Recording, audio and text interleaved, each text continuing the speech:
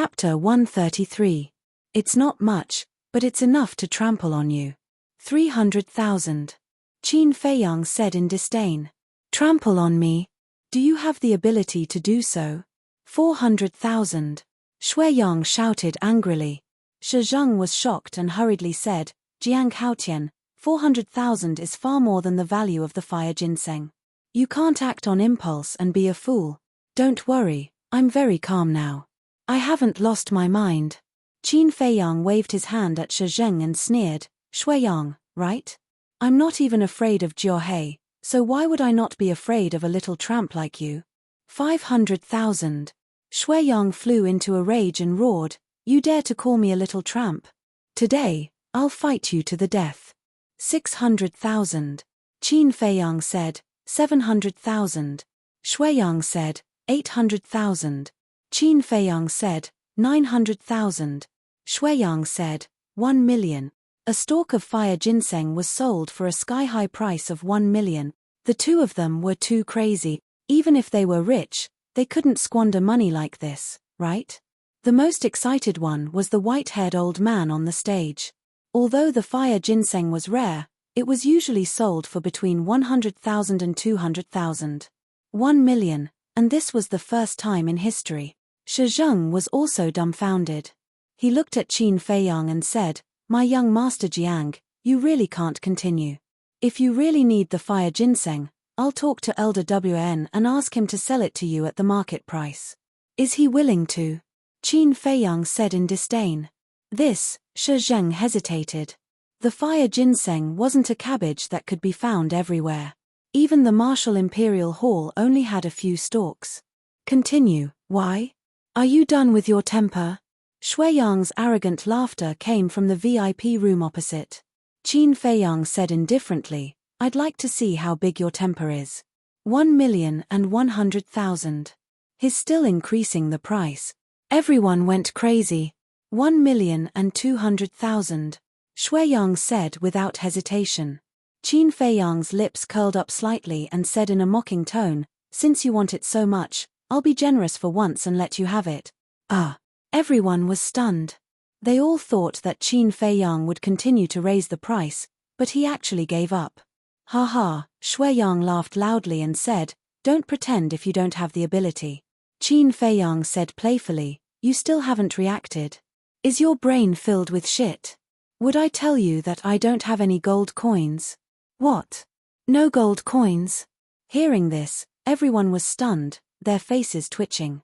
If you don't have any gold coins, how can you increase it by hundreds of thousands? What if Shui Yang doesn't follow you? How are you going to settle the bill? This guy was too much of a bastard. That brat Shui Yang was too stupid. Not only did he not have the slightest bit of self-awareness, he was even complacent, thinking that he was so great. In reality, he was being taken for a fool. There was no sound coming from the VIP room. Shui Yang was infuriated. Qin Feiyang praised, You actually used 2 million to buy a fire ginseng. You're really generous. I admire you from the bottom of my heart. Why don't we become friends? These words. This was undoubtedly adding fuel to the fire. I'm going to kill you. Shui Yang roared, bristling with anger. This is the treasure pavilion. Who dares to act rashly? The white-haired old man on the stage shouted. Qin Feiyang said, Yes, this is the treasure pavilion. Do you think this is the Danwang Hall, where you can do whatever you want? Shui Yang suppressed the anger in his heart and gritted his teeth. Jiang Haotian, we've formed a grudge. Let's see how long you can be arrogant. Qin Feiyang said lightly, It's not that I'm arrogant, it's that you're too stupid. I don't understand why the Danwang Hall would let a pig like you out to embarrass themselves. Crack. In the VIP room opposite, the sound of a chair breaking could be heard immediately. Cough cough. The old man in white on the stage coughed and held back his laughter. He said solemnly, I now announce that the final winner of the fire ginseng is Shui Yang. Everyone, please give him a warm round of applause. Clap. A loud round of applause suddenly sounded. However, in Shui Yang's ears, this was a great irony. He felt that everyone was laughing at him and treating him as an idiot. Fut. The sound of the slaps was like a slap to his face. It made him so angry that he spat out a mouthful of blood. Qin Feiyang sneered. With such a low IQ, he wanted to fight with him. He was really looking for trouble. Next, the old man in white took out another auction item. The auction continued. Qin Feiyang didn't look at it anymore. He got up and walked out of the VIP room. Shi Zheng hurriedly followed and asked, "Where are you going now?" Qin Feiyang said, "I want to see the manager of the treasure pavilion." Shi Zheng said, "The manager of the treasure pavilion is the white-haired old man on the stage. His surname is Li. Everyone calls him Manager Li. Just wait here. I'll arrange it for you." "Thank you." Qin Feiyang smiled. Shi Zheng nodded and quickly left. Qin Feiyang returned to the VIP room. Not long later, a woman in red walked into the auction house. She whispered a few words into the white-haired old man's ear. The white-haired old man glanced at the VIP room where Qin Feiyang was. After saying a few words to the woman in red, he left the auction house in large strides. Soon, a series of footsteps could be heard. Shi Zheng and the white-haired old man entered the VIP room one after another. Qin Feiyang got up and greeted him. "Greetings, Manager Li." The white-haired old man waved his hand. "Don't be polite, don't be polite. I should be the one thanking you. After all, it was you who made my treasure pavilion earn a lot." Qin Feiyang smiled. "I'm proud and you're the one who benefits. It's a win-win situation." "Yes, yes, yes." The white-haired old man nodded and asked with a smile, "Little brother, why did you call me here?" Qin Feiyang said, "I want to ask, does the treasure pavilion have a pill furnace?" "Pill furnace?" The white-haired old man was stunned for a moment before coming to a realization. He smiled and said, "There must be a pill furnace, and I can make the decision to give you a good one. However, there is a condition." Qin Feiyang said, "Tell me about it." The white-haired old man said, "My treasure pavilion will provide the herbs. You help me refine 500 top-grade healing pills and 500 top-grade bone-replenishing pills." Shi Zheng frowned. Wasn't this clearly stealing his business? Qin Feiyang's eyes narrowed slightly as he smiled. The mind of a businessman is indeed different. "However, I have to see first if the pill furnace you gave me is worth 1,000 peak-grade medicinal pills." The white-haired old man smiled. "Sure, I'll go get it now."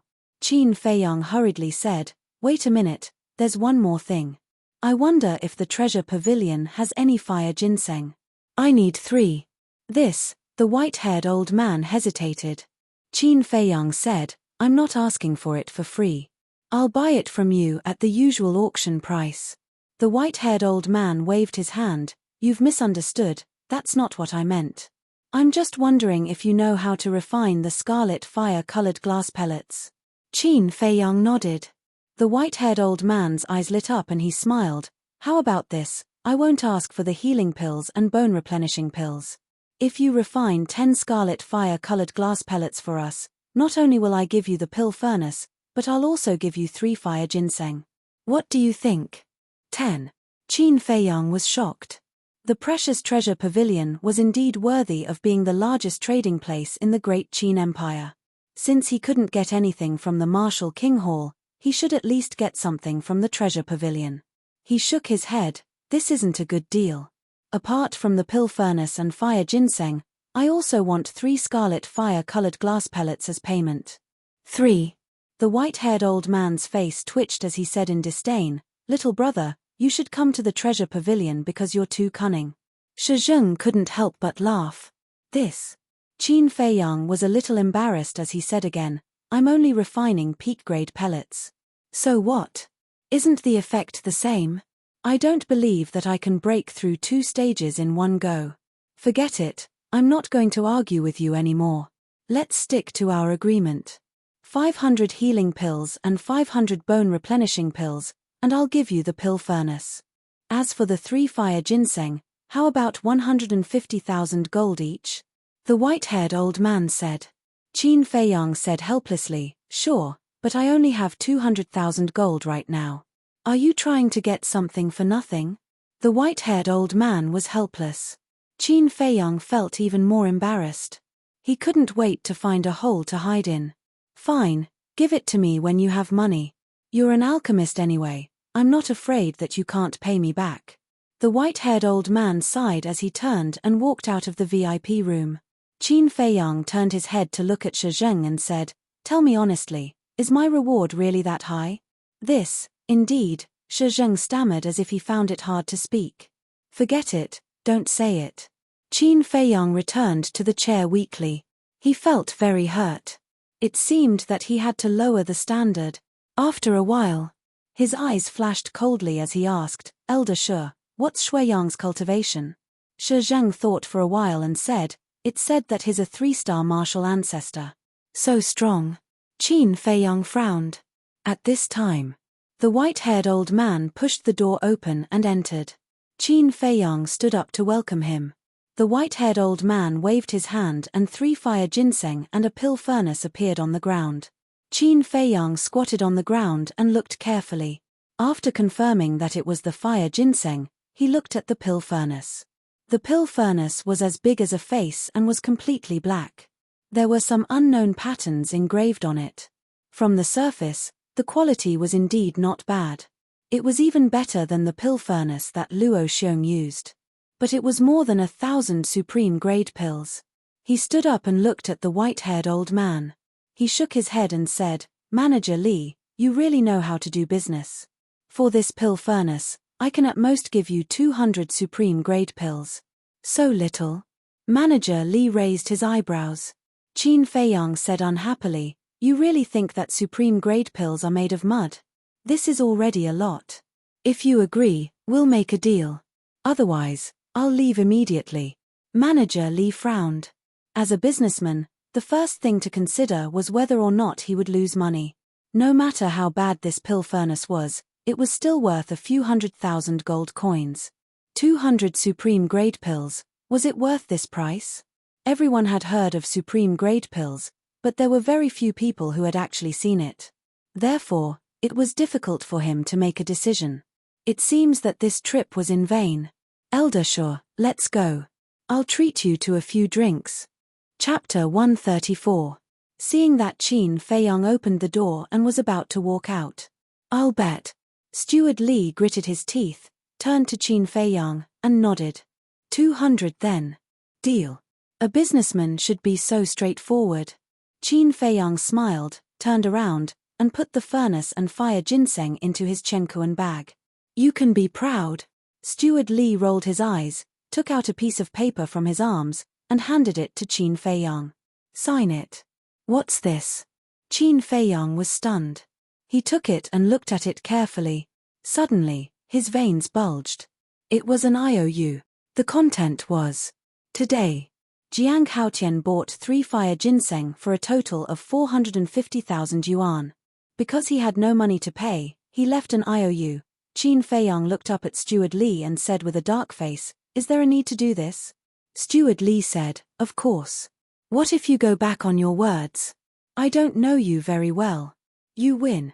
Qin Feiyang glared at him, bit his finger, and directly pressed a fingerprint. Steward Li took the IOU, looked at the fingerprint, and suddenly smiled. "What are you doing? I'm a core disciple of the Danwang Hall. Do I look like someone who will pay a bad debt?" Suddenly, there was a roar from outside. It was Shui Yang.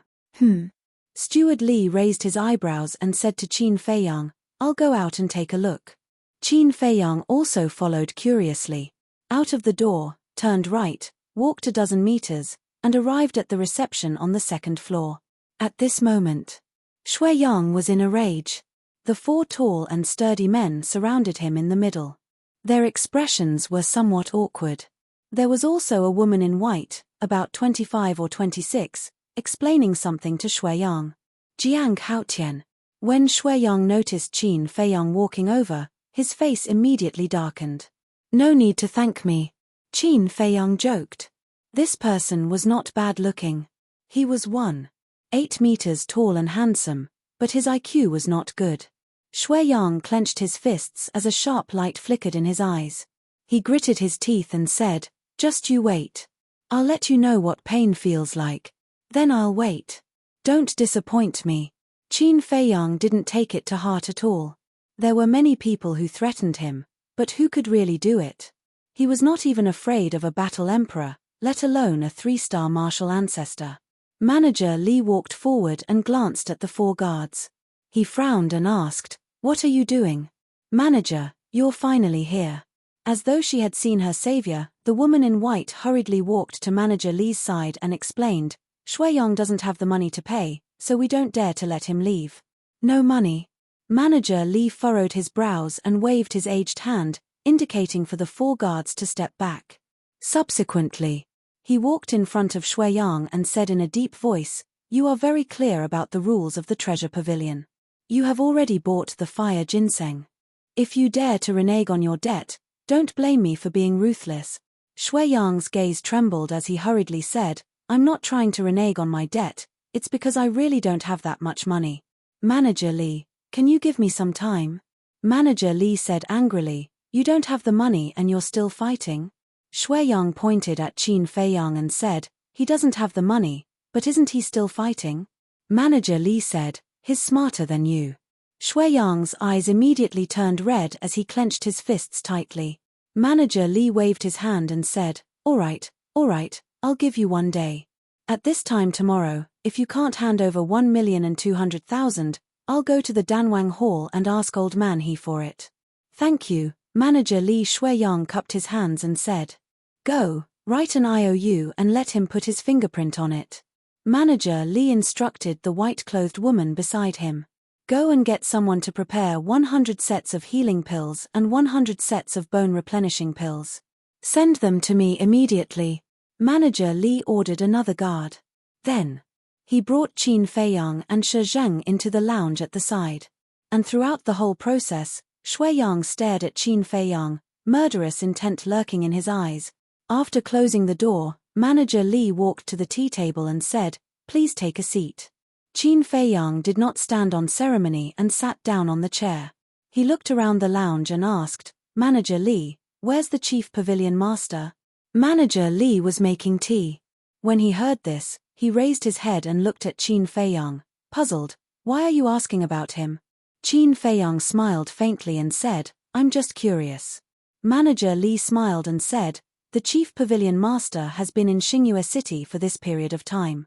Qin Feiyang said, "For his daughter." "How do you know?" Manager Li was surprised. "I have some friendship with his daughter." Qin Feiyang smiled. Manager Li suddenly understood and did not say anything.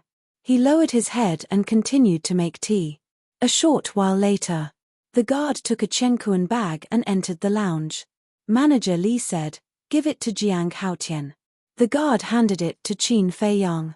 Qin Feiyang grabbed it and stood up, saying, "Since the matter is settled, I won't disturb you anymore. Goodbye. En." Manager Li nodded and smiled, "Send the pills over as soon as possible." "Haven't you heard that being impatient won't let you eat hot tofu?" Qin Feiyang smiled faintly, turned around and quickly left the treasure pavilion with Shi Zheng. Shi Zheng asked, "Where are we going now?" After pondering for a while, Qin Feiyang said, "Let's find a restaurant to stay in first." Shi Zheng was shocked and hurriedly said, "No, it's too dangerous to stay in a restaurant. Let's go back to the Martial Imperial Hall, it's safer." Qin Feiyang said in a deep voice, "Elder WN asked you to protect me, not to express your opinion. You have to listen to me now." Shi Zheng frowned. Qin Feiyang sighed inwardly. This person was doing his job diligently, so he should be a bit more polite. He smiled and said, "Elder Shi, I know you're doing this for my sake, but I have my own plans. Can you not interfere?" "All right." Shi Zheng nodded. How could he not agree to it when it had already come to this point? Flying Phoenix Restaurant. This was the most luxurious restaurant in the West District. It had a total of 5 floors and was decorated with carved beams and painted pillars. In the center of the roof, there was a huge stone carving. It was a flaming phoenix, looking down at everyone with a proud expression. It was lifelike. This was the Flying Phoenix Restaurant's totem. Qin Feiyang raised his head and took a glance. Then, he walked into the main hall of the restaurant. He immediately attracted the attention of everyone. Shi Zheng glanced at the surrounding diners and frowned slightly. He said in a low voice, Aren't we too conspicuous by coming here? Qin Feiyang said, I want everyone in Swallow City to know that I'm here. Why is that? Shi Zheng was puzzled. Qin Feiyang said, because I'm waiting for someone. Waiting for someone? Shi Zheng was even more puzzled. A waiter greeted them with a flattering smile. Young Master Jiang, Elder Shi, are you here to stay or have a meal? Qin Feiyang said, stay in the inn. Arrange a slightly more secluded room for me. No problem, please follow me. The waiter led them to a corner on the 5th floor. There was a door there. The waiter pushed the door open and said, Young Master Jiang, this is the quietest room in our Flying Phoenix restaurant. Do you like it? Qin Feiyang walked in. The room wasn't big, but it had a dining room, a tea room, and a bedroom. It was also very clean. Qin Feiyang nodded, not bad, you can leave first. The waiter said, all right, let me know if you need anything. After the waiter left, Shi Zheng closed the door and looked around the room vigilantly. Qin Feiyang smiled and said, Elder Shi, I'm going to refine pills. If you're bored, you can go down and drink some wine. While you're at it, spread the room number of my room. Shi Zheng was stunned. Qin Feiyang shook his head, I don't think that's necessary. That waiter will probably spread the news. Shi Zheng looked at him and asked, there's no alchemy room here, where are you going to refine pills? As long as there's alchemy fire, there's an alchemy room. Qin Feiyang smiled and entered the castle. In any case, everyone already knew that he had a hidden treasure, so there was no need for him to hide anymore. What's this kid's background? Shi Zheng looked around the room, his heart full of disbelief. Wolf King was lying on the floor of the castle, listless, bored, and unmotivated.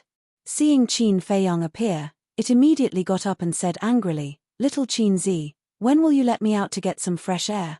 If this goes on, I'll get sick from holding it in. Qin Feiyang rolled his eyes and said, I wish I could be as carefree as you, cultivating every day, but you're not satisfied. You really don't know how to be content. Get lost, don't talk to me about these useless things. I want to go out, go out, go out. Wolf King roared in exasperation. Qin Feiyang said helplessly, okay, when I'm done with my business, I'll find a chance to send you out of the city. Then you can do whatever you want. That's more like it. Wolf King smiled, changing his attitude faster than flipping a book. Step aside, I have to prepare to make elixirs.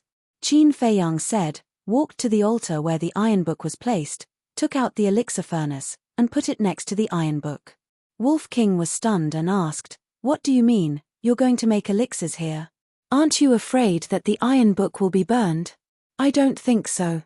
Qin Feiyang shook his head and frowned slightly.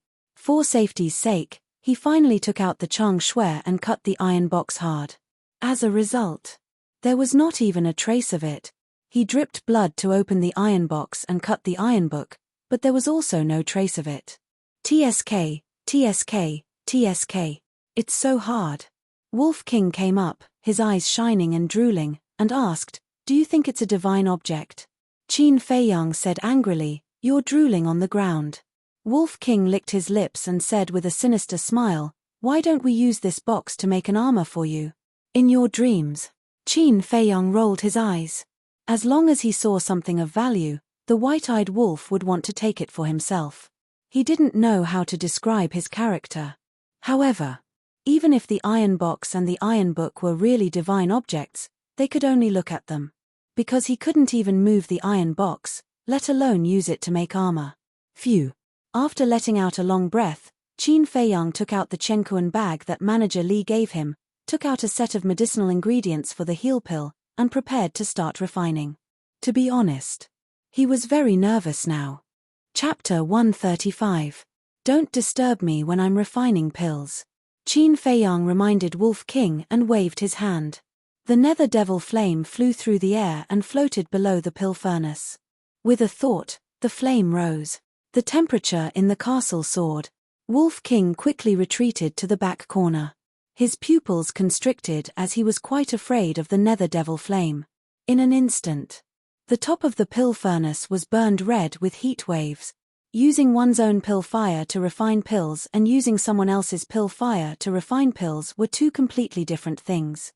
For example, in the pill refining room, Qin Feiyang had to use his mental power to get used to the high temperature of the pill fire and gradually merge with the pill fire before he could control the pill fire. But now, with the nether devil flame, he only needed a thought. This way, he could save a lot of time. Buzz! A wave of mental power rushed out from the top of his head, rolled up a medicinal herb and slowly put it into the pill furnace.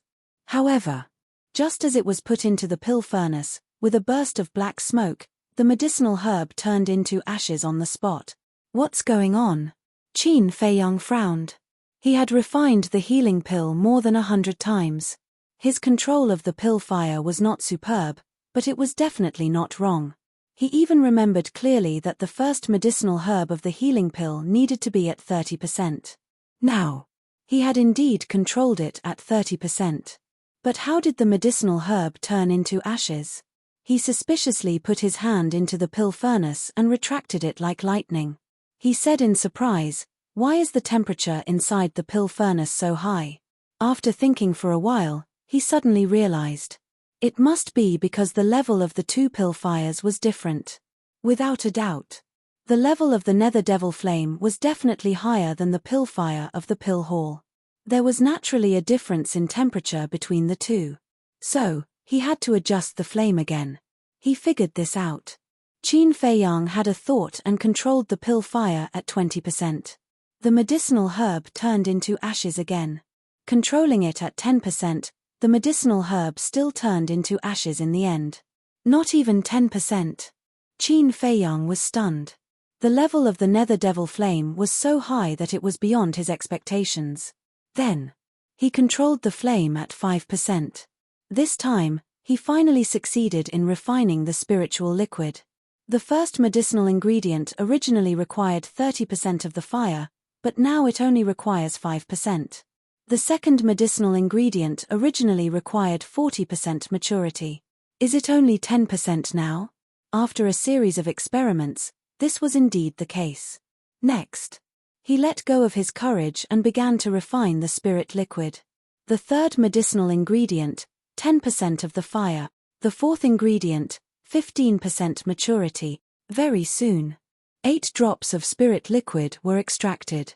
The last 2 steps were to fuse the 8 types of spirit liquids and then add the solidifying liquid to form the pill. He did it all in one go without any delay. After the pills were refined, Qin Feiyang could not wait to grab it. He opened his eyes wide and looked at it carefully. Immediately, his body shook, and a bright light burst out from his eyes. On the surface of the recovery pill, there was a circle of pill inscriptions. Not only were they clear and distinct, they were even emitting wisps of light. It felt as if a halo had been added to the pill. This was a true top-grade medicinal pill. Qin Feiyang was extremely excited.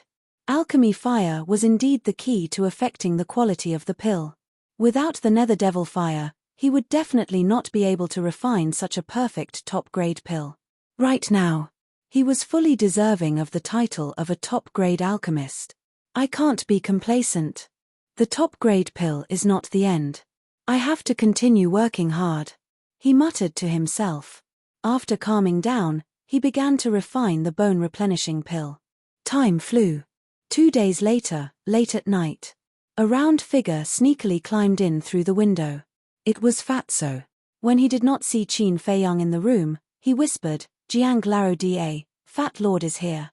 Come out quickly." Whoosh. Qin Feiyang immediately appeared out of thin air and said with a smile, "I've been waiting for you for a long time." Waiting for me? Fatso was stunned. How would I dare to go to the Danwang Hall to look for you now? Qin Feiyang smiled bitterly. He was afraid that he would be captured alive before entering the Danwang Hall. Therefore, he lived in such a conspicuous place and let everyone in the city know that he was here. If Fatso had something to do with him, he would naturally come here. Fatso pondered carefully and understood Qin Feiyang's motive. He sighed, "This is too troublesome. We have to get a few image crystals as soon as possible." Qin Feiyang said, "Are you kidding? The image crystals are so expensive. Are you going to pay for it?" Fatso laughed, "Even if you sell Fat Lord, you won't be able to get so many gold coins. So Jiang Laro Da, You have to think of a way to get these image crystals. Qin Feiyang rolled his eyes. He glanced around the room and asked doubtfully, "Where's Shizheng?" "He's drinking alone downstairs." Fatso pointed downstairs. Qin Feiyang said, "He didn't see it." "It's best." "How is it? Did you get the herbs?" He was waiting for Fatso here because he was waiting for the herbs. "Is there anything that Fat Lord can't do?" Fatso glared at him unhappily. He took out a Chenkuan bag and threw it to Qin Feiyang. Qin Feiyang grabbed the Chenkuan bag with one hand and Fatso with the other. The next moment, they appeared in the castle. "Hi, Brother Wolf." Upon seeing the Wolf King, Fatty immediately extended his hand to greet him warmly. "Your meat should be very fragrant."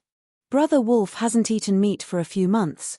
Wolf King opened his bloody mouth and stared at him with evil intentions. Before it could finish, Fatso shivered and hid behind Qin Feiyang like a frightened piglet. "Useless." Wolf King looked at him with disdain, then lowered his head and continued to sleep.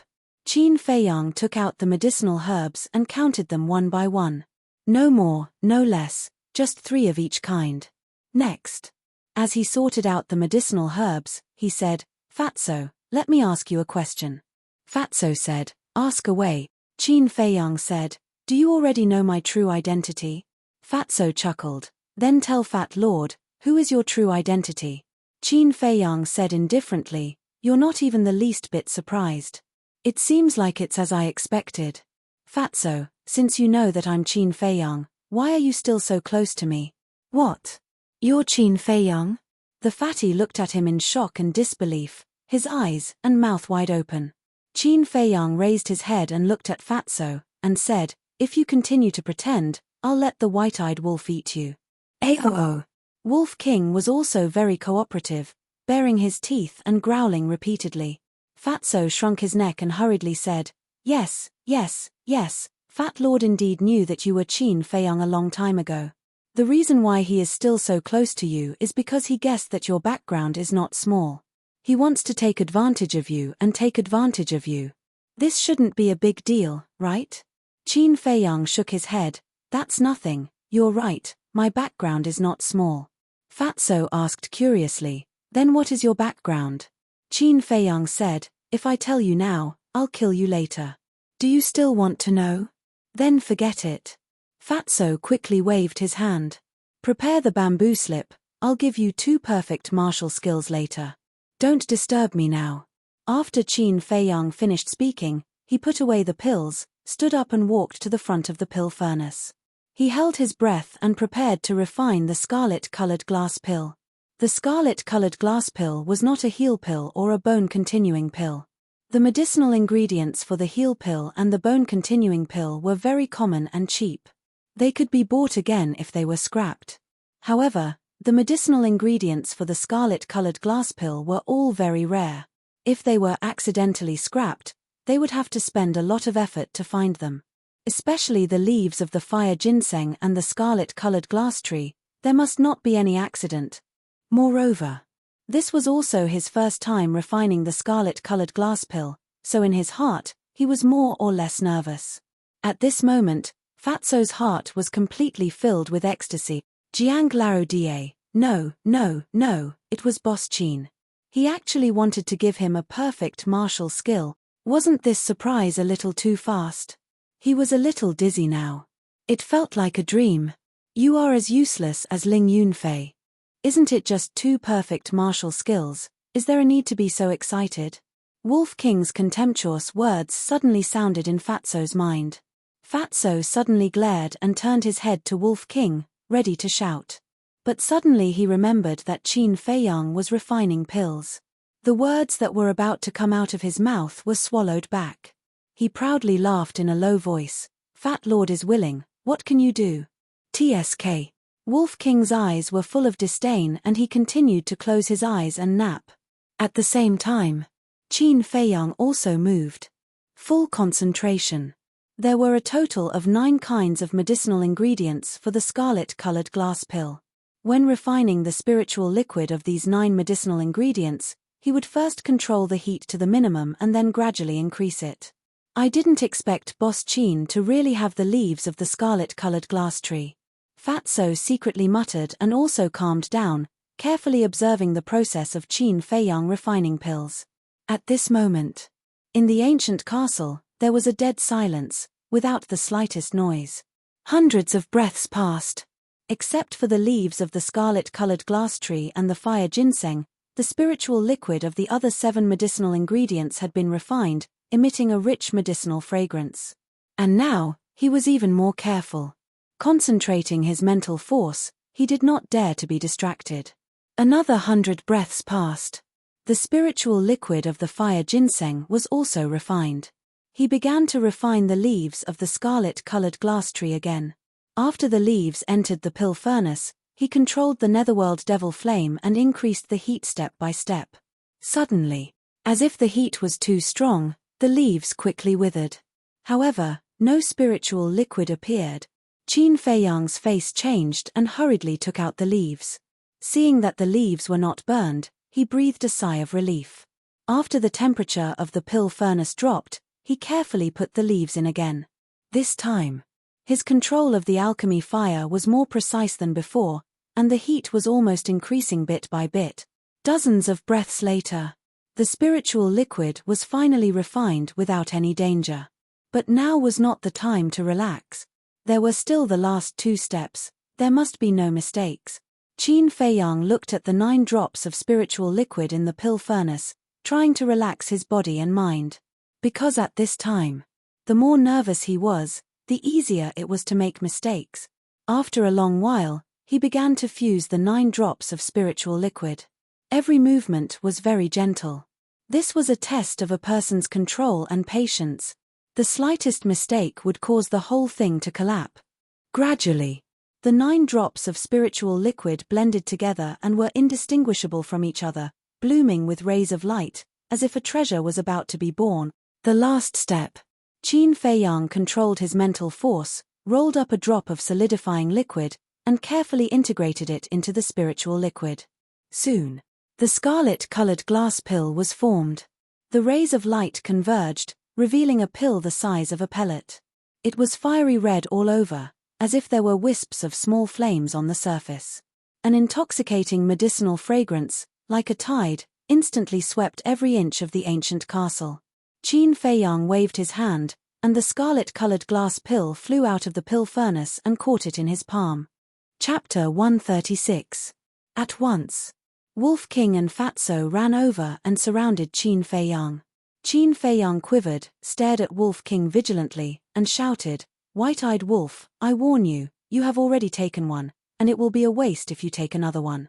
Don't snatch it again," Wolf King said disdainfully. "Brother Wolf knows, you don't need to remind me. Brother Wolf just wants to see what the best red glass pill looks like. You'd better not snatch it, otherwise don't blame me for risking my life with you." Qin Feiyang still didn't trust Wolf King. His eyes were firmly fixed on it, and he slowly spread out his hands. The red fire-colored glass pill appeared. Looking at the dazzling pill pattern, Fatso's saliva flowed out. He looked at Qin Feiyang with shifty eyes. Seeing Qin Feiyang, he only guarded against Wolf King. He stretched out his claws like lightning, grabbed the pill, and threw it into his mouth before Qin Feiyang could react. Ah! Qin Feiyang was stunned. "Waha, serves you right." Wolf King was also stunned, and then he laughed gloatingly, tears coming out of his eyes. "Damn Fatso, I'm going to strangle you." Qin Feiyang was furious. He suddenly turned around, stretched out his hands, and tightly grabbed Fatso's neck. The last time he got a red glass pill, it was snatched by Wolf King. Now he had painstakingly refined one, but it was snatched by Fatso. This was intolerable.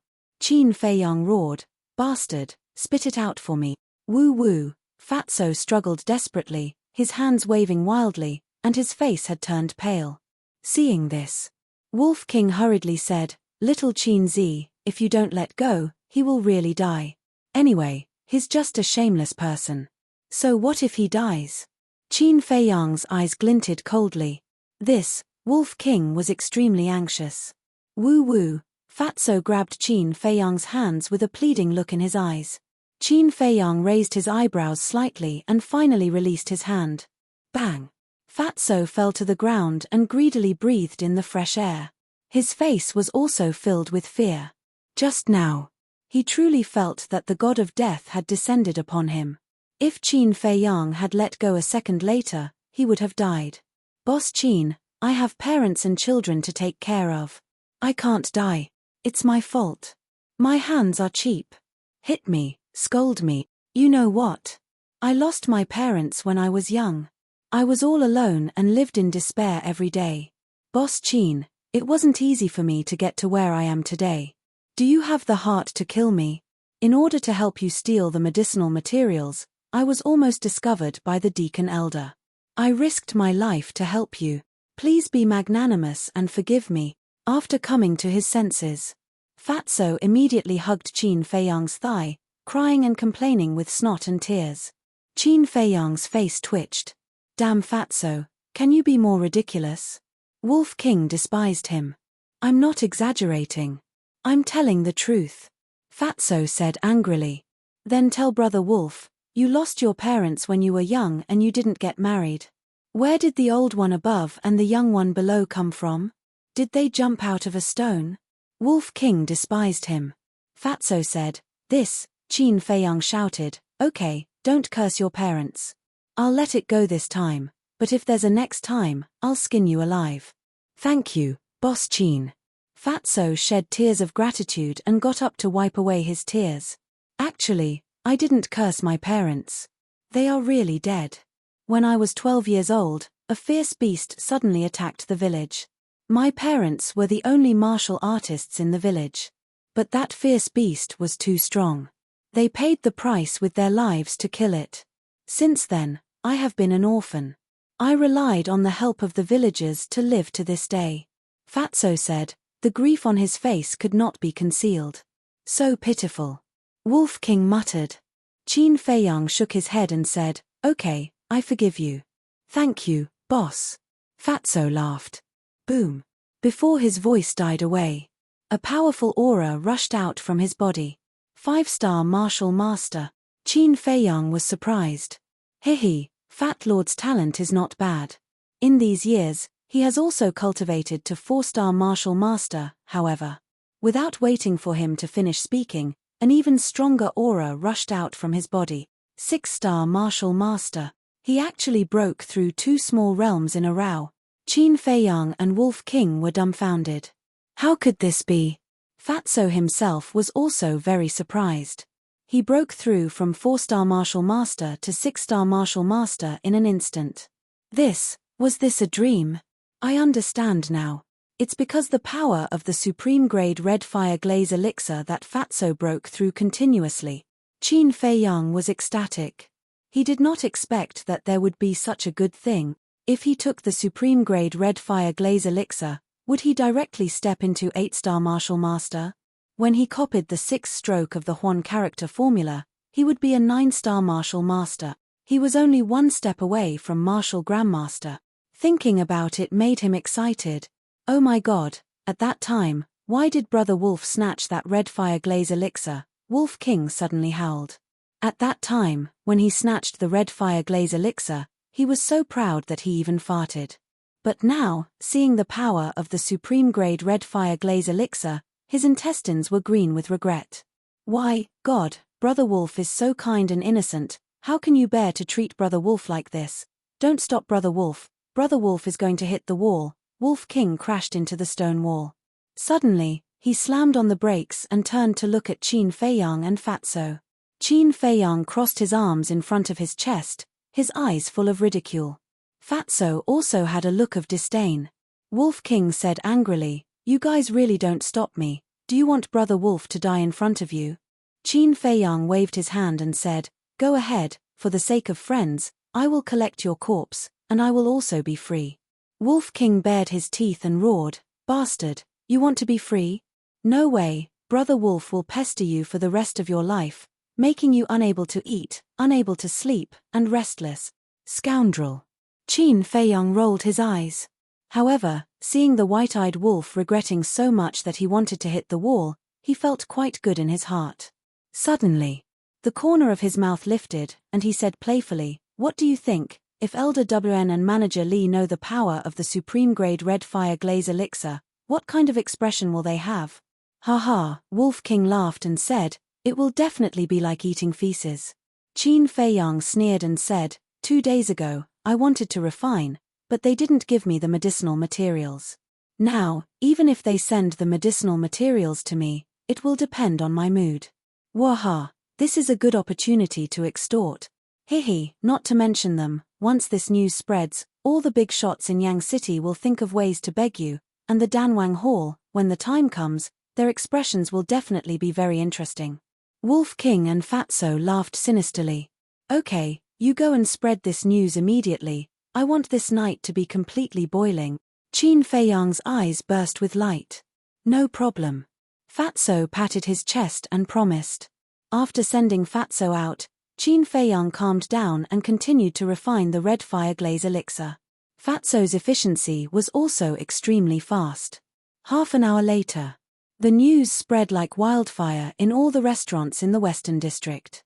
At first, everyone had a look of disbelief. How was this possible? But when they thought of the supreme grade red fire glaze elixir, it might really be possible. So, everyone rushed to the Flying Phoenix house to find out. Treasure Pavilion. Manager Lee was already resting. Dong dong. Suddenly, a series of rapid knocks on the door woke him up from his sleep. He got up, looked up at the door, and said angrily, "Who is it?" "Manager, something bad has happened." An anxious voice could be heard. Manager Lee was shocked and hurriedly said, "What's the matter? Come in and tell me."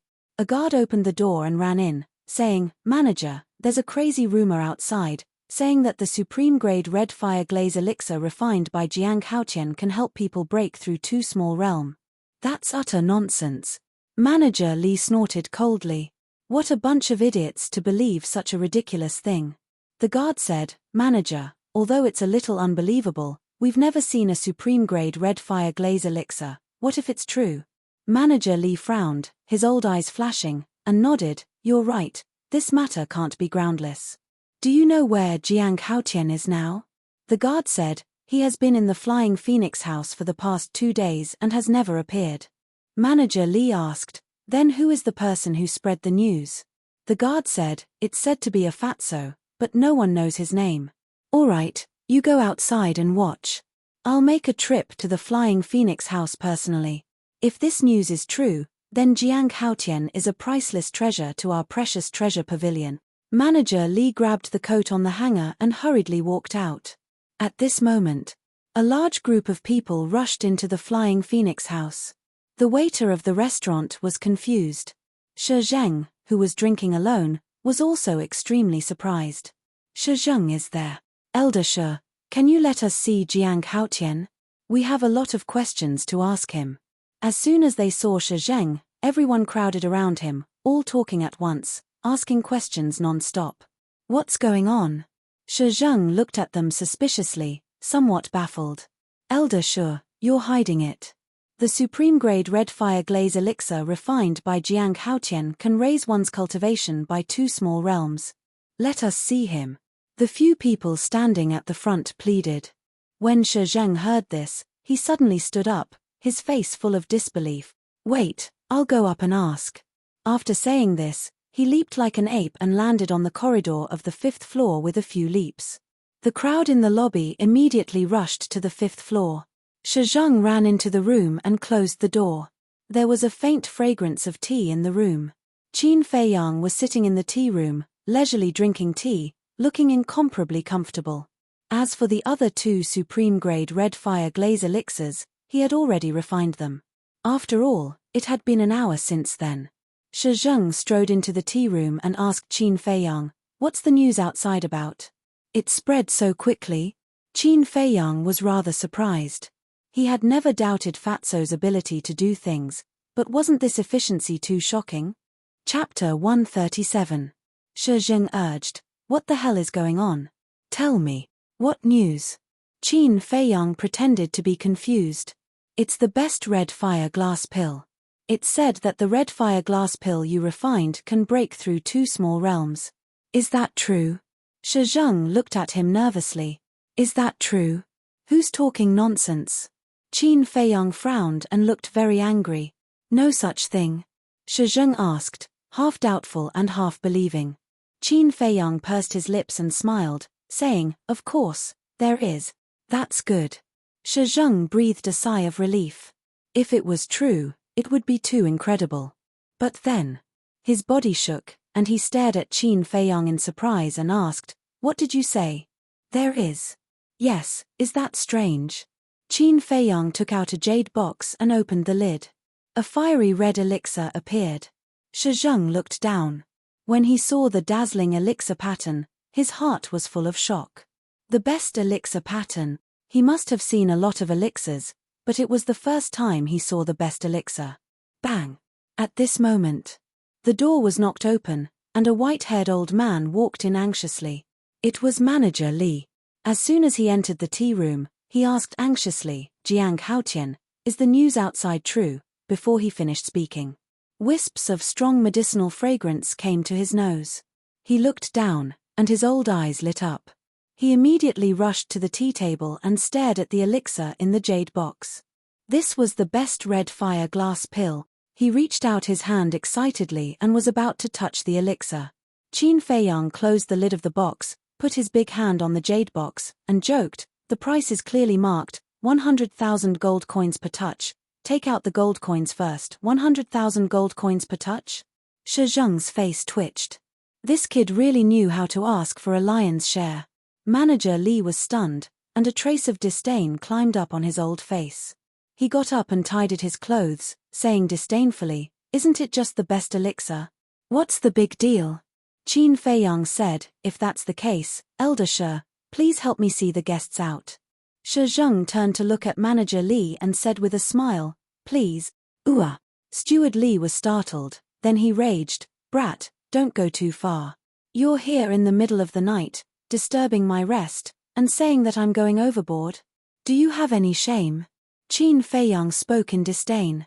Rest. Manager Li was stunned and said angrily, drinking tea while resting? It's my pleasure. What can you do about it? I'm not going to waste my breath on you. If you want to know the power of the supreme grade crimson fire-colored glass pill, then sit down obediently. When everyone is here, the truth will naturally be revealed. Qin Feiyang said lightly. Manager Li frowned and looked inquiringly at Shi Zheng. Shi Zheng spread out his hands and shrugged, indicating that he didn't know either. Helpless. Manager Li could only sit on the chair and look at the jade box on the tea table, his brows tightly knitted together. Qin Feiyang said with a smile, Elder Shi, help me go out and tell everyone not to rush and wait patiently. Okay. Shi Zheng nodded and turned to leave the room. Qin Feiyang picked up the teapot and said with a smile, Manager Li, this tea is not bad. Do you want to have a cup? Manager Li said expressionlessly, I'm afraid that if I drink too much, I won't be able to sleep later. If you don't drink, you won't be able to sleep later. Qin Feiyang smiled playfully, holding the teacup and drinking by himself. Bastard. Manager Li cursed secretly. To him, this was a torment. Greetings, Lord Lin Han. Greetings, Your Highness. About a few hundred breaths later. Outside, there was a series of respectful greetings. Lin Han. Qin Feiyang's arm paused slightly, and a cold light flashed in the depths of his eyes. Shi Zheng raised his eyebrows and asked, do you want to let them in? One represents the Lin family. The other represents the royal family. Of course. Qin Feiyang smiled faintly. Shi Zheng walked over and opened the door. After a while, Lin Han and a young man in a golden robe entered the room one after another. Lin Han smiled and said, little brother, we meet again. Qin Feiyang didn't get up to greet them. He nodded and said with a smile, yes, Yang City is really small. Patriarch Lin, First Prince, please have a seat. After the two of them sat down, they looked at Steward Li and frowned. The First Prince's eyes flashed, and he turned to Qin Feiyang and said with a smile, I've heard of your name a long time ago, but I haven't had the chance to visit you. If you don't mind, let's have a few drinks later. Your Highness, I'm sorry, but I rarely drink wine. Tea is fine. Qin Feiyang smiled, poured 2 cups of tea, and handed them over. Haha, I didn't expect Brother Jiang to be a refined person. The first prince smiled and took the teacup. He didn't look unhappy at all, but no one knew what he was thinking. Lin Han took a sip of the tea and put it on the table in front of him. He said in confusion, "Little brother, the news outside," but before he could finish, Qin Feiyang smiled and said, "Patriarch Lin, being impatient won't help you. Please wait patiently for a while." Okay. Lin Han nodded and smiled, but there was a flash of displeasure in his eyes. Shi Zheng looked at the scene in silence. He couldn't believe it. One had to know. Whether it was Manager Li, Lin Han, or the first prince, they all represented powerful forces and held high positions. Any decision they made could change the situation in Yang City. But at this moment, in the face of these big shots, this young man wasn't nervous at all. He was calm and at ease. Even he couldn't compare to this kind of temperament. He couldn't understand how a young man under the age of 16 could do this. "Greetings, Elder Wan. Greetings, Elder G. Soon. Another wave of respectful greetings came from outside. "Elder G." Qin Feiyang was stunned and confused. Why hadn't he heard of this person? Shi Zheng quickly went to greet them. Soon. Shi Zheng led two people into the room. It was Elder Wan and the beautiful woman. Seeing that Manager Li, Lin Han, and the first prince were all there, the beautiful woman frowned and snorted. "How lively." The first prince got up and saluted. "Greetings, Elder G. The beautiful woman responded faintly. "So her surname is G." Qin Feiyang mumbled. Elder Wan looked at Qin Feiyang and frowned. "Jiang Haotian, what are you doing?" He was obviously blaming Qin Feiyang for making such a big scene. "What am I doing?" Qin Feiyang put down the teacup and said, "Of course I want you to witness a miracle. The people from the Danwang Hall definitely wouldn't be there. Most of the big shots in Yang City were already there. So, it was time to uncover the mystery." He opened the lid. A strong medicinal fragrance spread out like a tide. There are more than just elixir patterns. The elixir patterns are still shining. At this moment, everyone's eyes fell on the elixir and their faces were full of shock. Qin Feiyang took out the elixir and said with a faint smile, "Don't you want to know the power of this elixir? Now I'll let you see it with your own eyes." After saying that, he threw the elixir into his mouth without hesitation. Everyone stared at Qin Feiyang. The entire room fell into a dead silence. Everyone's heart was beating faster.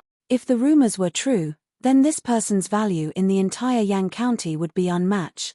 More than 10 breaths later, boom. Qin Feiyang's body trembled and a powerful aura broke out of his body. 7-star martial master. Everyone's heart skipped a beat. They were getting more and more nervous. Even his breathing had become hurried. Boom. 3 breaths passed. Another stronger aura rushed out of Qin Feiyang's body and rolled up a gust of wind. At the same time, everyone at the scene clenched their fists and their eyes shone brightly. It was true.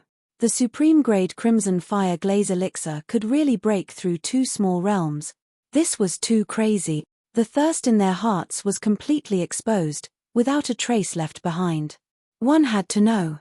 Everyone could only take the Crimson Fire Glaze Elixir once in their life. Therefore, increasing 1 small realm and increasing 2 small realms were 2 completely different concepts.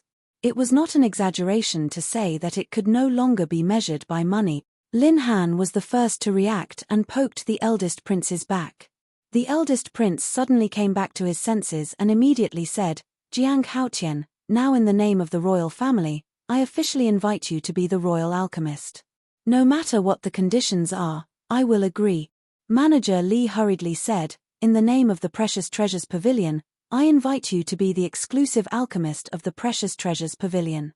I won't restrict your freedom, and I'll be responsible for pill recipes, pill furnaces, medicinal ingredients, and your future cultivation resources." Both forces had offered such tempting conditions. Elder Wan and the beautiful woman were anxious. What a joke. This was a treasure. How could they give it to others? The beautiful woman smiled and said, "Haotian, we have an agreement. You can't go back on your words." The agreement didn't say that I can't help others refine elixirs. Besides, the conditions they offered are many times better than the conditions you offered. I have no reason to reject them. Besides, back then, I was thick-skinned and said that I would help you refine the Crimson Fire Glaze elixir. You thought that the reward I asked for was too high and were unwilling to refine it for me. Now that you see the power of the supreme-grade Crimson Fire Glaze elixir, you want me to help refine it? How can there be such a cheap thing in the world? Let me tell you, my heart is very fragile. Now it has been hurt by you. Qin Feiyang said lightly. Elder Wan and the beautiful woman looked at each other, their hearts bitter. If they had known that the power of the supreme-grade Crimson Fire Glaze elixir was so terrifying, how could they refuse? Qin Feiyang's gaze turned and looked at Manager Li mockingly. Manager Li smiled bitterly and said, "All right, you don't have to say any more. I know I was wrong. I'll apologize to you, okay?" Qin Feiyang said, "TSK, if an apology is useful, what's the use of the law?" This, Manager Li scratched his head and suddenly said with a smile, "Those 3 stalks of fire ginseng, I'll give it to you. It's free." Qin Feiyang waved his hand and said, "No, no, no, how can I do that? It's right and proper to repay debts. I don't want people to talk behind my back and say that I'm a villain who reneges on debts. No such thing, I'm willing." Chapter 138. Qin Feiyang was quite happy to have picked up 3 blazing ginseng for free. But he didn't show it. He still had a face full of displeasure. This made Steward Li feel very regretful and nervous. Elder Wan walked to Qin Feiyang with a smile on his face and said meaningfully, "Haotian, when you left the Danwang Hall, you wanted to use the Martial Imperial Hall to embarrass the Danwang Hall. Not only did we not mind, we even took the initiative to help you." Qin Feiyang smiled and said, "Senior, you're mistaken. You're helping me because the value I've displayed has moved you." Elder Wan was stunned, and his face became extremely interesting. Yes, yes, yes. That's indeed the case, but at least we helped you. Look at the treasure pavilion and the royal family. Who will stand up for you? They're all laughing at you. This is the difference between the Martial Imperial Hall and them. You're a smart and sensible child.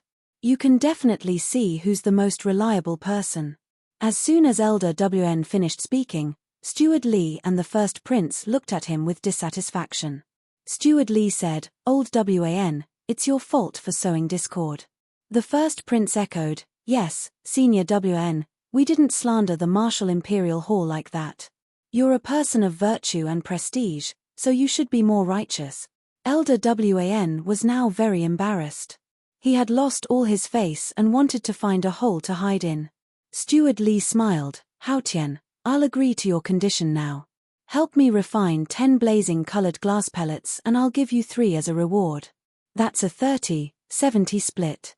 Qin Feiyang didn't say anything. The first prince's eyes flashed and he said with a smile, "Brother Jiang, a 30-70 split is too insincere. The royal family is willing to split 40-60. How about it?" Steward Li was dumbfounded and said angrily, "Stinking brat, are you deliberately undermining me?"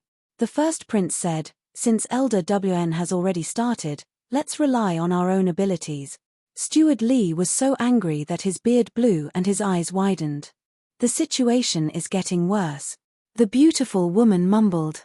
She looked at Qin Feiyang and smiled, "Haotian, Elder Wan and I were in the wrong before. How about this? I'll agree to split it 50-50.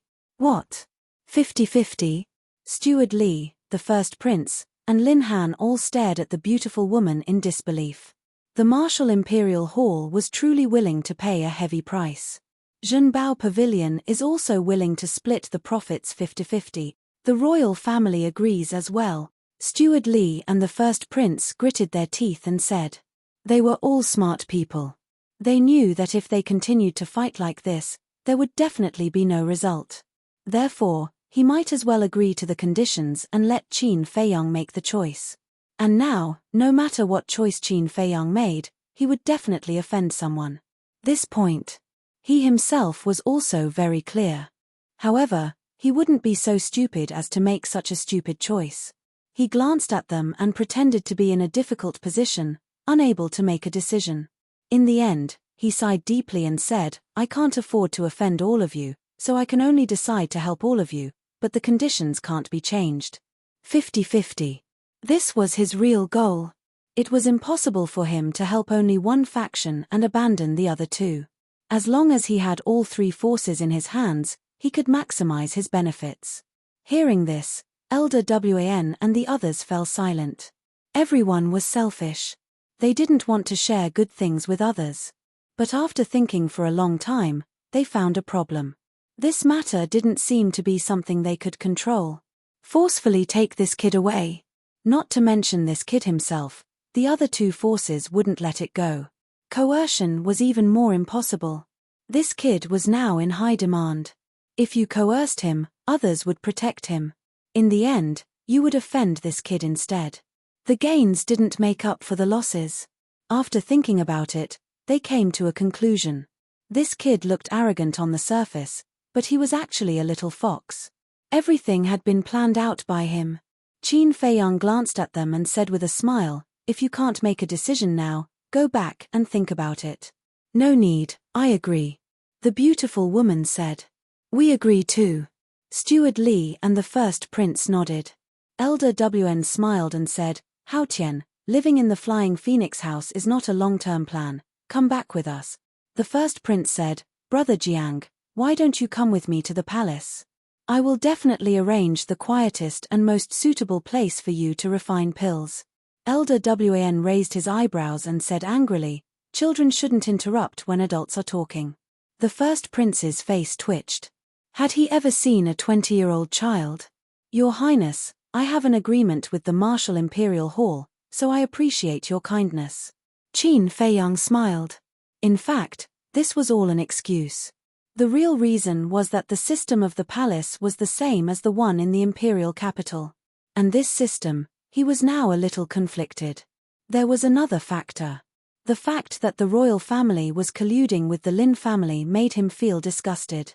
The first prince nodded and said, all right then, the doors of the palace are always open for you. I still have some matters to attend to, so I will take my leave. I won't see you out. Qin Feiyang cupped his hands. Lin Han smiled and said, I will also take my leave. Little brother, remember to visit the Lin family when you have time. I will definitely visit. Qin Feiyang smiled. Then I'll be waiting for you at home. Lin Han was secretly delighted. As long as this kid entered the Lin family, he would have a way to bribe him. At that time, the Lin family's status in Swallow City would definitely rise. Qin Feiyang would definitely scoff at this idea if he knew about it. After the first prince and Lin Han left, Steward Li chatted with Qin Feiyang for a while before leaving. Qin Feiyang also gave him the 100 healing pills and 100 bone replenishing pills that he had refined. The beautiful woman smiled and said, let's go back too.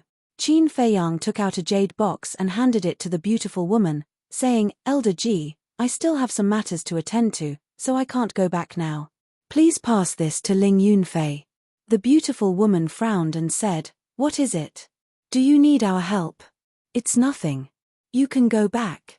Elder Shi is enough. Qin Feiyang smiled faintly. All right. The beautiful woman nodded and said to Shi Zheng, no matter what, keep him safe. Yes.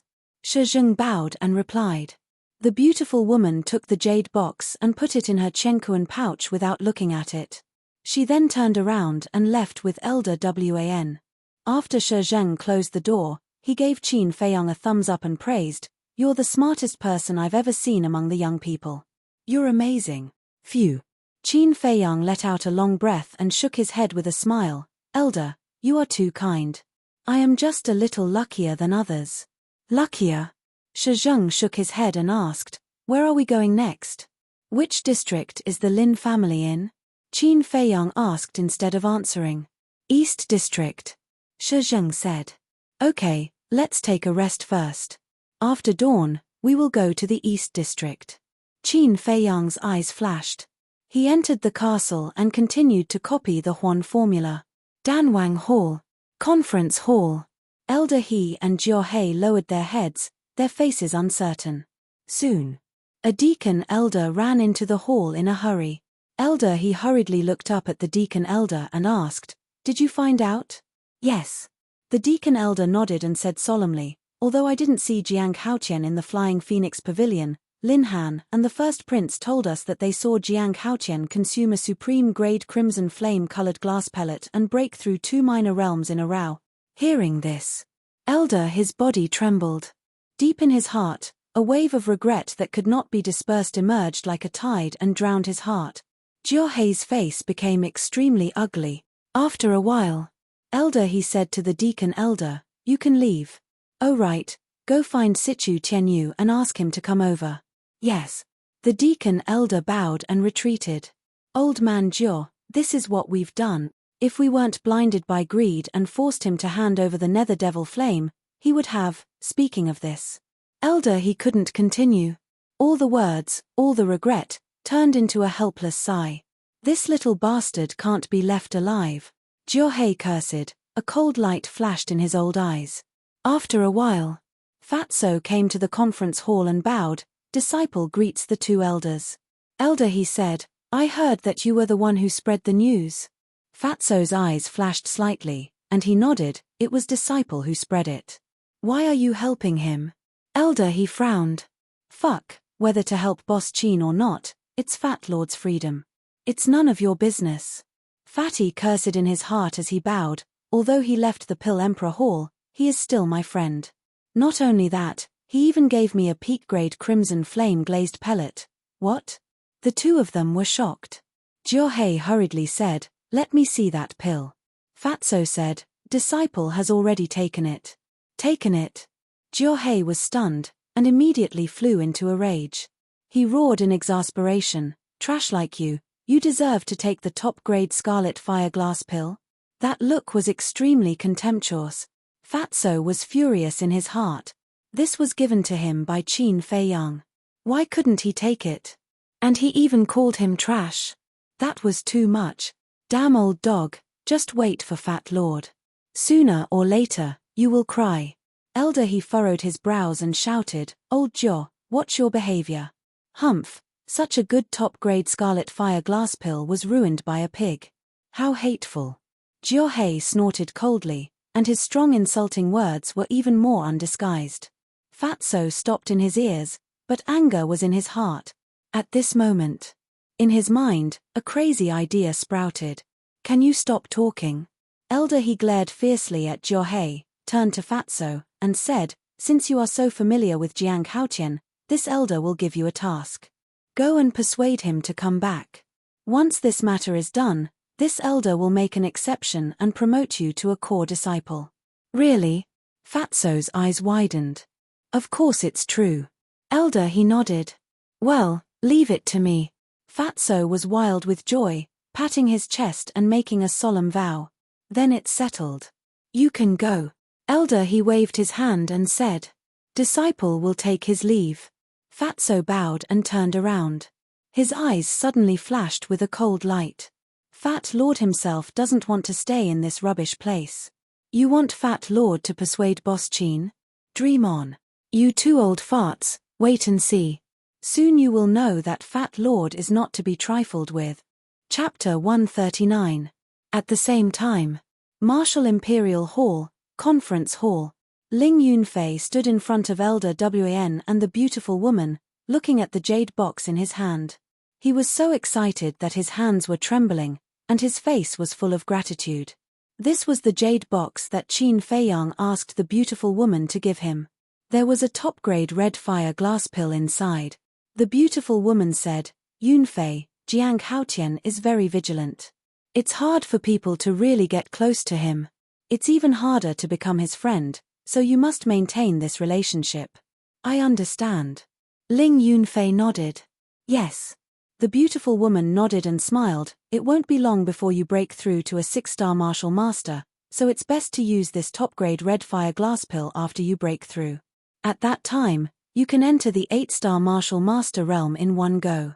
Ling Yunfei said, "I also plan to do so." "Then you can leave."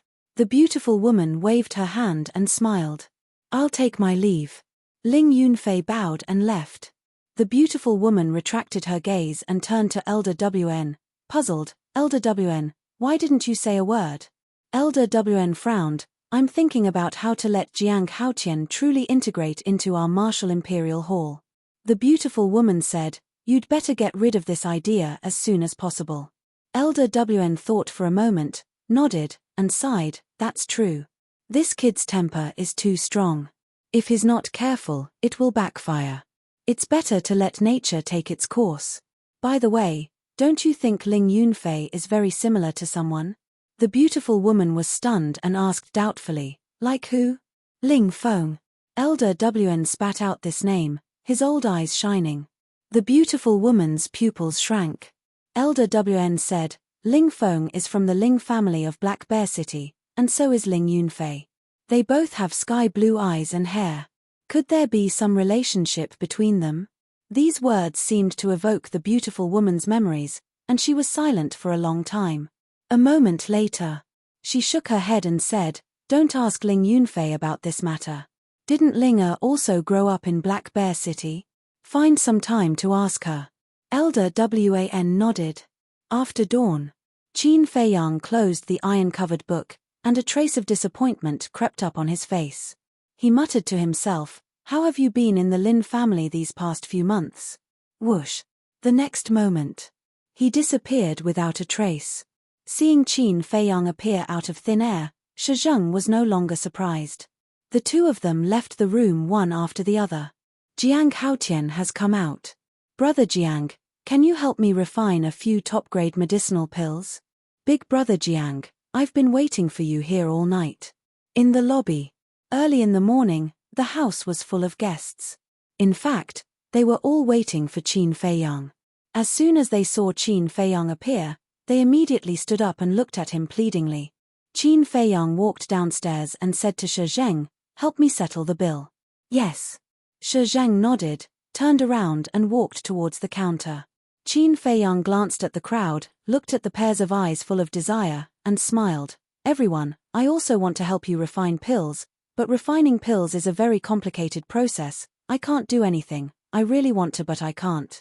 In an instant, everyone's face was filled with disappointment. Qin Feiyang pondered for a while and smiled. How about this? Every month, I will give out 1,000 top-grade medicinal pills for free at the gate of the Martial Imperial Hall, but it will only be limited to healing pills and bone-replenishing pills. Free. Hearing this, everyone was excited again. Qin Feiyang smiled. The first distribution of medicinal pills will be 10 days later in the morning. Remember to line up early and help me spread the news. No problem. We will definitely let everyone in Yang City know about this in the shortest time possible. Everyone roared excitedly. At this time, Shizheng walked over and whispered, it's done. Then let's go. Qin Feiyang smiled, turned around and walked towards the gate. Brother Jiang, take care. The crowd automatically separated, and one after another, they all cupped their hands to send him off. After Qin Feiyang left, the Flying Phoenix Pavilion was in an uproar. I didn't expect him to be so nice. I thought he would look down on us. Yeah, I also thought he would put on airs and look down on us. His character really isn't just for show. No matter what happens in the future, we have to support him. That's right, such a kind-hearted young man, we won't let anyone bully him. Everyone was in high spirits as they discussed. Suddenly, someone said, 1,000 top-grade medicinal pills, isn't that too little? There are millions of people in Yang City, how are we going to divide it? As soon as these words came out, it immediately caused public outrage. What are you talking about? He doesn't cultivate refining pills for you every day? Don't be dissatisfied, look at the Danwang Hall, there are more than 1,000 alchemists, have they ever given out a medicinal pill for free? What's more, he's refining supreme-grade medicinal pills, how can ordinary medicinal pills compare to them? If you say something like that again, don't blame us for being rude. On the street, anyone who met Qin Feiyang would go up and greet him. Qin Feiyang didn't show the slightest bit of impatience. He greeted him with a smile, appearing very amiable and approachable. In the eyes of those big shots, he was an arrogant young man. But in the eyes of these ordinary people, he was a sensible and polite child. Shizheng frowned along the way. Seeing that they were about to enter the East District, He could not help but ask, Jiang Haotian, why do I feel that you're acting a little strange today? Am I? Qin Feiyang asked. Shi Zhang nodded and said, yes, let's not talk about the free medicinal pills first, just your attitude towards everyone is different from before. Do you know me well? Do you know what kind of person I am? Qin Feiyang asked back. Shi Zhang shook his head. To be honest, he did not know him at all. This boy was like a veil covering him, he did not know when he was showing his true side. That's right. Qin Feiyang smiled faintly and did not explain further. Because some things could only be kept in the heart. The Lin family. As the most powerful family in Yang City, the Lin family's mansion was naturally extraordinary.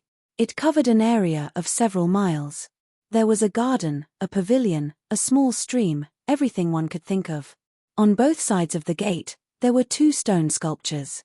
They were 2 tigers that were 3 to 4 meters tall and looked majestic. Beside the stone statue stood 4 guards. Their sharp gazes were incomparably sharp. But when they saw Qin Feiyang and Shi Zheng walking over, their eyes instantly changed, showing flattery and flattery. Greetings, young Master Jiang. The 4 guards went up and bowed.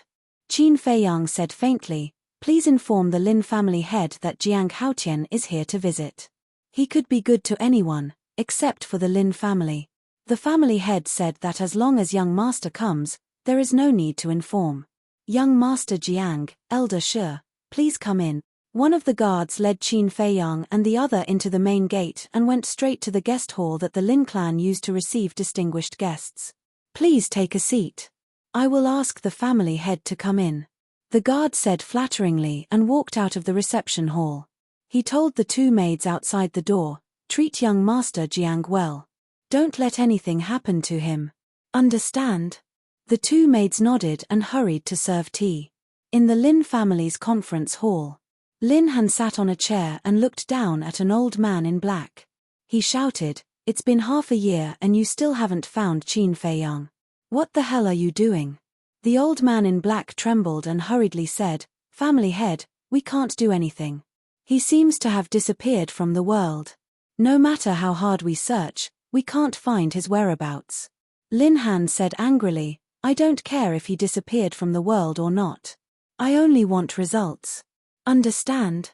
The old man in black nodded and said, yes, I understand. I will immediately tell them to hurry up. Lin Han said, give them another half a year. If they still can't find him, bring their heads back to me. Yes. The old man in black bowed and replied. However, the 2 of them didn't know that the person they were trying to find had not only entered the Lin family's residence, but was also sitting openly in the reception hall. Family head, at this moment. The guard hurriedly ran into the hall. The old man in black frowned and shouted, can't you see that I am discussing something with the family head? Get out. The guard said anxiously, Steward Lin, Jiang Haotian is here. What? Steward Lin was shocked. Why was he here so soon? Lin Han also stood up, his eyes shining. He waved his hand and said, you can leave first. After the guard left, Steward Lin looked up at Lin Han and asked, family head, have you thought of a way to bribe him? Lin Han said, what do men want in life? It's nothing more than wealth, power, and beauty. Steward Lin thought for a moment and said, this kid shouldn't be lacking in wealth now. As for power, we can't give him that either. So, all that's left is beauty. I understand. Family head, I will arrange it right away. Lin Han shook his head and said, not only beauty, but also wealth. Prepare 5 million gold coins and bring that jar of wine that I have treasured for many years. Steward Lin's expression changed and he hurriedly said, family head, that jar of wine was bestowed by the King of Yang. Even you can't bear to drink it. Lin Han waved his hand and said, you can't catch the wolf without risking the child. Go and arrange it quickly. Yes. Steward Lin responded helplessly and turned to go and arrange it. I don't believe that with my methods, I can't bribe a greenhorn who is still wet behind the ears. Lin Han sneered and strode out of the meeting hall. He came to the reception hall and cupped his hands with a smile. Little brother, we are honored by your presence. I hope you won't blame us for not welcoming you properly. Qin Feiyang's eyes flashed and he stood up with a smile. You're too kind, Family head Lin.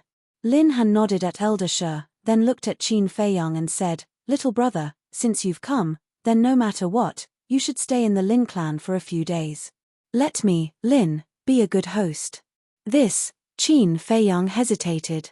Lin Han said, "Little brother, if you refuse, you'll be looking down on me and the Lin family." Qin Feiyang smiled helplessly and nodded. "All right, since family head Lin has invited me so kindly, it would be impolite of me to refuse." "Ha ha," Lin Han was secretly delighted and laughed. "Little brother, you're indeed a straightforward person. Come, take a seat." Shi Zheng raised his eyebrows subtly. Chapter 140. Qin Feiyang had only one purpose for this trip, which was to understand Lin Yi's current living situation.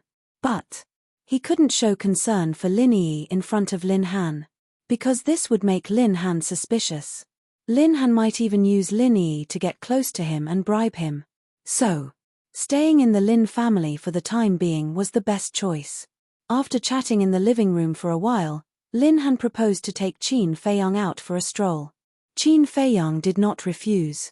The layout of the Lin family was also quite particular. There were groups of rockery and hundreds of flowers in full bloom. A small stream meandered through the entire Lin mansion.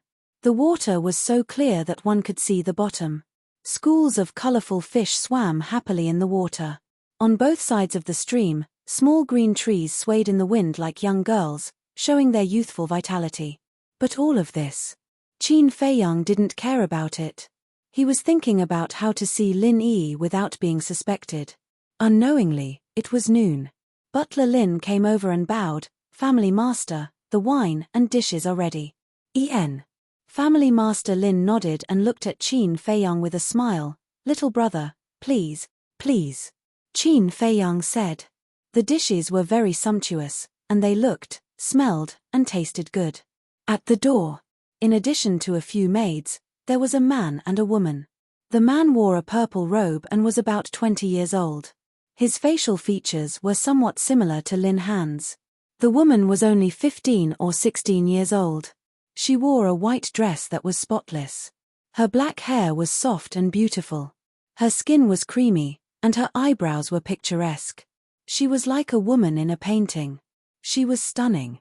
However, if one looked closely, one would find that there was a hint of melancholy hidden in her clear eyes. Qin Feiyang and Lin Han walked side by side from the path in front. When Qin Feiyang looked up and saw the girl in white, there was a hint of joy in his eyes. That's right. That girl was Lin Yi. It was really a case of wearing out iron shoes in a fruitless search, only to find it by chance. He didn't expect Lin Yi to come to this dinner. "Father." Seeing Qin Feiyang's group, the purple-clad young man immediately went up to them. "Godfather." Lin Yi also walked over and bowed. Lin Han nodded and turned to look at Qin Feiyang. He smiled and said, "Little brother, let me introduce you. This is my son, Lin Hao. This is my adopted daughter, Lin Yi. Hao Yi, the one standing in front of you is the young genius that shook Swallow City, Jiang Haotian." Lin Hao cupped his fists and said, "Brother Jiang, I've heard a lot about you. Please take care of me in the future. Greetings, young Master Jiang." At the same time, Lin Yi also saluted Qin Feiyang. Qin Feiyang glanced at Lin Yi and smiled, "Nice to meet you too. Let's go in and chat while drinking." Lin Han greeted them and led them to the dining room. "It's been hard on you." Qin Feiyang looked at Lin Yi's back and muttered to himself. Although Lin Yi's living conditions and clothes were better than before, Qin Feiyang couldn't see a sincere smile on her face. She was forcing a smile. It was obvious that she was not happy here. Walking into the dining room, Lin Han personally helped Qin Feiyang move the chair and smiled, "Little brother, please sit down." "Thank you, Family Master Lin." Qin Feiyang thanked him and sat on the chair. He looked at the dishes on the table without any appetite. Although he didn't see it with his own eyes, he could imagine how Lin Yi spent the past few months. He was a little sad. He was sad for Lin Chang, Lin Yi, and himself. Lin Han sat next to Qin Feiyang, and Shi Zheng sat on the other side of Qin Feiyang. As for Lin Hao and Lin Yi, they sat on the right side of Lin Han. Lin Han smiled and said, "Steward, Give me the wine. Steward Lin immediately sent a pot of wine and smiled. Family master, let me pour the wine. No need. I want to entertain the little brother personally. Lin Han grabbed the wine pot and poured wine for Qin Feiyang while smiling. This pot of wine was bestowed by King Yang in the past. I have kept it for many years and have never been willing to drink it. Today, I will use it to entertain the little brother. Wine. It was indeed mellow. People couldn't help but swallow their saliva. But this would only make Qin Feiyang more irritated. Lin Han pushed the wine cup in front of Qin Feiyang and smiled. Little brother, would you like to try it? Qin Feiyang held the wine cup and frowned imperceptibly. King Yang's bestowed wine that even he was reluctant to drink, but now it was used to entertain him. It seemed that Lin Han had begun to bribe him. Qin Feiyang smiled and said, Family Master Lin, I'm sorry. I really don't know how to drink. I will let Elder Shi do it for me. After that, he handed the wine cup to Shi Zheng. Shi Zheng didn't stand on ceremony and drank it in one gulp. He nodded and said, Yes, this is indeed the imperial wine of the palace. Seeing this, Lin Han's eyes flashed with a hint of displeasure, and he smiled. Which man in the world doesn't know how to drink? Little brother, don't stand on ceremony. As he spoke, he was about to pour another cup of wine for Qin Feiyang. Qin Feiyang reached out to hold the wine cup and smiled bitterly. Family Master Lin, I really don't know how to drink. Otherwise, I wouldn't have refused the first prince last night. Lin Han was stunned. It seemed that this was indeed the case. When he went to the Flying Phoenix restaurant last night and saw this young man, the first thing the first prince said was to invite him to drink. At that time, this young man directly refused. Sigh, I miscalculated. Lin Han was a little angry. If taking out the treasure that he had kept for many years could make the other party happy, then it was worth it. But now, after spending so much effort and even pouring wine for him personally, their relationship didn't improve at all. The gains didn't make up for the losses. Steward, take the wine away. Lin Han ordered. Since he didn't want to drink, then there was no need to waste it. Shi Zheng hurriedly said, Don't. If Jiang Haotian doesn't want to drink, I'll drink. Don't tell me that Family Master Lin is so stingy that you can't bear to part with it. Lin Han smiled and said, Of course not. Go accompany Elder Shi and drink a few more cups. Okay. Lin Hao nodded and got up to take the wine pot from Steward Lin. He sat next to Shi Zheng and poured wine for him. At the same time, Lin Han also gave Steward Lin a look. Steward Lin understood and took out a Chenkuan bag. Lin Han placed the Chenkuan bag in front of Qin Feiyang and said with a smile, Little brother, although the Lin family is rich, I really don't have anything to give you. I hope you don't mind. Qin Feiyang took the Chenkuan bag and a flash of light flashed across his eyes. Lin Han smiled and said, Little brother, this is a small gift from me. I hope you can accept it. This is not a good idea. I don't deserve it. Qin Feiyang was a little embarrassed. Lin Han waved his hand and said, It's okay. Just take it as a gift. A gift of a few million yuan. How generous. Qin Feiyang sneered. Since Lin Han insisted on the stronghold, wouldn't it be too embarrassing if he didn't accept it? Besides, he really couldn't find a reason to refuse something that was delivered to his doorstep. Thank you, Patriarch Lin. Qin Feiyang put the Chenkuan bag into his pocket. He would be an idiot if he didn't take advantage of it. Lin Han also smiled. The first step was finally successful. Ahem. He coughed dryly and gave Butler Lin a look. Steward Lin nodded and clapped his hands. 3 beautiful women walked in leisurely and stood beside Butler Lin. The 3 of them were only 16 years old. They had exquisite figures and looked quite sweet. Qin Feiyang turned around and looked at the 3 women with a strange expression. What era was this? How old-fashioned. Lin Han didn't notice at all. He smiled and said, Little brother, if you like, pick any one of them. Of course, you can take all 3. Qin Feiyang's face twitched. He turned to look at Lin Han and said, Patriarch Lin, I'm still underage. Is it okay for you to do this? Be careful that others don't scold you behind your back. You're a bad influence on children. Underage. Lin Han was stunned. It wasn't until this moment that he suddenly realized. The kid in front of him was not even 16 years old. Well, Lin Han was embarrassed. If news of him seducing an underage boy spread, wouldn't the world laugh their heads off? Steward Lin smiled and said, "Young Master Jiang, 15 years old is not young. Look at the disciples of the noble families. Aren't they only 14 or 15 years old? Don't they still run around looking for women every day?" "Yes, yes, yes." Lin Han nodded and looked at Steward Lin with admiration. Qin Feiyang nodded and said, "Indeed, but I'm a conservative person. I don't like this kind of thing. It's better not to ruin them. After all, they don't have it easy." Lin Han was at his wits' end. He looked at Steward Lin. Steward Lin also had a helpless expression on his face. Qin Feiyang stood up and smiled. "I suddenly remembered something, so I have to leave now. I'll visit you another day when I'm free." "Ah, you're leaving already? Is it because I didn't treat you well enough that you're angry? If that's the case, I apologize to you," Lin Han hurriedly said. Qin Feiyang smiled and said, "You're being too serious. Patriarch Lin, you're full of enthusiasm and even gave me a big gift. I'm really grateful, but I really have some urgent matters to attend to." Lin Han was burning with anxiety. He said, "Young Master." Steward Lin smiled and said, "Patriarch, since young Master Jiang has something to attend to, let's not force him to stay. After all, there are still many opportunities for us to meet in the future." Lin Han frowned and nodded. "All right then. Young Master, I'll see you out." "No need. I know the way out." After Qin Feiyang said that, he called Shizheng and strode out. After the two left, Lin Han turned his head to look at Steward Lin and frowned. "Why did you interrupt me just now?" Steward Lin said, "Patriarch, can't you see that this kid is just toying with us?" "Toying with us?" Lin Han raised his eyebrows. Steward Lin said, "I'm afraid that he already knew that we were bribing him as soon as we sat on the table. Patriarch, this kid's mind is not simple. Don't underestimate him."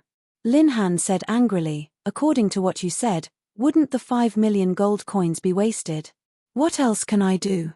We can't ask for it back now, right?" Steward Lin smiled bitterly. "Damn it."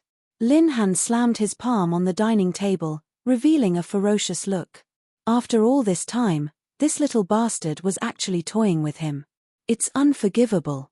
Lin Yi got up and said, "Foster father, if there's nothing else, will go back to the house first."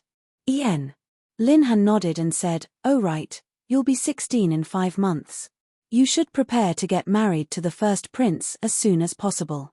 When you're free, you should go out with the first prince more often to cultivate your feelings." "Yes." Lin Yi's tender body trembled. She nodded in response, turned around, and left. The disappointment in her eyes was even stronger. Chapter 141. After leaving the Lin family, Shizheng frowned and wondered, "Jiang Haotian, I really don't understand. Why did you come to the Lin family?" Qin Feiyang said, "I came to collect money." "Collect money?" Shizheng was slightly taken aback. "Did the previous Cosmos pouch contain gold coins?" he asked. "How do you know that he will give you money?" Qin Feiyang said, "Otherwise, why would I come to the Lin family?" "I'm not full." Shizheng said, "How many gold coins did he give you?" Qin Feiyang smiled and said, "I don't know. It should be a few million." Not only did he learn about Lin Yi's recent situation, but he also gained such a large amount of wealth. This trip was not in vain. But now, Lin Han was probably going crazy with anger. A few million. Shizheng's eyes widened in disbelief. Is this Lin Han crazy? How can he be so generous? Next. Qin Feiyang went to the treasure pavilion again and bought 10,000 sets of medicinal materials for healing pill and 10,000 sets of medicinal materials for bone replenishing pill from Manager Li. Manager Li also gave the 10 sets of medicinal materials for scarlet fire-colored glass pill to Qin Feiyang. They agreed that Manager Li would go to the Martial Emperor Hall to pick it up 10 days later. Everything was settled. Qin Feiyang returned to the Martial Emperor Hall with Shizheng. The disciples of the Martial Emperor Hall went crazy.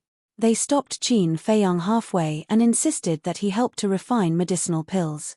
Finally, It was Elder Wan who came forward to control the situation. After Elder Wan gave the prepared 6 sets of medicinal materials for scarlet fire-colored glass pill to Qin Feiyang, he asked Shi Zheng to take Qin Feiyang to his residence. Dozens of attics were located side by side in a corner of the Danwang Hall. Behind the attics, there was a low mountain about 10 meters high, forming a natural barrier to block the cool wind blowing slowly. In front, there was a lake about 1,000 feet long. The sun spread, and the blue waves rippled. The green willow trees on the shore swayed in the wind, showing a kind of tranquility. A 2-meter-wide wooden bridge stretched across the lake, connecting the two sides. When Qin Feiyang arrived here, he immediately fell in love with this place. Shi Zheng smiled and said, "This place is called Calm Lake. Only very important guests can stay here. Doesn't that mean that I'm important?" Qin Feiyang asked. "What do you think?" Shi Zheng asked. "Isn't this nonsense? Since I'm already here, how can I not be important?" Qin Feiyang shook his head and laughed. "I like the name Tranquil Lake." The two walked to the opposite side. Qin Feiyang asked. Shi Zheng shook his head and said, "Not at the moment, but there might be in the future. Elder Wan has instructed that you stay in the first pavilion on the right. I will also stay behind to continue protecting you." Qin Feiyang said, "There's no need for that. You can go and do your thing. After all, in the Yang County, no one dares to break into the martial imperial palace and harm me." Shi Zheng said, "It's better to be safe than sorry. If you're worried that I'll hinder you, then I'll stay next door. If you need anything, just call me." "All right." Qin Feiyang nodded. With Shi Zheng by his side, his safety was indeed guaranteed, but it was still somewhat inconvenient. Jiang Haotian. Suddenly, a furious roar could be heard coming from behind. Qin Feiyang's expression froze, and said to Shi Zheng, "Just say that you didn't see me." Before he finished, he used the smoke-gathering steps, and in a few breaths, he ran to the front of the attic, pushed the door open, and locked it. Then, he looked outside through the crack in the door. Feng Ling, who was wearing a tight suit and a white mask, quickly ran in front of Elder Shi and asked, "Elder, where's Jiang Haotian?" Elder Shi pursed his lips towards the attic where Qin Feiyang was. Feng Ling immediately ran towards the attic. Seeing this, Qin Feiyang was quite annoyed. This Shi Zheng was too unreliable. Sure. He entered the castle without hesitation. He actually locked the door. Feng Ling came to the door and pushed it hard. She was immediately furious and kicked it fiercely. With a bang, the door was kicked open by her. "Jiang Haotian, come out. You actually didn't give me the top-grade scarlet fire glass pill. That's too much. At least I helped you before." Feng Ling was like a furious tigress, looking for Qin Feiyang all over the room, but she couldn't find him. "Bastard, he must be hiding in that place. Don't think that you'll be fine if you hide. If you don't come out, I'll reveal your true." Before Feng Ling finished, Qin Feiyang appeared out of thin air and said in distress, "What do you want?" Feng Ling joked, "Come out, I thought you were going to hide for a lifetime. Quickly give me a top-grade scarlet fire glass pill." Qin Feiyang said angrily, "I have a total of 3, Fatso 1, me 1, and Ling Yunfei 1. Do you want me to steal it for you now?" Feng Ling crossed her arms in front of her chest and said playfully, "Okay, as long as you can steal it."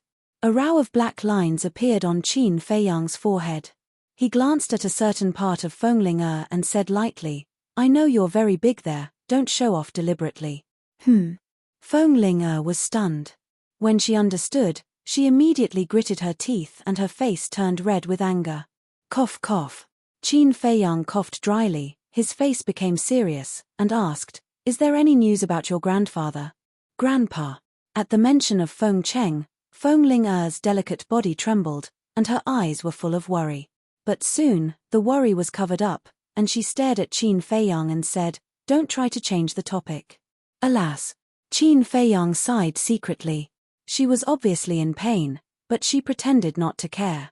He didn't know if he should say that she was strong or stupid. He grabbed Feng Ling's hand and entered the castle. Feng Ling frowned. "Why did you bring me here?" Qin Feiyang said with a smile, "Don't you want the top-grade scarlet fire glass pill?" I'll refine one for you right now. Oh. Feng Ling nodded, still a little touched in her heart. But suddenly, she raised her eyebrows and said playfully, "Do you like holding my hand so much?" Ah. Qin Feiyang was stunned. Only then did he realize that he had forgotten to let go. Qin Feiyang smiled awkwardly, hurriedly let go of his hand, and walked towards the pill furnace. Feng Ling teased, "I didn't know that you have such a perverted courage in your stomach.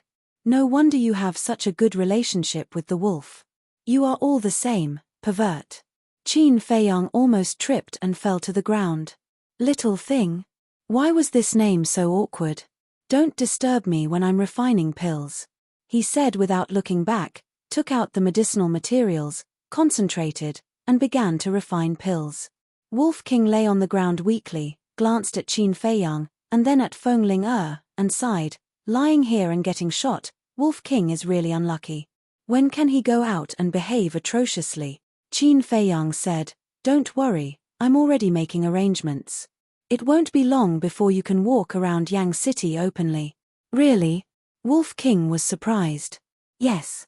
Qin Feiyang nodded. After all, changing his name and appearance was not a long-term plan. So, he made a plan very seriously. As long as the plan succeeded, not only Wolf King, but he also didn't have to continue hiding. With the previous 3 alchemy experiences, refining the Scarlet Fire glass pill this time was much smoother. In less than 200 breaths, the pill was out of the furnace. He grabbed it in his hand, turned around and handed it to Feng Ling and said with a smile, "Take it." Feng Ling took the pill and looked at it over and over. Finally, she couldn't help but exclaim, "This pill pattern is really beautiful. If you take it to the auction, it will definitely be sold at an amazing price." "Little thing, thank you. In the future, sister will protect you in the Martial King Hall." "Sister?" Qin Feiyang was stunned.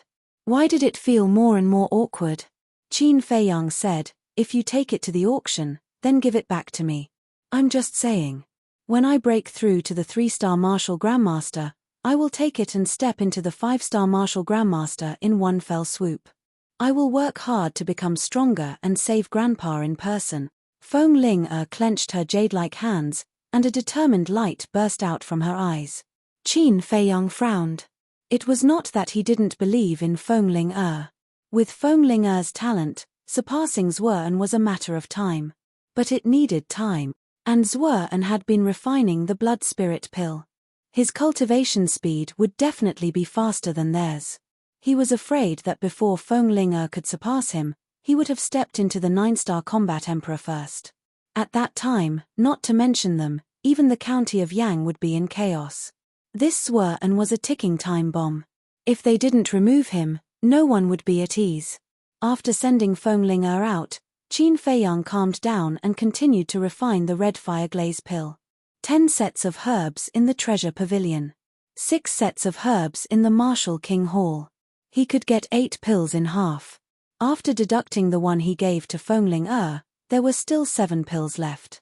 The image crystal stone had been found. Late at night. It was as silent as ashes. Danwang Hall, herb field. The herbs were overflowing with light, looking particularly attractive under the moonlight. Fatso stood at the edge of the herb field, glancing at the herbs. His squinted eyes were shining, and he was almost drooling. There was a small wooden building behind him. Candlelight flickered on the 2nd floor of the building. Fatso looked back at the 2nd floor and frowned slightly. "It's easy to rob the herb field, but how can I get away? Go to Boss Qin? That will definitely get him into trouble. Moreover, with Fat Lord's current speed, it will take him half a day to reach the Martial Imperial Hall. I'm afraid that he will be caught by those 2 old dogs before he even reaches the Martial Imperial Hall. Should I leave Yang City and hide somewhere outside? No, Yang City is not Black Bear City. The fierce beasts in the mountains are too strong.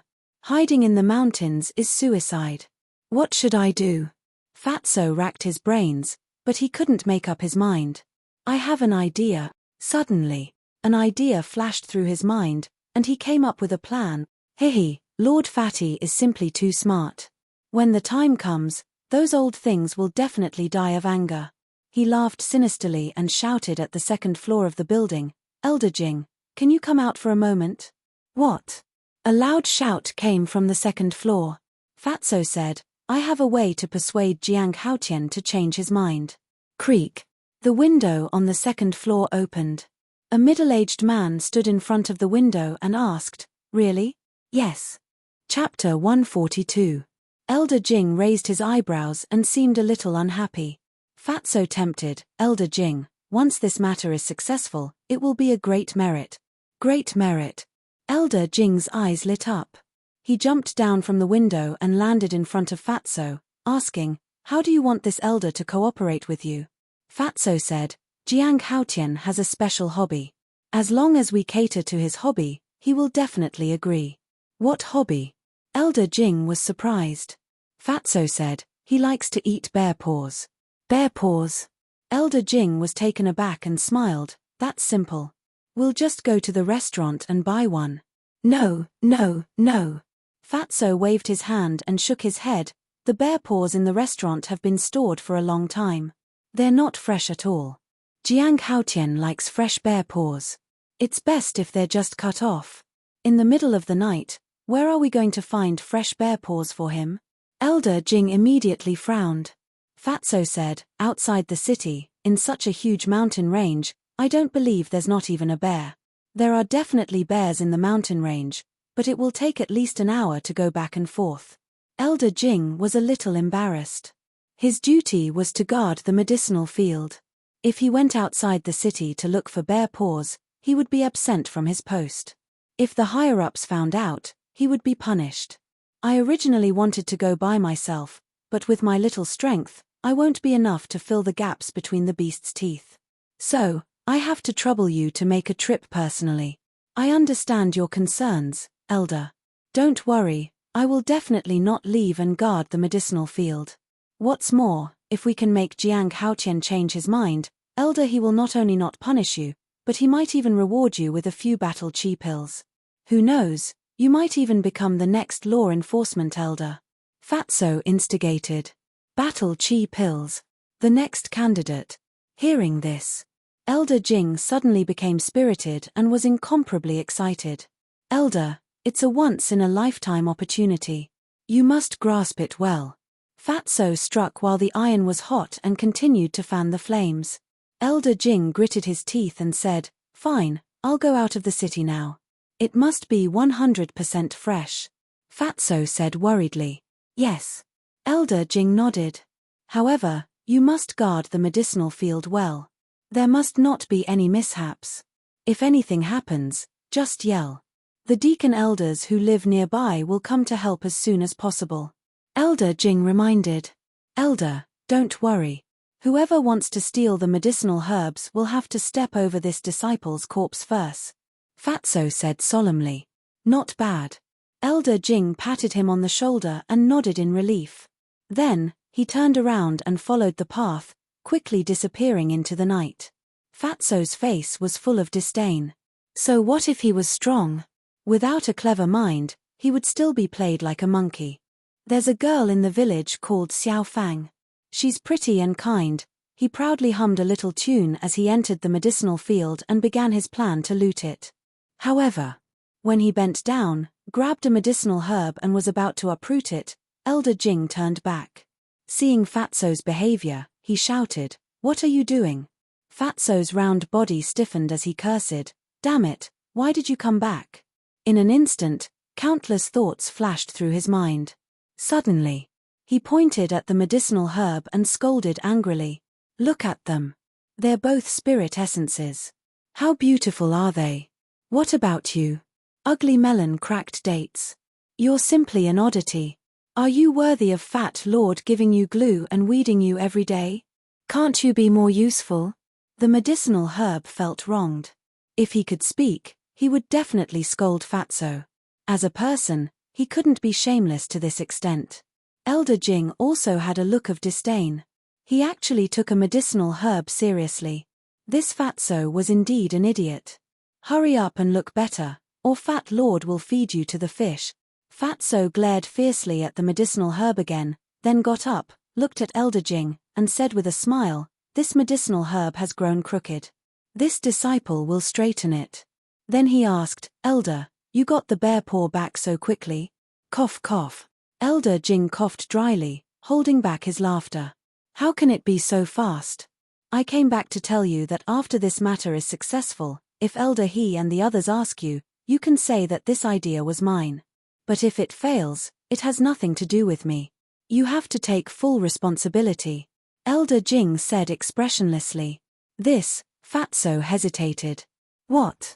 Do you have an opinion? Elder Jing frowned, and his eyes were unkind. How would this disciple dare to have an opinion? Whatever you say, Elder, this disciple will do. Fatso hurriedly waved his hand and said with a flattering face. That's more like it. Elder Jing glanced at Fatso disdainfully, then turned and left again. Son of a bitch, do you really think that fat lord is a pushover? Fatso's eyes were cold. After waiting for about 50 to 60 breaths, seeing that Elder Jing did not return, he took out his cosmos bag, ran into the medicinal field, and frantically looted. It was already late at night. The people in Danwang Hall were either cultivating or resting. Basically, no one would come to the medicinal field at this time. But one could never be too careful. Therefore, Fatso was very nervous at this moment. Once he was discovered, even if he had 9 lives, it would not be enough to kill him. After a while, he was already sweating profusely. He was not tired. He was too nervous. He wished that he could grow 3 heads and 6 arms now. The medicinal field was too big. It was impossible to sweep it clean in a short time. With a nervous mood, Fatso finally looted the entire medicinal field after an hour. Retreat. Following closely, he ran towards the small path. On the way, he encountered a medicinal herb that he had missed before. Without hesitation, he uprooted it and threw it into his cosmos bag. Fat Lord didn't even leave a feather for you. After a few breaths, he stood on the small path and glanced back at the medicinal field. His eyes were full of sarcasm. He turned around and pretended to be very calm and walked outside. Soon, he came to the reception hall. Fatso hid outside the door and glanced at the hall sneakily. Seeing that Lu Hong was alone, he walked in and asked in a low voice, "Where's Wang Yu?" No one came at night. He went to cultivate. Why did you suddenly come here? And you look so sneaky. Lu Hong looked at him in confusion. Fat Lord is here to take you flying. Fatso smiled sinisterly. Flying? Lu Hong was stunned. Stop talking nonsense. Let's go, Fatso urged. Where exactly are we going? Lu Hong furrowed her brows. It must be something good. Don't ask. You'll know when you meet up with Jiang Haotian, Fatso said. No, I'm the only one in the reception hall now. I can't leave without permission. Lu Hong shook her head and said, Woman, why are you so long-winded? Just go when I tell you to go.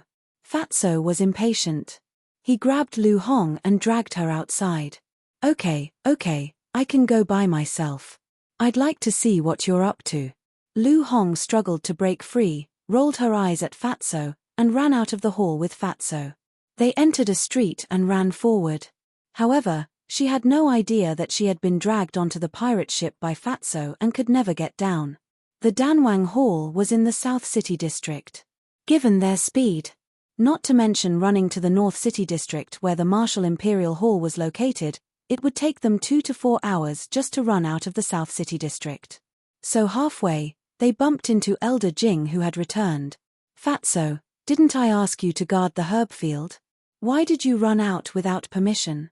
And you, Lu Hong, aren't you afraid of being punished by Wang Yu for leaving your post without permission? Elder Jing stood in front of them, his body stained with blood. He stared at the two of them gloomily. Lu Hong's face turned pale.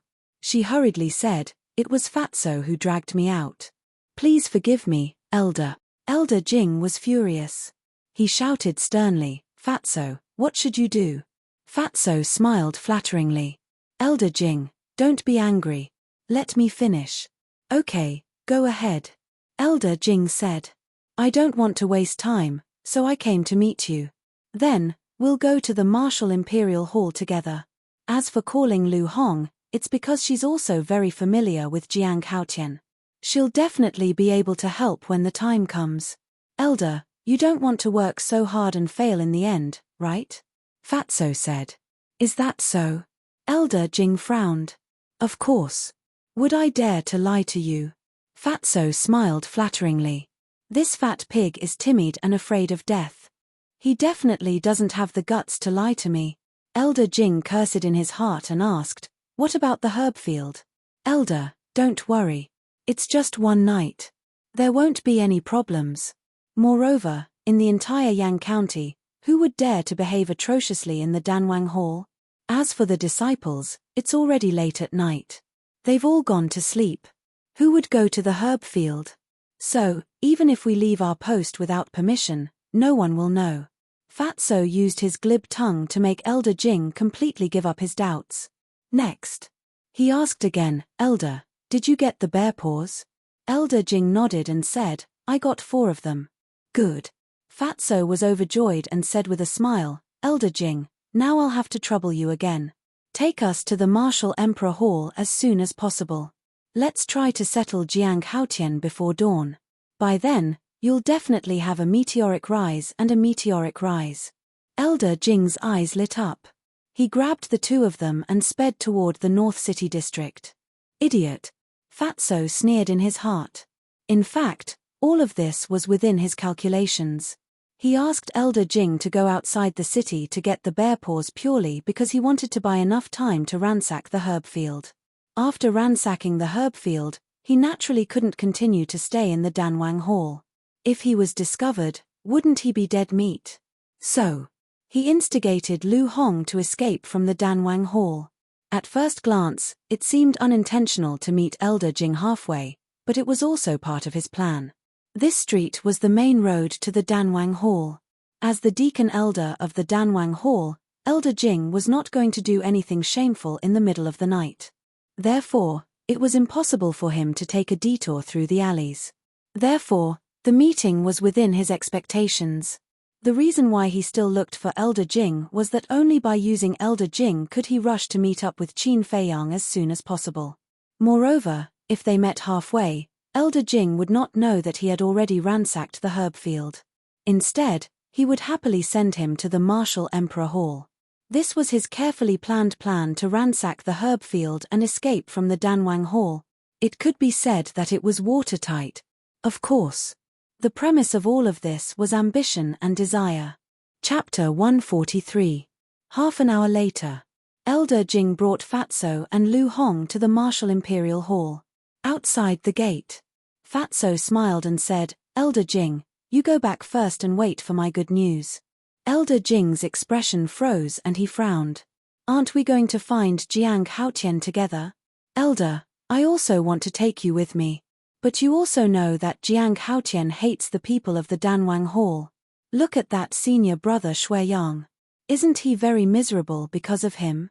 He went everywhere to borrow gold coins and now owes a lot of debt. So if you go with him, I'm afraid this matter will most likely fail. This, Elder Jing was hesitant. Elder, don't worry.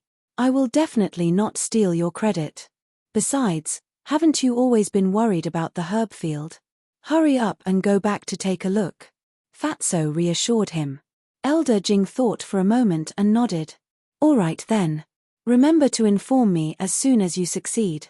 Of course. Fatso patted his chest and said. Elder Jing didn't say anything else.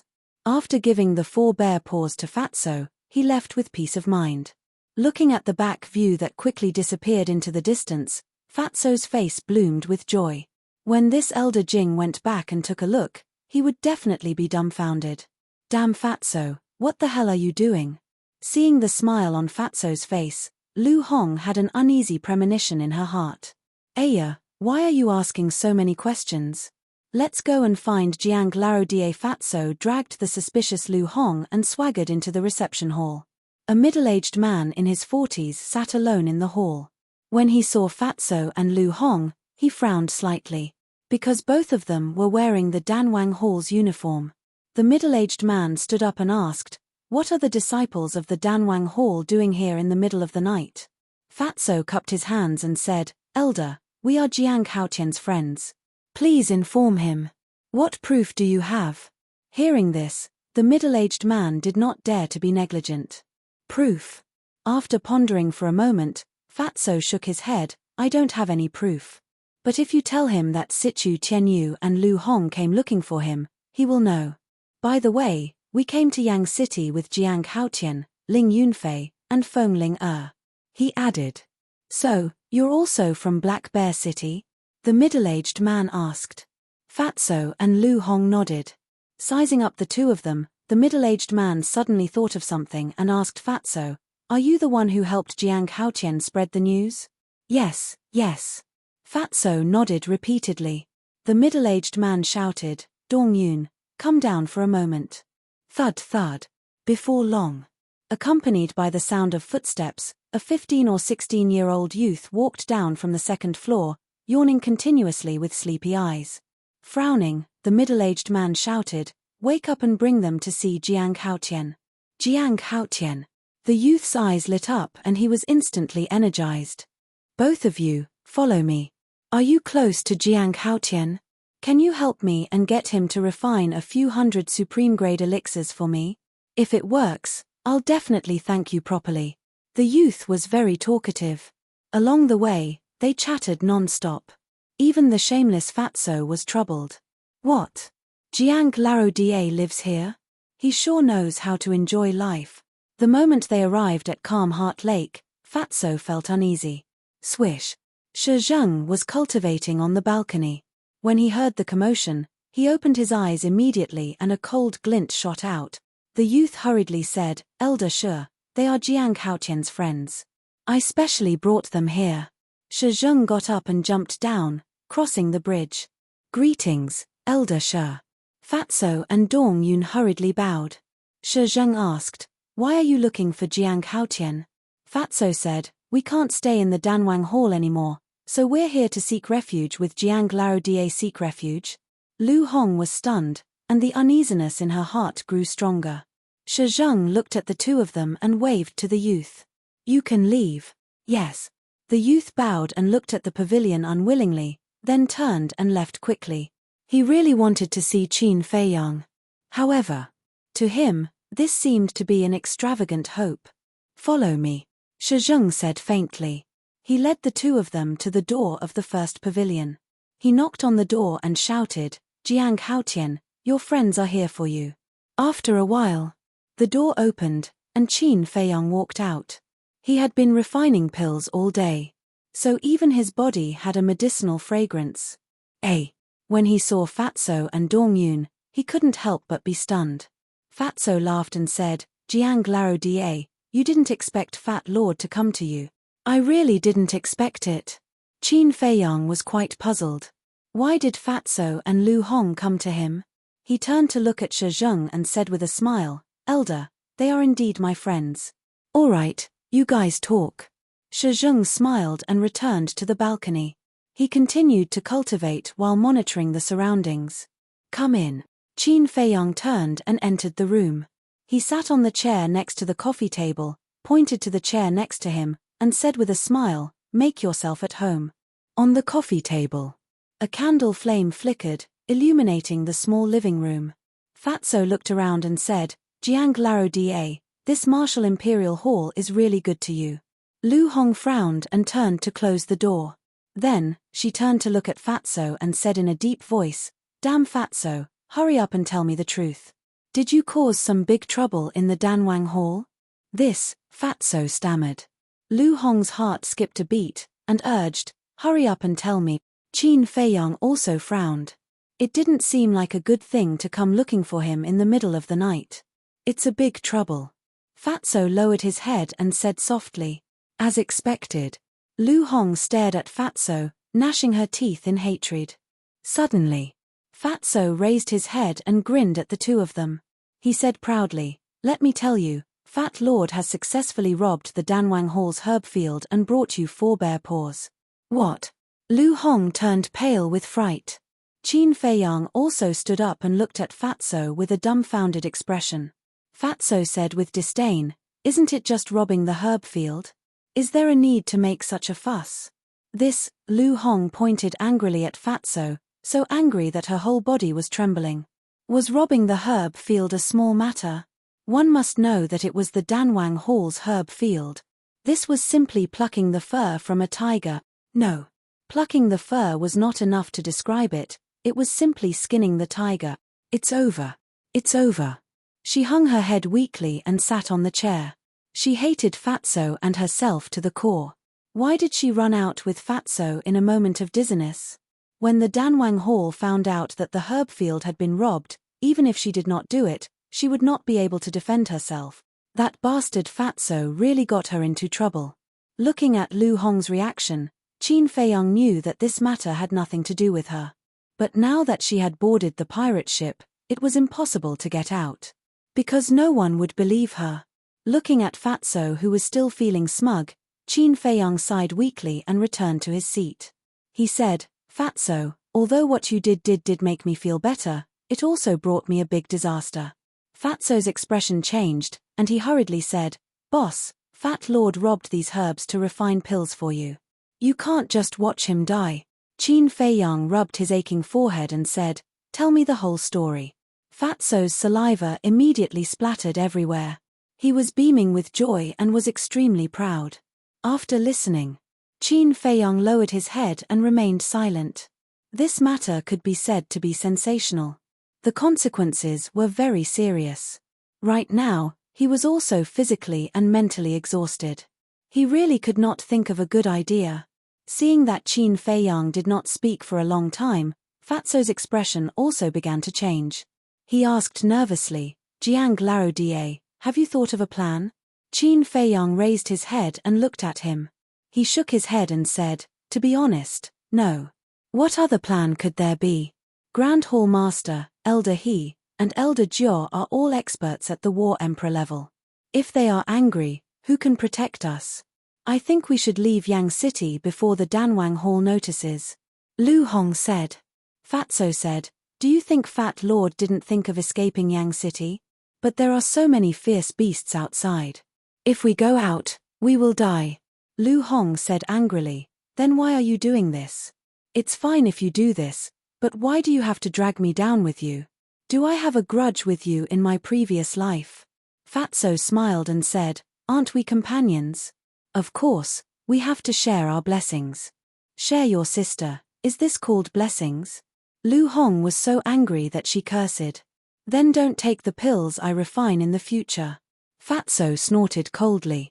Qin Feiyang said, all right, stop quarreling. Things have already happened, and it's impossible to change them. Since we're all grasshoppers on the same rope, then we must work together to resolve this calamity. Lu Hong said, Anyway, I have no choice. Let's just wait for death. Qin Feiyang asked, Fatso, did anyone see you when you were robbing the herb field? Fatso said, Fat Lord can swear that he didn't. Qin Feiyang said, All right, the only way now is to deny it. Without evidence, the Danwang Hall won't dare to do anything to you. Fatso rolled his eyes and said with a sinister smile, Why don't we turn around and say that Elder Jing stole the herbs? Do you think those big shots in the Danwang Hall are stupid? The herb field is an important place in the Danwang Hall. The fact that they let Elder Jing guard it is enough to prove that Elder Jing's character is completely fine. If you do this, it's tantamount to giving away 300 taels of silver. Qin Feiyang rolled his eyes at him. This method was definitely not going to work. Boss, your brain is amazing. Fatso gave him a thumbs up and flattered. You even successfully robbed the Danwang Hall's herb field. Who dares to compare with your brain? Give me the herbs. If they are found on you and you are found, we will all be finished together. Qin Feiyang said. Fatso took out a Chenkuan bag and looked at Qin Feiyang warily. Boss, you can't take it all for yourself. If he wanted to take it all for himself, he would have killed you already. Lu Hong rolled her eyes. He couldn't even think of this. She really didn't know how he robbed the herb field. Fatso smiled embarrassedly and threw the Chenkuan bag to Qin Feiyang. Qin Feiyang directly put it into the castle. This thing was now equivalent to a hot potato. If he kept it on him, it would only bring disaster. Chapter 144. Although the situation was very serious, it was undeniable that it was very satisfying. Qin Feiyang let out a long breath, got up and said with a smile, "Let's go and roast the bear paws." Fatso and Lu Sheng were shocked. How could he still be in the mood to roast bear paws? Qin Feiyang said with a faint smile, "Didn't you come to persuade me to go back to the Danwang Hall? You have to at least put on an act." Hee. Fatso understood and laughed slyly. Lu Hong let out a long sigh of helplessness. Subsequently, the three of them walked out of the attic, found an empty place by the lake, found some dry wood, set up a fire, and leisurely roasted the bear paws. At the same time, Elder Jing, who was rushing back to the Danwang Hall, was full of joy. Although Jiang Haotian hasn't agreed to go back to the Danwang Hall, that damn fat pig has vowed that there won't be a problem. At that time, I'll take all the credit. That damn fat pig is timid and won't dare to compete with me. At that time, the next elder of law enforcement might really be me. He was immersed in joy as he sped along, unable to extricate himself. However, when he returned to the Danwang Hall and came to the herb field, he was dumbfounded. At this moment, it was as if a basin of bone-chilling ice water was poured over his head. The joy in his heart was instantly extinguished. Panic, fear, anger, all kinds of negative emotions erupted like a volcano, unstoppable. Who did it? He clenched his fists, his whole body and mind trembling. His face was twisted and ferocious, and his eyes were extremely sinister. Who did it? Come out. All of a sudden. He raised his head and roared. The anger that filled him finally exploded. His robes fluttered, his black hair danced, and the veins on his forehead bulged. He was like a mad beast, emitting a monstrous murderous aura. "What's going on? Old Jing, what are you shouting about?" Several deacon elders nearby rushed over upon hearing the news. How could this be? Where are the herbs? When they saw the empty herb field, their faces suddenly changed. They hurriedly ran into the herb field, but they couldn't find a single herb. It's all gone. This is the Danwang Hall, countless years of painstaking effort. Where did it all go? Old Jing, what is going on? Tell us quickly. The deacon elders surrounded Elder Jing and looked at him anxiously. I don't know, Elder Jing said through gritted teeth. Aren't you guarding the herb field? How can you not know? Did you leave your post without permission? They deacon elders. Elder angry. The elder raised an eyebrow. One of the deacon elders suddenly spoke, something's not right. Even if old Jing left his post, no one would dare to infiltrate our Pill Emperor Hall to rob our medicinal gardens. Bang! Hearing this, Elder Jing felt as if he had been struck by a bolt from the blue. His whole body exuded a murderous aura. It must be them. They tricked me out of the city and took the opportunity to rob the herb field. Not only did I not notice, but I even happily sent them to the Martial Imperial Hall. How could I be so stupid? I'm a few decades old, but I was fooled by two little bastards. The more Elder Jing thought about it, the angrier he got. In the end, he was so angry that he spat out a mouthful of blood. Old Jing, what happened to you? Are you okay? A few deacon elders immediately surrounded him and supported him, their faces filled with worry. Little bastards, I won't let you go. I'll tear you into pieces, crush your bones, and scatter your ashes. Elder Jing seemed to have gone mad. His battle chi surged out and shook off the deacon elders. Carrying a terrifying ferocious aura, he dashed outside. Whoosh! At this moment, a white and a black figure appeared out of nowhere like a meteor. It was Elder He and Jiao. They stood in the void and scanned the herb field below. Their dark eyes flickered with a shocking cold light. Greetings to the two elders. The deacon elders knelt on one knee and bowed respectfully. Why is it like this? Jiao asked. His gaze was as cold as ice. The few of them couldn't help but feel cold all over. One of the deacon elders hurriedly said, Elder, it was like this when we came. We don't know what's going on. Jiao raised his head and looked at Elder Jing. His old eyes flashed and he turned into a stream of light. He quickly chased after Elder Jing and stood in front of him. As soon as he saw Jiao, An insoluble fear emerged in Elder Jing's heart. Plop. He hurriedly knelt on the ground and begged, I was bewitched by a villain. Please spare my life, Elder Jo. Who did it? Elder He flew over with a dark expression and asked. Elder Jing said, it's that damned fat pig and a female disciple, Lu Hong. Fat pig. Elder He frowned and asked doubtfully, are you talking about Sichu Tianyu? That's right, it's him. Elder Jing nodded. Impossible, he doesn't have the guts. Jiao shouted resolutely. He had met Fatso a few times and the impression he gave was that he was weak and timid like a mouse. He definitely wouldn't dare to do such a thing. No. Elder He waved his hand and said in a deep voice, it's very possible. Jiao looked at him with a frown. Elder He said, don't underestimate Fatso just because he's timid. In fact, he's very smart. Otherwise, I wouldn't have taken special care of him and let him manage the herb field. Jiao said angrily, in that case, it's all your fault. Elder He frowned and said, I think he's smart. What's wrong with taking care of him? Forget it, I won't argue with you. Elder He was a little annoyed. He lowered his head and looked at Elder Jing, asking, where are Fatso and Lu Hong now? Martial Imperial Hall. Elder Jing said. Why are they in the Martial Imperial Hall? Jiao was furious. If they were in the Danwang Hall or somewhere else, he could just send someone to capture them. But if they were in the Martial Imperial Hall, it would be very troublesome. Elder Jing wanted to say something but hesitated. He was angry and nervous. He didn't dare to tell the truth.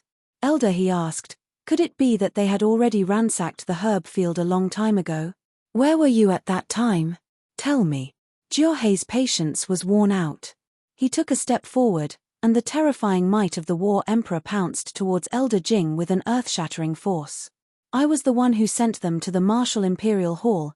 Elder Jing's face turned pale, and he hurriedly told them everything honestly. After listening, Elder He and Jiao were so angry that they went crazy. The other deacon elders also looked at Elder Jing with disdain. A little brat used a little trick and made you leave your post to find some bullshit bear paw. You even sent them to the Martial Imperial Hall. That's great, my Danwang Hall is really full of talent. If everyone was as smart as you, my Danwang Hall would have been defeated long ago. Bastard, I've never seen someone as stupid as you. You're worse than a pig.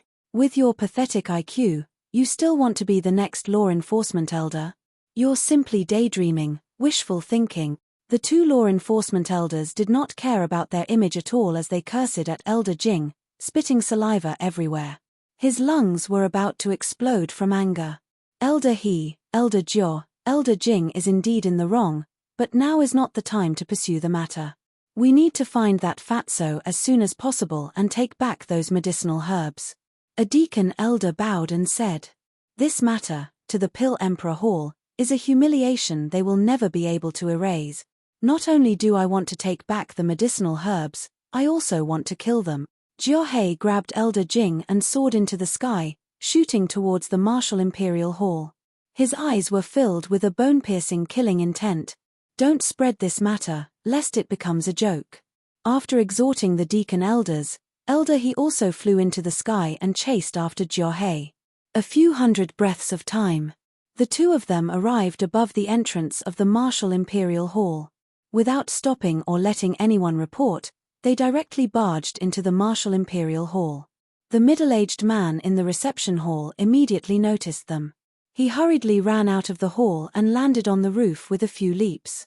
When he saw Elder He, Elder Jiao, his expression changed drastically and he bellowed, Elder He, Elder Jiao, flying is prohibited in the Martial King Hall. You are openly provoking my Martial King Hall, get down here. However, Elder He and Jiao turned a deaf ear. Whoosh. At this moment, two dazzling figures rushed out from somewhere in the Martial Imperial Hall and blocked in front of Elder He and the other two. It was Elder Wan and the beautiful woman. Their expressions were extremely unsightly. Elder He and the other two also stopped in the air. They looked at each other and a cold light shot out from their eyes. Elder Wan shouted, what is the meaning of this? Are you declaring war on the Martial Imperial Hall? We wouldn't dare. Jiuhei sneered and said, I should be the one asking you what is the meaning of this. What are you talking about? Tell me clearly. The beautiful woman took a step forward. Her seemingly frail body emitted a shocking aura that shook the void. Still playing dumb? Elder, he sneered and said, are Sichu Tianyu and Lu Hong in the Martial Imperial Hall right now? Elder WN and the other two frowned and were puzzled. The middle-aged man rushed over and raised his head to look at the two. He said loudly, Elder WN, Elder G, Sichu Tianyu and Lu Hong came to find Jiang Haotian not long ago. They should be with him now. Wow, so all of this was planned by that little bastard Jiang Haotian behind the scenes. Jiuhei was furious. He stared at the beautiful woman and the other two and shouted, if you don't hand over Jiang Haotian and the other two, I will raise the Martial Imperial Hall to the ground. I will kill you first. The beautiful woman was emitting a cold aura. She pointed her slender hand in the air and battle chi gushed out from her fingertip. It turned into a raging wave that drowned the void and surged toward Elder He and the other two. It was shocking in all directions. Elder He hurriedly stepped in front of Jiuhei and waved his old hand. A wave of battle chi surged out. Boom. The two forces collided and exploded with a loud bang that shook the heavens and the earth. It seems like the Danwang Hall is planning to ride on the Martial Imperial Hall's head. Chapter 145. Seeing that the beautiful woman was angry, Elder He immediately cupped his hands and said, Elder G, don't be rash. Let me finish. You've already threatened to raise my Martial Imperial Hall to the ground. What else is there to say? Come, old dog Jiu. Let me see how capable you are to dare to be so rampant in my Martial Imperial Hall. The beautiful woman was truly angry. At the same time, Elder WN took a step forward and landed beside the beautiful woman. His aura broke out of his body and rushed towards Elder He and the other two. That pair of eyes was like a pair of eagle eyes, extremely sharp. A great battle was about to begin. The aura of the four of them was too strong. Every corner of the Martial Imperial Hall could clearly feel it. Qin Feiyang and the other two were no exception. Fatso said, looks like they're going to fight. Shi Zheng jumped down from the balcony and landed beside the three of them. He looked at Fatso and said, are you happy that they're fighting? Fatso hurriedly waved his hand and said, no, definitely not. Shi Zheng frowned. What kind of immoral thing did you guys do? You actually made the Danwang Hall so angry? We didn't do anything. I was just wondering about it. Fatso pretended to be innocent. Boom. Suddenly, two earth-shaking explosions rang out. In the sky, Elder WAN, the beautiful woman, Elder He, and Jiuhei charged towards each other at the same time. A shocking battle quickly appeared in front of everyone's eyes. As for Elder Jing, it was still Jiuhei who carried him. Because of this, Jiuhei had suffered a great loss at the hands of the beautiful woman from the beginning. Jiang Haotian, what should we do? Lu Hong's heart was burning with anxiety.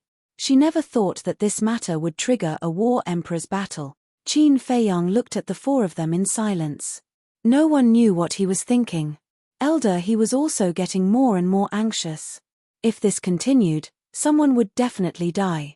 Why was this Jiuhei so impatient? Last time, he wanted Jiang Haotian to hand over the Nether Devil Flame. Now, it was the same. If he hadn't said that he was going to raise the Martial Imperial Hall to the ground, wouldn't these things not have happened? Boom. His palm collided with Elder Wan's, and both of them retreated 30 feet. Elder WN sneered, not bad.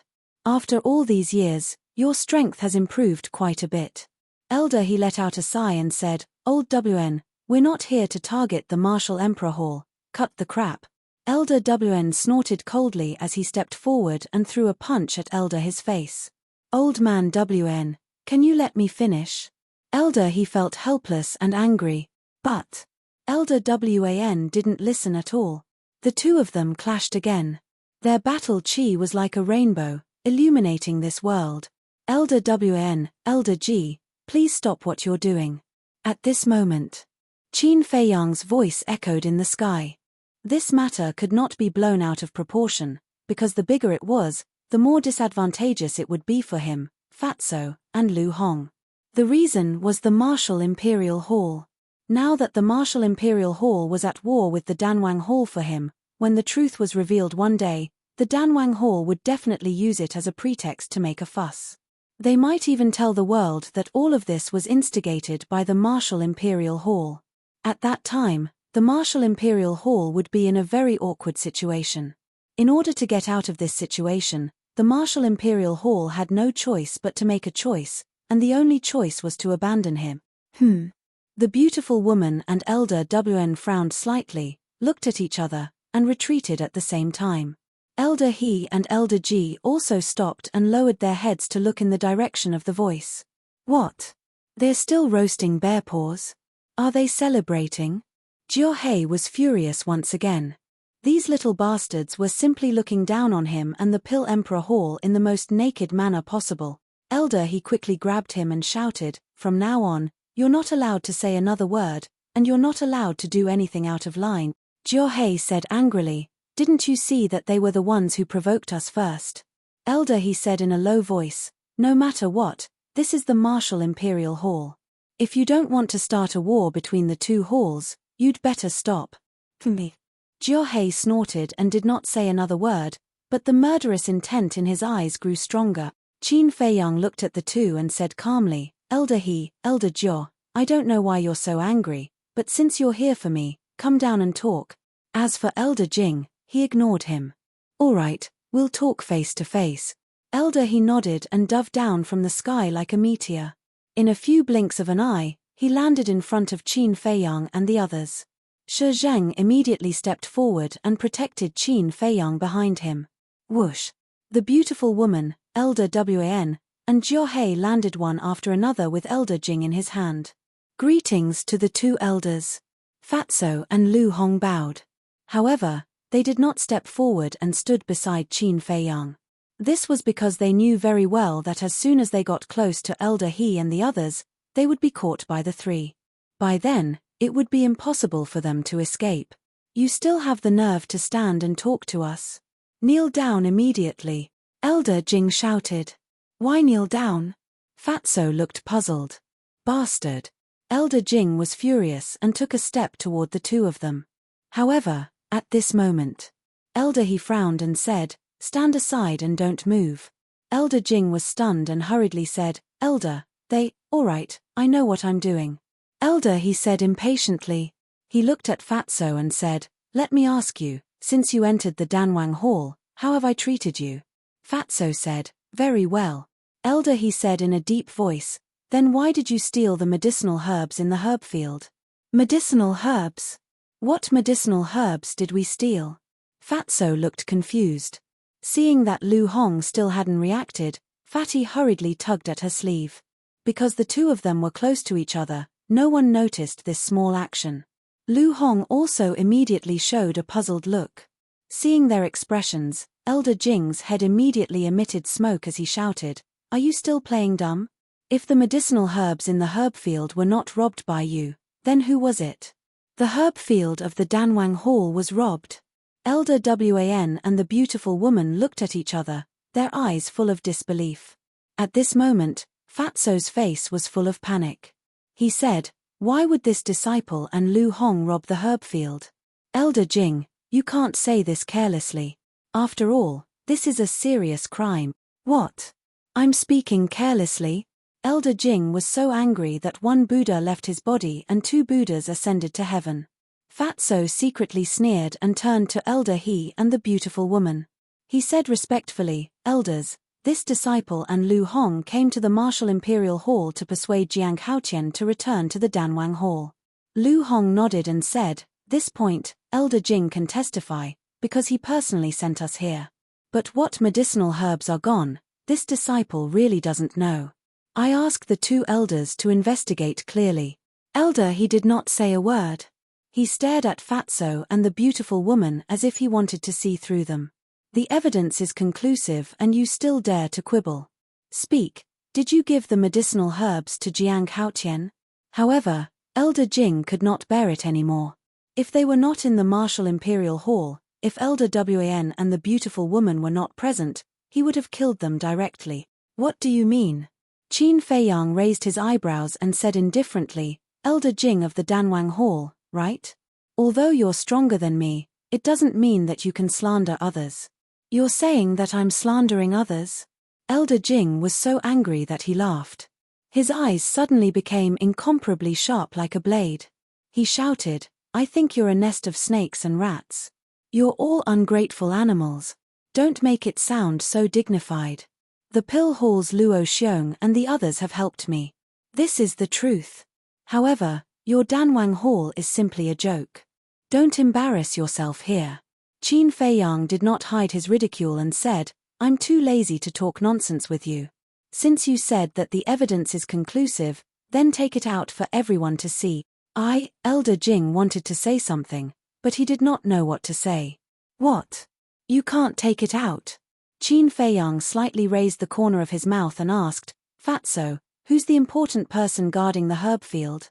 Fatso said, it's Elder Jing. Qin Feiyang laughed and said, Elder Jing, you neglected your duty and lost the herbs. You should bravely take responsibility.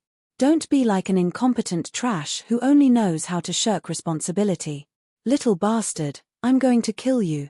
Elder Jing was mad. He completely lost his mind and pounced towards Qin Feiyang. Get lost. The beautiful woman coldly shouted and kicked Elder Jing away. With a thud, he fell into the lake behind and became a duck in the water. Jiahei clenched his fists, making cracking sounds. The beautiful woman smiled disdainfully and said, if you don't take care of that dog, don't blame me for being impolite. Elder Jing swam ashore in a sorry state and ran behind Jiahei. He stared at Qin Feiyang. If looks could kill, he did not know how many times he would have died.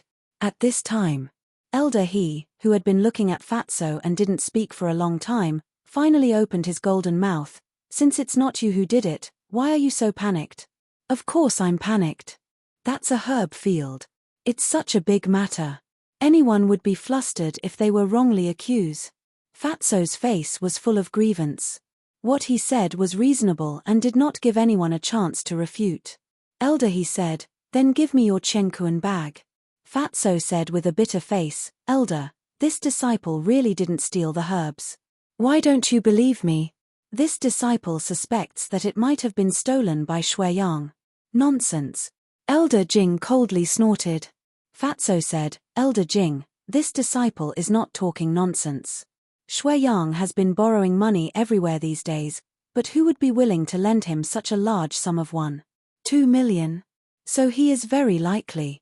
He was prepared to make up a bunch of nonsense to disturb Elder His judgment.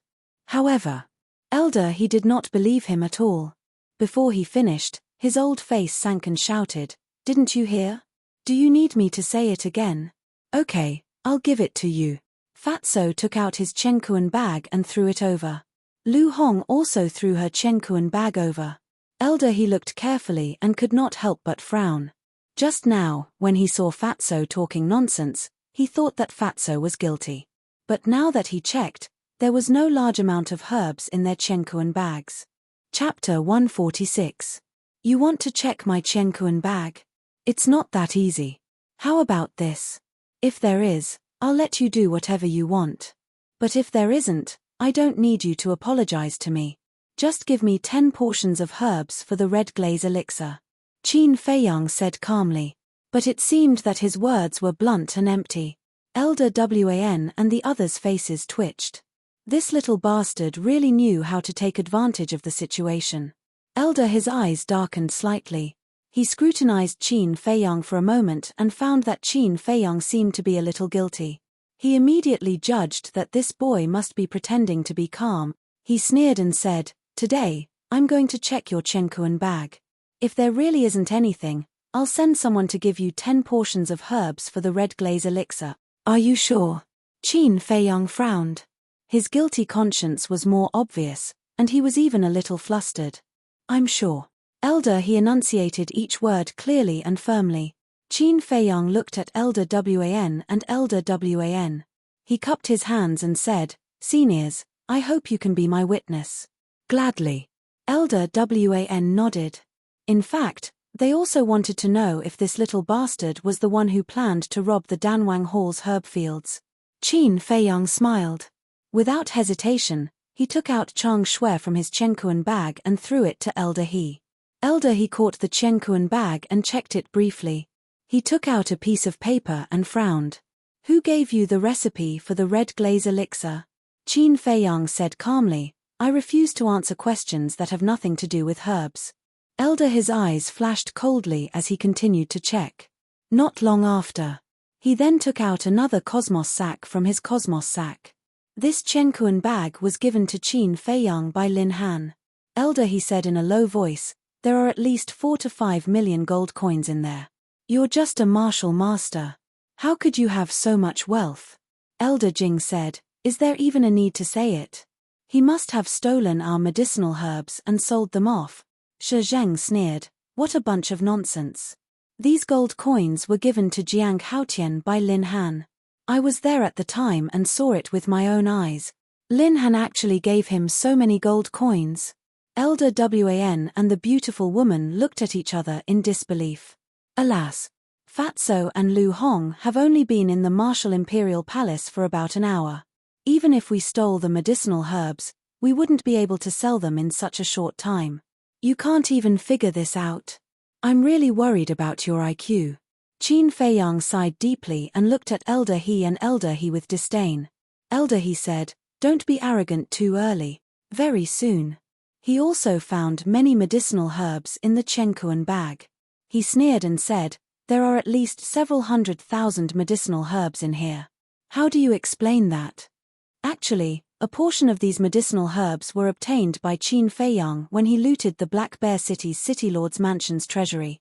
The other portion was the 10,000 healing pills and 10,000 bone replenishing pills that he had bought from the treasure pavilion in the afternoon. And obviously, Elder He thought that these medicinal herbs were looted from the medicinal field. Jiao He and Elder Jing could not help but sneer, thinking that they had found something to use against him. However, Qin Feiyang was not nervous at all. He waved his hand and said, come, bring out all those medicinal herbs. Let's see what other tricks you can play. Elder He sneered, took a few steps back, and poured out a large pile of medicinal herbs. They were piled up together like a small mountain, glowing with colorful light and emitting a fragrance.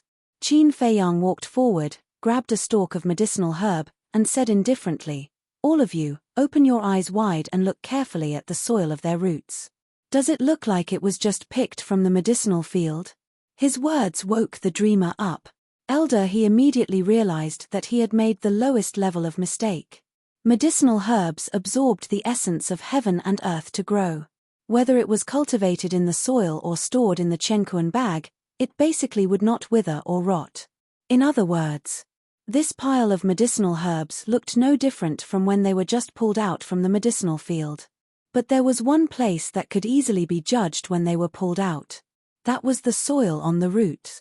The soil of medicinal herbs that had just been pulled out of the soil must be fresh. But the soil on the roots of this pile of medicinal herbs was almost completely fallen off, without the slightest bit of moisture. It was enough to see that these medicinal herbs had been pulled out of the soil for a long time. And the medicinal field of the Danwang Hall was only looted more than 2 hours ago. Obviously, these were not medicinal herbs from the medicinal field. Moreover, the soil could not have been dried by the alchemy fire. Because medicinal herbs would wither once they encountered the alchemy fire. At this moment, the faces of Elder He and the other two were extremely ugly. This was basic knowledge. Even an idiot would be able to think of it, but they had completely ignored it. It was simply too embarrassing. Qin Feiyang said lightly, how is it? Now you still dare to say that these medicinal herbs are yours? The beautiful woman laughed and said, this is probably the most ridiculous thing in the world. The three of them had never been as embarrassed as they were now. Their old faces were boiling red, and they could not wait to find a hole to hide in. Qin Feiyang said, are you done with the inspection? Elder His face was gloomy. He carefully inspected it again, and with a belly full of unwillingness, he threw the Chenkuan bag to Qin Feiyang. After Qin Feiyang took away all the medicinal herbs, he asked with a smile, excuse me, do you still want to search me? Elder He gritted his teeth and said, don't you go too far. Did I? Qin Feiyang looked innocent. Elder, he gnashed his teeth and said in a deep voice, if I remember correctly, you still have a place to hide.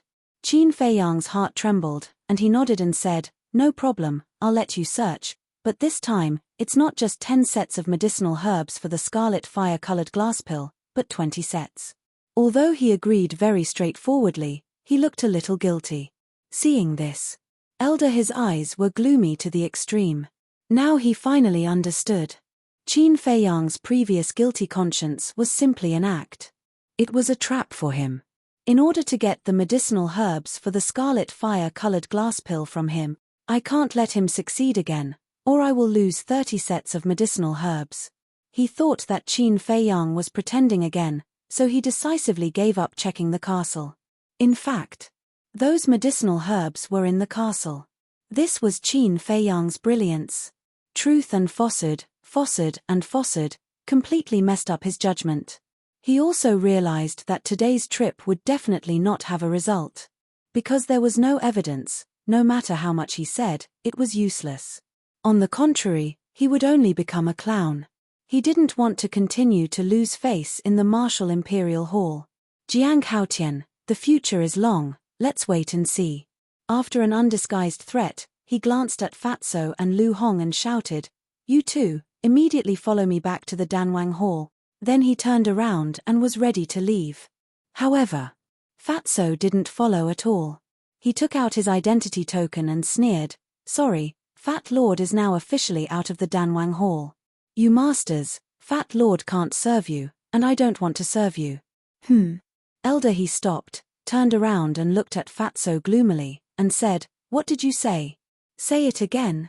In order to persuade Jiang Haotian, Fat Lord can be said to have done his best. But what about you? Not only did you not reward Fat Lord, but you also slandered Fat Lord. You people, Fat Lord really can't afford to offend you. So, Fat Lord, you better know your place and get out of here.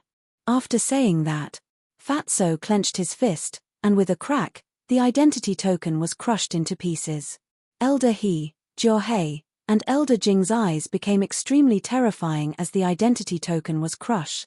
It was a murderous look. I'll also leave the Danwang Hall. Lu Hong struggled for a moment, then took out her identity token and crushed it. She had no choice. If she returned to the Danwang Hall, she would definitely be tortured and interrogated, and the only outcome would be death. Although leaving the Danwang Hall would anger these people, at least she had a chance to live. This action of the two people infuriated the other three quite badly. If it weren't for Elder Wan and the beautiful woman beside them, they would have killed them on the spot. Fatso and Jiao were a little scared, and they hid behind Qin Feiyang. Qin Feiyang was the only person they could rely on in Yang City. Qin Feiyang felt bitter. Elder He and the other two would definitely misunderstand and think that he was the one who instigated Fatso and Jiao to leave the Danwang Hall. Cough. He coughed dryly and smiled. Seniors, although we haven't found the culprit who robbed the herb field, the misunderstanding between us has been resolved. Why don't you stay and eat bear paws to celebrate? Fart. Elder Jing spat out another mouthful of blood. Ouch. Qin Feiyang's expression changed, and he hurriedly said, why are you spitting blood? Come, quickly eat a bear paw to replenish your strength. After all, you worked hard to get this. Jiang. How? Tian. Elder Jing said each word slowly, and he was about to lose control of his temper. Let's go. Elder He glanced coldly at Qin Feiyang and the other two, and with a heart full of anger, he turned into a stream of light and flew away. Jiao carried Elder Jing and followed closely behind. Elder He, remember to send the herbs for the 10 sets of red fire-colored glass pellets as soon as possible. Qin Feiyang shouted.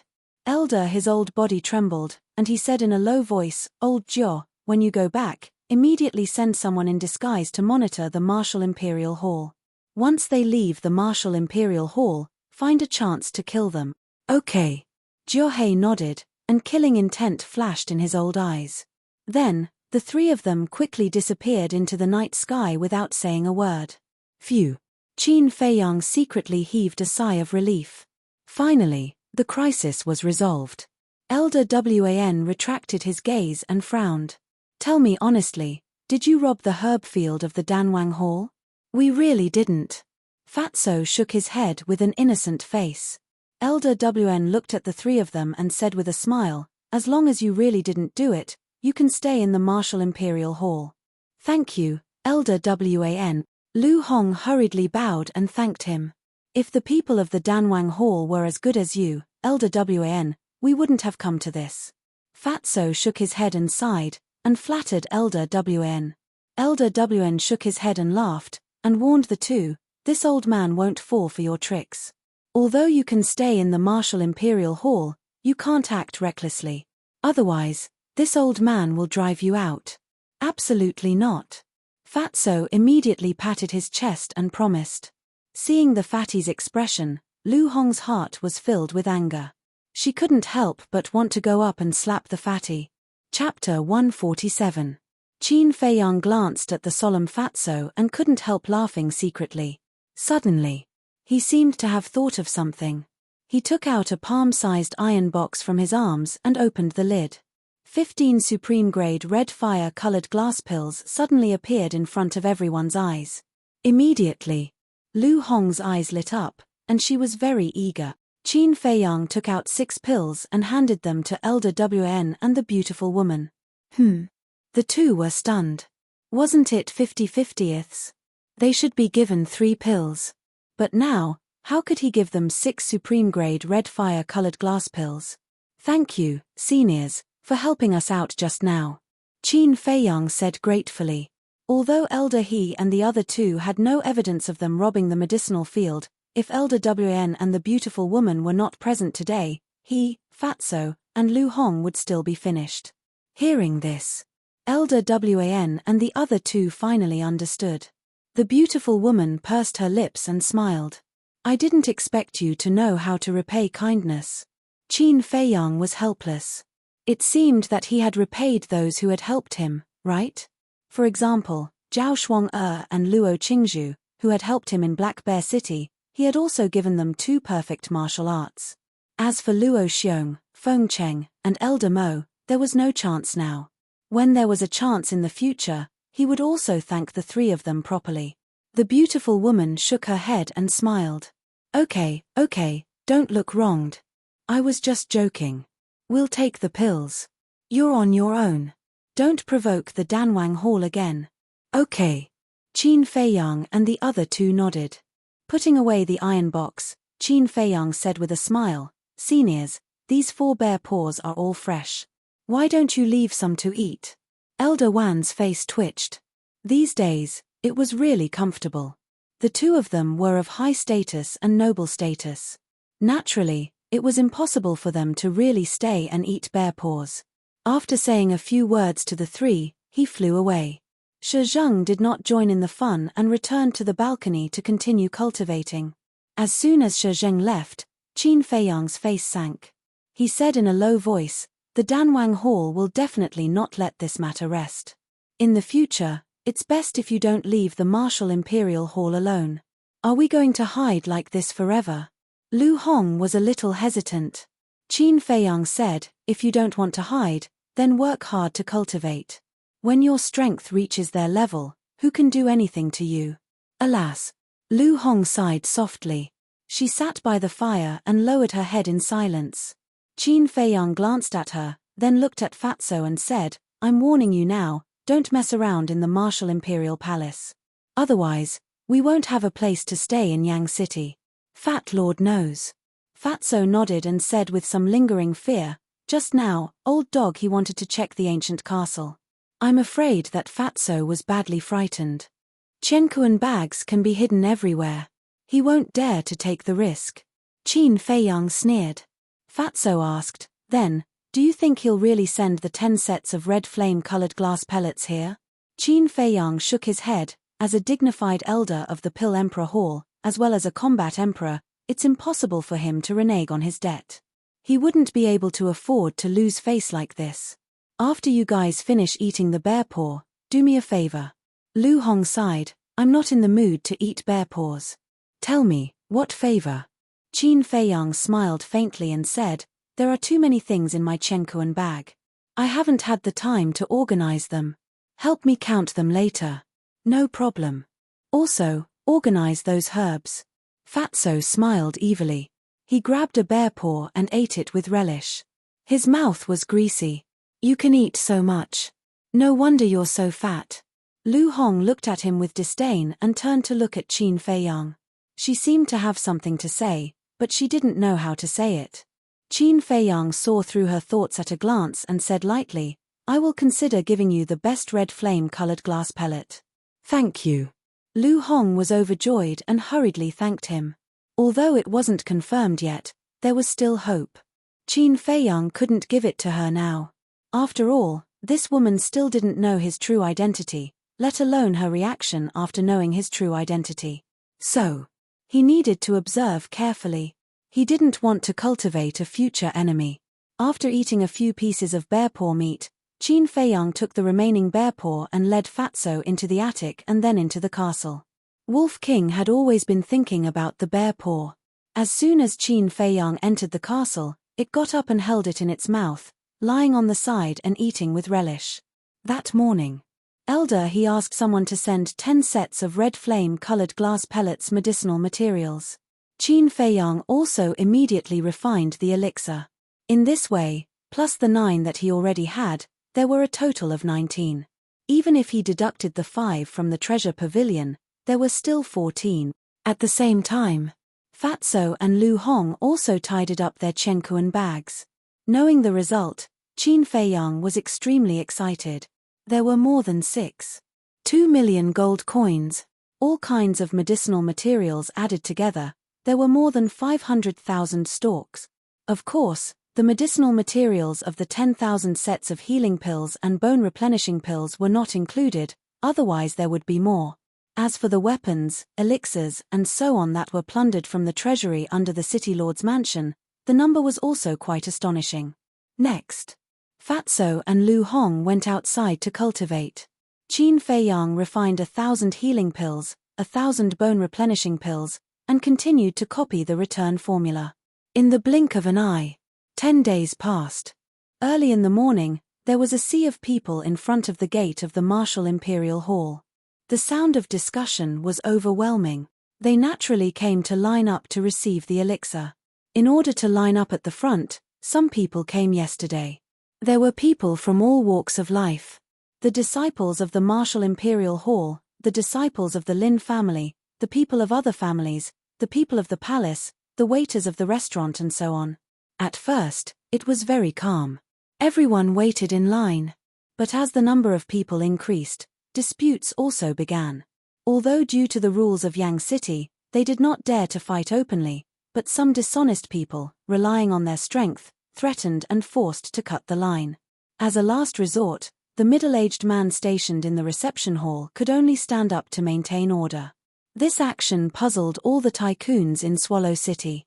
They did not understand, what exactly was Qin Feiyang selling in the gourd? So, the spies of various forces were mixed in the crowd, inquiring about the news. Dozens of meters away, 2 middle-aged men in tattered clothes, with disheveled hair and dirty faces, stood under a big tree, looking at the gate of the Martial Imperial Hall from afar. Their eyes flashed coldly. When the sun rose, a man and a woman walked out of the Martial Imperial Hall. But it was not Qin Feiyang. It was Fatso and Lu Hong. Greetings, Elder Chu. The two stopped beside the middle-aged man and bowed. Hurry up and send them away. Elder Chu waved his hand impatiently. The two nodded and turned to look at the crowd. Lu Hong took out a Chenkuan bag and handed it to Fatso. The place instantly quieted down. Fatso held the Chenkuan bag high, glanced at the crowd one by one, and was about to speak. Suddenly, he seemed to have noticed something, and looked at a certain place. It was the 2 middle-aged men under the big tree. But after a quick glance, he looked away, but a flash of light flashed in his eyes. At first, he glanced at them and found that the two were a little strange. Although they were dressed in tattered clothes, they gave people the illusion that they were cranes in a flock of chickens. So, he took a special look again. With this look, he found something fishy. The two were actually avoiding his eyes. They seemed to have a guilty conscience. And the most obvious point. Everyone present was here for the elixir. When they saw Lu Hong take out the tranquil bag, they were very excited. But the two men, let alone being excited, didn't have any expression on their dirty faces. Obviously, it didn't make sense. Fatso whispered, "Lu Hong, be careful of the two men under the tree." Lu Hong glanced at the two men intentionally and said, "You suspect that there's something wrong with them?" "I don't know if there's anything wrong, but it's always good to be cautious," Fatso whispered. Lu Hong nodded imperceptibly and secretly paid attention to it. Although Fatso was a little despicable, his eyesight was quite accurate. Fatso smiled and said, "I believe that Fat Lord doesn't need to say what's in the tranquil bag. Everyone knows. Now, all of you prick up your ears and listen to Fat Lord clearly. Everyone will get one. Don't fight, and don't cut in line. Otherwise, you won't get anything. Those who get the elixir, remember to thank my Jiang Laro Da. Those who didn't get the elixir today, don't be discouraged. There will be another chance next time. It's starting." As soon as Fatso finished speaking, the person standing at the front quickly ran over and said with a flattering smile, "Fat Lord, I want a healing elixir. Come and get the healing elixir from me." Lu Hong took out another tranquil bag, took out an elixir, and handed it to the person. "There are elixir patterns and it's shining. It's really a supreme grade elixir." That person ran away excitedly as if he had found a treasure. Hearing that, everyone's hearts were burning and they couldn't wait to run over. At the same time, the two middle-aged men under the tree blended into the crowd and gradually approached the fatty and the young man. Fatso was paying attention to them at all times. His eyes suddenly widened as he shouted, "What are you two trying to do? Line up at the back." The two of them stopped in their tracks. A sharp light flashed in their eyes as they retreated to the back of the line. "There really is a problem," Fatso sneered secretly. Half an hour later, the 2,000 elixirs had finally been distributed. And now, it was the two middle-aged men's turn. Fatso shook his tranquil bag, grinned at the two of them, and said, "You two, I'm sorry, but please come earlier next time." The two of them looked at each other, killing intent surging in their eyes. Boom. Next, they punched towards Fatso and Lu Hong. On their fists, there was actually a layer of battle chi. At such a close distance, they thought that they would be able to capture them easily. However, just as they were about to make their move, Fatso and Lu Hong retreated at the same time. "Your sister, you're actually a war king," Fatso roared, his face pale. After missing their target, the two men's eyes darkened and they quickly pounced again. Elder Chu raised his eyebrows and reacted. He hurriedly stepped in front of Fatso and Lu Hong and clenched his fists. He was too hasty and didn't even have time to activate his battle chi before he fiercely collided with the two men. Bang! Thump! Elder Chu immediately spat out a mouthful of blood and retreated. His face instantly turned pale. "Who are you? You actually dare to come to my martial imperial palace to kill people?" Chapter 148. The situation was bad. The two of them turned around decisively and with a few leaps, they landed at the back of the crowd and fled without looking back. "You want to leave? Not so easy." Elder Chu was furious and chased after them with a torrential aura. Fatso patted his chest and said with lingering fear, "That was close. Thankfully, we discovered that they were up to no good and were on our guard. Otherwise, we would have been dead this time." Lu Hong was shocked as well. Fatso frowned. "Why isn't Manager Li of Precious Treasure Pavilion here yet?" Lu Hong said, "I don't feel safe staying here. We should hurry back. If Manager Li doesn't see us when he arrives, he'll naturally head to Soothing Lake." "That's good too." Fatso nodded. However, just as they turned around, two men in black suddenly leaped out from the crowd, each holding a 3-foot-long sword that shone coldly as they stabbed towards the backs of the two of them. "There's more." Fatso and Elder Chu's expressions changed. It was not one group of people, it was two groups of people. The swords pierced their backs. The two of them could not dodge at all. Phew! At that critical moment, two resplendent battle chis tore through the air like lightning and entered the back of the heads of the two men in black. "Ah!" Accompanied by a tragic cry, the two of them fell into a pool of blood on the spot. Fatso and Elder Chu were shocked. They turned around hurriedly and saw a white-haired old man flying over from the void. Looking at the two men in black, they were already dead. The two of them exchanged glances, their eyes filled with fear and their bodies drenched in cold sweat. The fatty walked over and flipped the two people over. They were also middle-aged men, but their faces were very unfamiliar. He had never seen them before. The white-haired old man landed opposite Fatso and Elder Chua like a divine light. Fatso asked hurriedly, "Senior, are you Manager Lee of Precious Treasure Pavilion?" "That's right." Manager Lee nodded. Fatso complained, "Why are you only here now? We've been waiting for so long and we were almost killed." "I'm sorry, I've been too busy recently. If it weren't for my subordinate reminding me just now, I would have forgotten about it." Manager Lee had an apologetic look on his face. He did not put on any airs of a battle emperor. He was very humble and easygoing. "Forget." Fatso was speechless. Manager Lee lowered his head and glanced at the two men in black. He immediately frowned. Fatso asked, "Senior, do you know him?" "Never seen him before." Manager Lee shook his head. "Even you haven't seen him before?" Fatso was surprised. Steward Lee shook his head and smiled. "There are millions of people in Swallow City. How can this old man have the time to get to know each and every one of them? Moreover, these two people are only martial arts great masters." At this moment, when Elder Chu returned, his face was filled with anger. When he saw Steward Lee, he hurriedly cupped his hands and said, "Greetings, Steward Lee," without waiting for Manager Lee to respond. He then looked at the two men in black and asked in surprise, "What's going on here?" Fatso said, "They also came to assassinate us. Fortunately, Manager Lee came in time and saved our lives." "Bastard." Elder Chu was furious. Lu Hong asked, "Elder Chu, where are the two battle kings? We didn't catch up and didn't see their faces clearly." Elder Chu was a little angry. "Then do you know them?" Fatso pointed at the two men lying on the ground. Elder Chu looked at the two men and tried hard to recall for a moment. He shook his head and said, "I don't remember, but you should have guessed which faction they belong to, right?" Fatso sneered, "Who else could it be other than the Danwang Hall?" Manager Lee shook his head and said, "No, even if the Danwang Hall sent people to kill you, they wouldn't send two groups of people, let alone two martial arts great masters to die."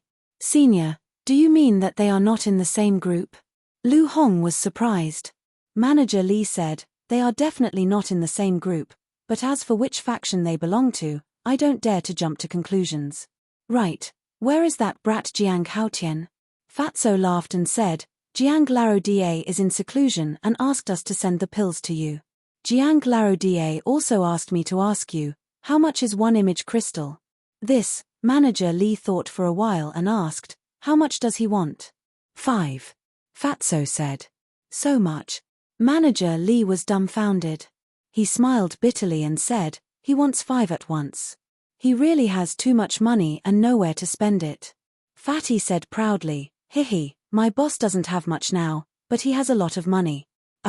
Manager Lee was stunned. He then shook his head and laughed, saying, "How about this, since we are so close, I won't ask for a sky-high price. For one image crystal, I will sell it to him for 5 million gold coins." "What?" Fatso staggered in shock. 5 million for one? So expensive? 5, wouldn't that be 25 million gold coins? Lu Hong was also dumbfounded. Although they all knew that image crystals were expensive, they didn't expect it to be so expensive. 25 million gold coins, for that brat Jiang Haotian, shouldn't be much, right? Manager Lee said with a smile. Fatso's face twitched, and he said with a smile, "This may be a little difficult. Can it be cheaper?" "No, 5 million is already a friendship price. If it is cheaper, I will lose money." Manager Lee shook his head. Lu Hong asked, "How much can a top-grade red fire glass pill be sold for?" This, Manager Lee thought for a while and shook his head, "It hasn't been auctioned, so I don't know for the time being. But the price is definitely not cheap." Lu Hong took out an iron box and handed it to Manager Lee. She smiled faintly and said, "There are 10 top-grade scarlet fire-colored glass pills here. 5 of them are yours. As for the other 5, Jiang Haotian hopes that you can help auction them off. Manager Li received the iron box hurriedly and opened it. Instantly, his old eyes shone brightly. Lu Hong said, Jiang Haotian also said that he can exchange them for image crystals after the auction. Manager Li smiled. No problem, I'll arrange it in the next couple of days. As they conversed, Elder Chu squatted on the ground and searched the bodies of the two people. Hey! All of a sudden, his eyes were filled with shock as he dug out two blood-colored badges from the robes of the two people. The front of both badges were engraved with 3 scarlet words. Blood-killing badge. On the back, there was a menacing skull that looked exceptionally terrifying. When Manager Li noticed it, he said hurriedly, "Hurry, let me take a look." Elder Chu passed it to him hurriedly. Keeping the iron box, Manager Li grabbed the blood-colored badge and looked at it carefully before frowning. Strange, why haven't I heard of this blood-killing badge before? Fatso asked, could there be a mysterious faction hidden in Yang County? That's impossible. The royal family, Precious Treasure Pavilion, Danwang Hall and Martial Imperial Palace are all over every corner of Yang County. If there's truly a mysterious faction, they won't be able to escape our eyes. I'll take this badge with me. I'll help you guys investigate it when I have the time. Manager Li smiled. Thank you, Senior. Fatso and Elder Chu bowed in gratitude. Phew. Manager Li soared into the air, turning into a streak of light that sped into the distance. Fatso retracted his gaze and looked at the other badge in Elder Chu's hand, smiling. Elder, can you give me that blood-killing badge? I want to show it to Jiang Laodie. Elder Chu tossed it to him.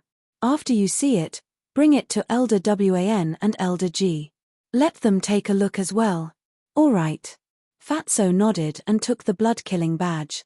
He raised his head and looked at the crowd outside the gate, still in shock. Disperse. We'll come back next month. Fat Lord, can you tell us why Jiang Haotian is giving us pills for free? Yeah, there's no such thing as a free lunch in the world. Does he have a motive? Someone in the crowd asked. They were the spies of the major factions. The fatty raised his eyebrows and said angrily, you people are really measuring the heart of a gentleman with the yardstick of a villain. Let me tell you, Boss Jiang is purely being kind. If you continue to doubt him, then from now on, we will cancel the distribution of pills. As soon as he said that, those who asked questions immediately became the target of public criticism. The others stared at them angrily. Don't cancel it. We were wrong. We won't doubt him anymore. Those people quickly apologized. What a joke. If they doubted Jiang Haotian, they would be going against the entire city. Even if they had major factions behind them, they wouldn't dare to go against everyone present. Humph. Fatso snorted and turned to leave with Lu Hong. In fact, they didn't know Qin Feiyang's motive. Therefore, the spies of the major factions were destined to return without success. Back at the soothing lake, Lu Hong continued to cultivate. Fatso entered the castle and reported everything to Qin Feiyang. Qin Feiyang was also quite surprised when the blood-killing badge was mentioned. He took the badge from Fatso and looked at it repeatedly for a while. But he couldn't find any information about the blood-killing badge in his memory. Qin Feiyang pondered and asked, how was Lu Hong's performance? When she took out the 10 red fire-colored glass pills, Fat Lord didn't see any greed on her face. There should be no problem, Fatso said. Qin Feiyang shook his head and said, we can't let down our guard. We have to continue to observe. Leave it to Fat Lord. Fatso patted his chest hard, then rubbed his hands and smiled. Jiang Laodie, didn't you say last time that you would give me a perfect martial skill? Qin Feiyang rolled his eyes at him and said, go and prepare 2 bamboo slips. Thank you, Jiang Laodie. You are so good to Fat Lord. Fat Lord, give yourself to you. Fatso was overjoyed. Don't. Stay away from me. Qin Feiyang hurriedly pushed him away, goosebumps all over his body. Fatso laughed and took out 2 bamboo slips, pen and ink, and placed them neatly beside the iron book. Qin Feiyang also gave Fatso the martial skills of heart-locking fist and returned to origin steps. After the martial skills, Fatso happily took the blood-killing badge and went to find Elder Wan and the beautiful woman. Blood-killing badge, Danwang Hall. Is there any connection between the two? Qin Feiyang fell into deep thought. Danwang Hall. Meeting hall. Two middle-aged men stood in front of Jiahei, trembling with fear. Jiahei stared at the two of them angrily, his body full of hostility, and shouted, "You are battle kings, and you can't even kill two martial masters. Don't you feel ashamed?" The two of them trembled and hurriedly said, "Elder, please give us another chance. We will definitely not fail again." Jiahei said, "All right, I will give you another chance. If you succeed, you will be the next law enforcement elder. But if you fail, I will kill you. While you are at it, go and investigate the background of the other group of people." He added. Chapter 149. I've finally broken through. In a cultivation room in the Martial Imperial Hall. Ling Yunfei opened his eyes, and two beams of light shot out. "I remember when we first met in Black Bear City, Qin Feiyang and I were both 4-star martial masters. But now, he's already an 8-star martial master. However, as long as I take this top-grade red fire-colored glass pill, I can catch up with him." He muttered to himself, took out a jade box, opened the lid, and a fiery red pill appeared. Without any hesitation, he threw the pill into his mouth. A moment later, his aura rose again and again. In the end, it stopped at an 8-star martial master.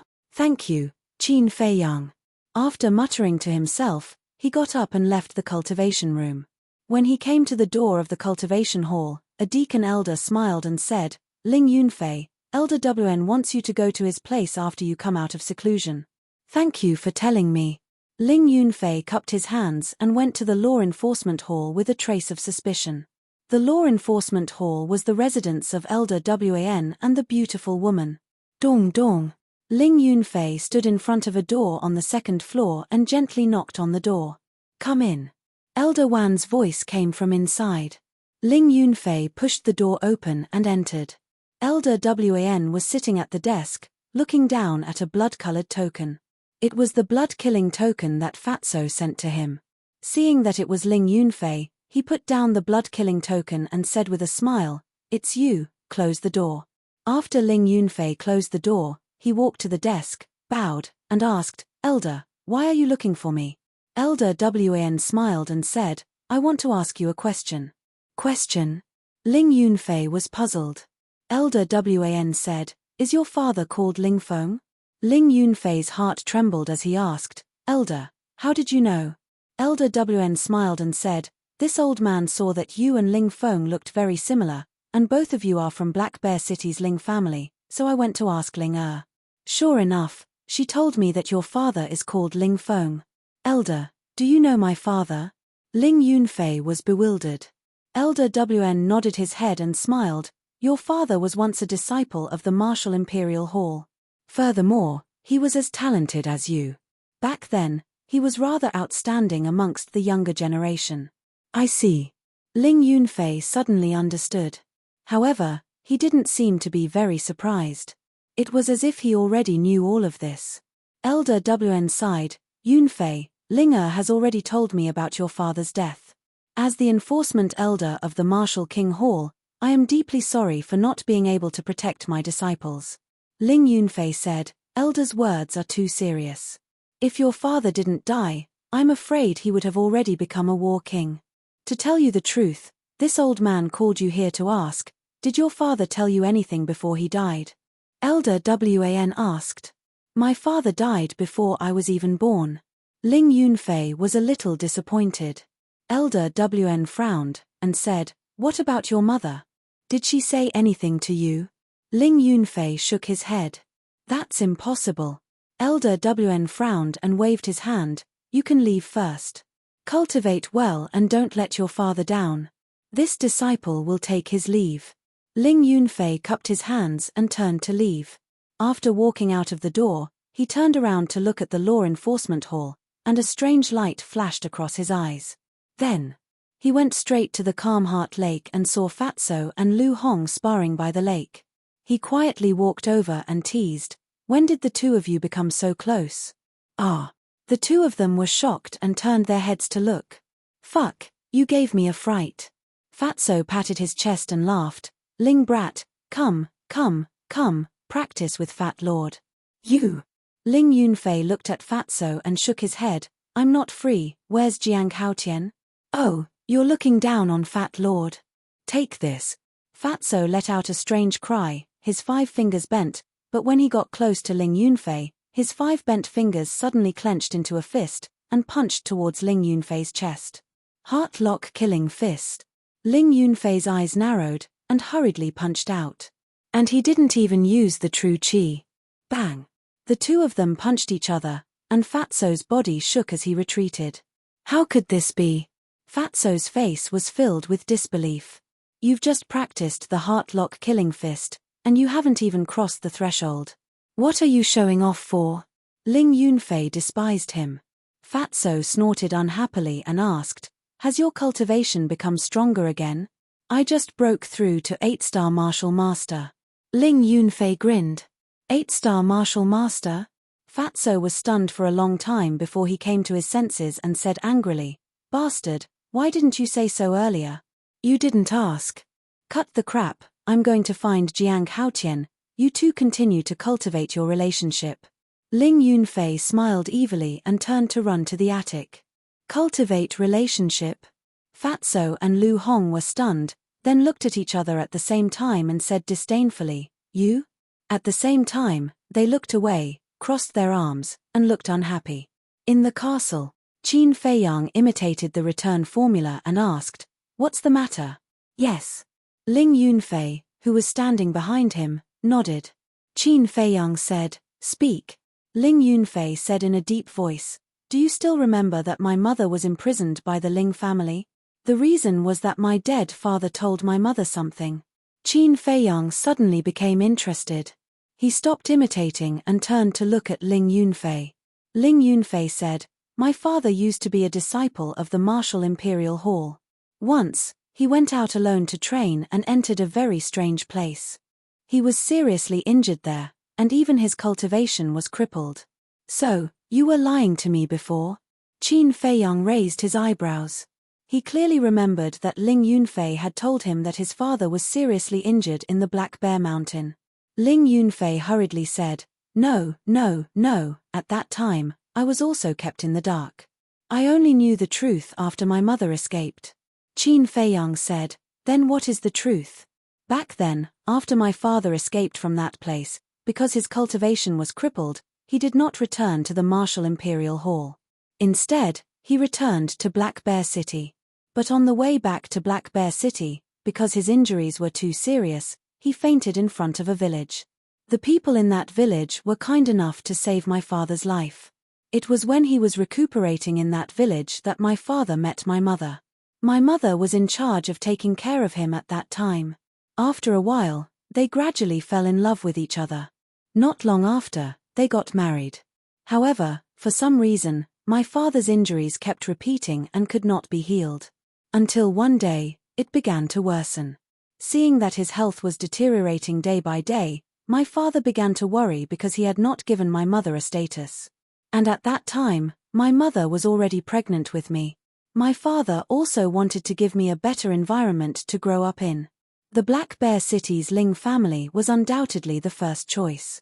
So my father decided to bring my mother back to the Ling family, hoping that the Ling family would take good care of us.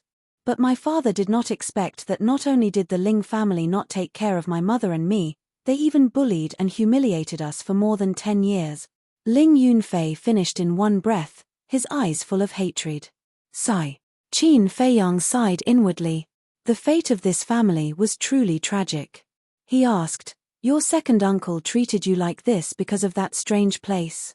That's right. Because of the long journey, my father's body was very weak. After returning to the Ling family, he passed away that night. On the night of the vigil, my mother was beside my father's coffin and muttered something about that strange place. My second uncle happened to hear it. My second uncle began to interrogate her, but my mother kept her mouth shut. Second uncle was flustered and exasperated, so he imprisoned my mother and announced to the public that my mother had returned to her parents' home. In the end, my mother's family and the other people in the village were also killed by my second uncle because of this matter. Ling Yunfei clenched his fists tightly, his teeth chattering non-stop. Qin Feiyang was somewhat incredulous. What exactly was in that strange place? So much so that Ling Yunfei's second uncle would use such unscrupulous means to get the information out of Liu Ji's mouth? Ling Yunfei said, according to my mother, there are large amounts of treasures in that place, but it is extremely dangerous. Once you enter, you will definitely die. Qin Feiyang asked, where is that place? Ling Yunfei said, in the extreme north of Star Moon City, there is a desolate desert, and that place is at the end of the desert. Star Moon City. Qin Feiyang pondered for a moment and said, you told me this because you want to go there? Yes, I want to go and see what the place that killed my father is like. And what treasures are hidden there? Ling Yunfei nodded, a cold light flashing in his eyes. Then he said, you have this ancient castle and Chang Shui. I believe that we should be able to get away safely. Moreover, it is best that we set off immediately. Why? Qin Feiyang frowned. Ling Yunfei said in a low voice, because Elder Wn also asked me about this before. I think he also wants to know the location of that place. Even Elder Wan was asking about it. Qin Feiyang couldn't help but be tempted. He asked, that place, other than your father, who else knows about it? Ling Yunfei shook his head, definitely no one else. Otherwise, Elder Wan and the others would have already gone there and wouldn't have come to ask me now. Qin Feiyang gritted his teeth and nodded. All right, we will set off in 5 days. Why 5 days? Ling Yunfei didn't understand. Qin Feiyang said, I want to refine some healing pills and bone replenishing pills, and I have already asked Manager Li to help me buy the image crystal. With the image crystal, it will be much more convenient. That's true. Ling Yunfei nodded. But now, the biggest problem was getting out of the city. The vicinity of the Martial Imperial Hall was constantly being monitored. Once they walked out of the Martial Imperial Hall, it was equivalent to walking into a grave. Moreover, Shizheng was following them closely. It would be difficult to sneak out. Qin Feiyang pondered for a while and said, these few days, go around and see if there is a shortcut out of the city. Also, find 2 illusion pills, just in case. Okay. Ling Yunfei nodded. Chapter 150. In the blink of an eye, 5 days had passed. Qin Feiyang grabbed a Chenkuan bag and left the castle, feeling a little tired. For 5 days and nights, he refined pills without stopping. In total, he refined 9,000 healing pills and 9,000 bone replenishing pills. A total of 18,000 pills. On average, he refined 1 pill every 20 breaths. For him, this was already his limit. He pushed open the door and walked out of the attic. A gust of cold wind swept over, causing him to shiver uncontrollably. The sky was also filled with a layer of dense clouds. It was now the winter solstice. The weather had gradually turned cold. The cold wind was biting cold, blowing on people's faces like sharp blades, causing pain on their skin. Da. Fatso and Lu Hong ran down from the 2nd floor. Both of them had added a thick layer of clothing. Fatso chuckled and said, Fat Lord thought that someone had broken in. So it's you, boss. Lu Hong walked out of the attic, looked at the hazy sky, and said, this damn weather. It was quite warm a few days ago, but the temperature suddenly dropped. It will probably start snowing next month. Qin Feiyang smiled. He turned around and entered the room. After closing the door, he handed the Chenkuan bag to Lu Hong and instructed, during the time I'm not here, distribute medicinal pills to everyone on time. Letting Lu Hong take care of the pills was actually a test for her. Okay. Lu Hong nodded and said, wait, what do you mean? You're leaving?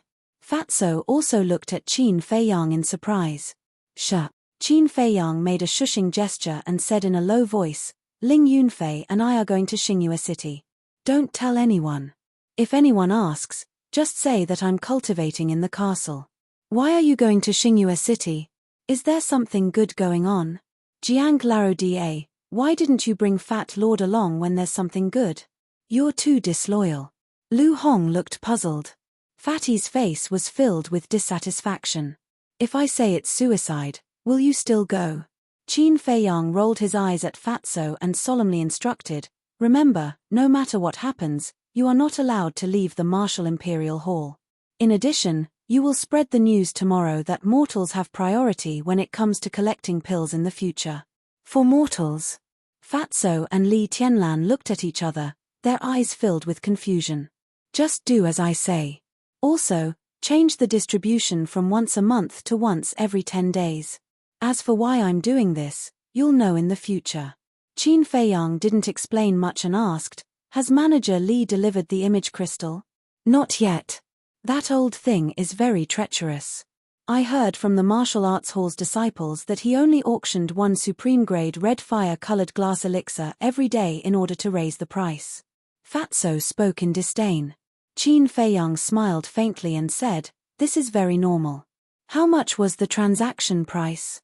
Fatso thought for a moment and said, 1 million on the first day, 4 million on the second day, 2 million on the third day, 3 million yesterday.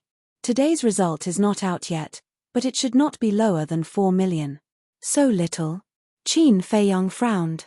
In this way, 5 supreme-grade red fire-colored glass elixirs would only be slightly more than 20 million. Only 4 image crystals could be purchased. This is still considered little. Fatso and Li Tianlan were speechless.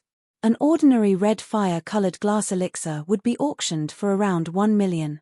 It was 4 times more than that. What else did you want?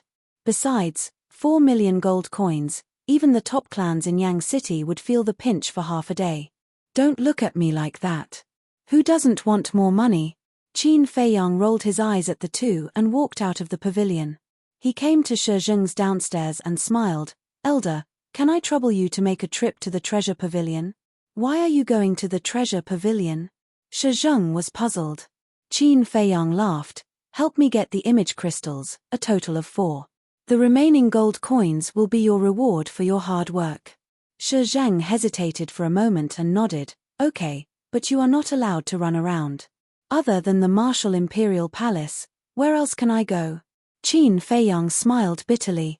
Shi Zheng smiled, jumped down, and quickly left.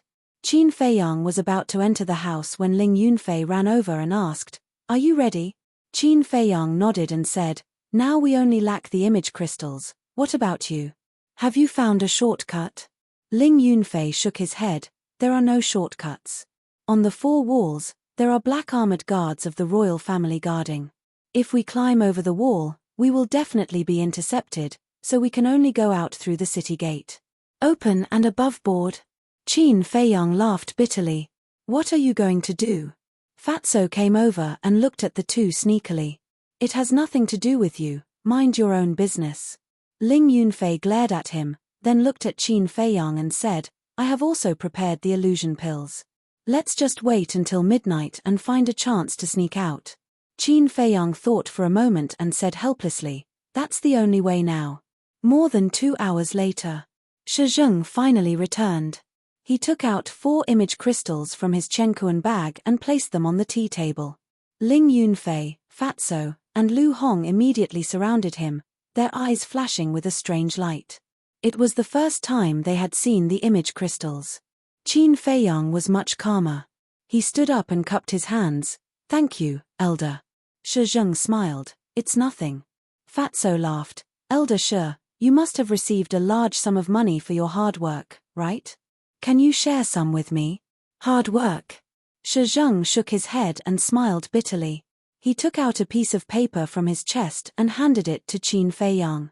Qin Feiyang took a closer look and his face turned green. It was actually another IOU. It said that today, Jiang Haotian owed the treasure pavilion 1 million gold coins.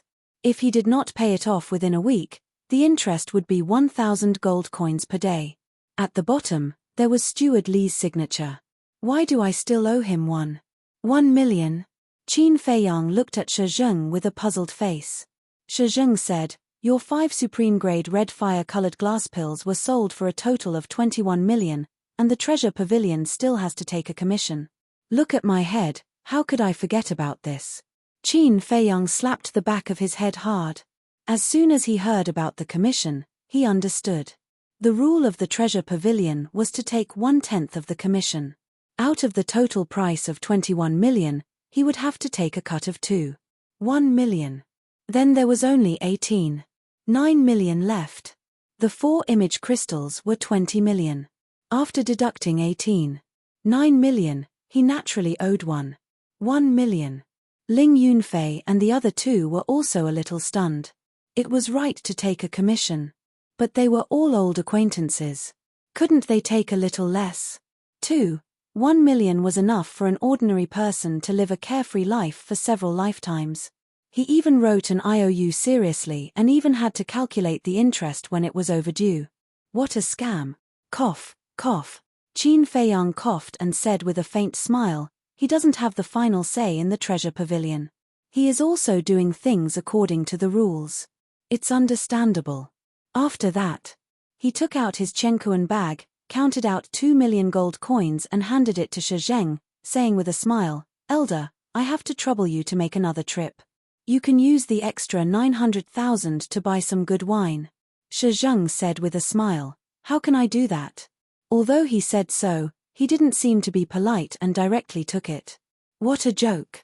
900,000 gold coins, for a deacon elder like him, was a very rich guest. As soon as Shi Zheng left, Fatso complained, 900,000 gold coins at once. How generous. Why didn't you give the fat lord 900,000 gold coins? Fatso, you damn, the top-grade red fire-colored glass pill you snatched is worth 4 million.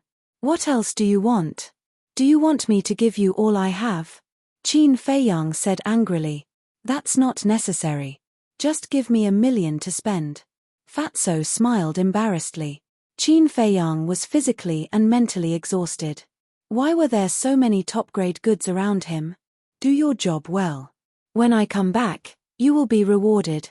Everyone has an image crystal. Drip your blood to recognize it as your master. Qin Feiyang took the lead and grabbed one. He bit his finger and dripped a drop of blood on it. The image crystal immediately emitted a faint bloody light. But soon, the bloody light dissipated. Do I have one too? Lu Hong pointed at herself in disbelief. Yes. Qin Feiyang nodded. He gave it to Lu Hong to make it easier to contact her. After all, Lu Hong was working for him now. Lu Hong was very excited. Even a martial arts genius like Fengling and a warlord like Shi Zheng didn't have an image crystal now. She actually had one. It was like a dream. After dripping their blood to recognize it as their master, the 4 of them dripped a drop of blood on each other's image crystal. In this way, a contract bridge was established. When they wanted to send a message to each other, they only needed to activate the image crystal and think about it. After putting the image crystal into the Chenkuan bag, Qin Feiyang looked at Ling Yunfei and said, there's no time to lose. Give me the illusion pill and we'll act immediately. Ling Yunfei was stunned and asked, didn't we agree to wait until midnight? Qin Feiyang said, if we wait until midnight, I won't know how to send Shi Zheng away. Ling Yunfei suddenly said, so you gave him 900,000 to send him away. You're really cunning. Bullshit, I was just thanking him for taking care of me during this period. Qin Feiyang angrily glared at him. His words were righteous and magnanimous. Ling Yunfei and the other two rolled their eyes. If there were outsiders here, they would definitely sigh. Birds of a feather flock together. They were all bad birds. After taking the illusion pill, Qin Feiyang and Ling Yunfei both turned into slightly stronger young men. Of course. Ling Yunfei's eye-catching sky blue hair and eyes also turned black. How is it? After disguising themselves, the 2 of them looked at Fatso and Lu Hong and asked. After looking at the 2 of them carefully, Lu Hong looked at Qin Feiyang and said, Ling Yunfei is fine, but your linen clothes are too eye-catching. You have to change them. Linen clothes can blink. Qin Feiyang frowned. Why don't you go and take a look? Who in the Martial Imperial Hall is still wearing these street goods? Only you, the only one. Don't you think it's eye-catching? Lu Hong was a little helpless. You don't understand. Jiang Laro Da is pretending to be a pig to eat a tiger.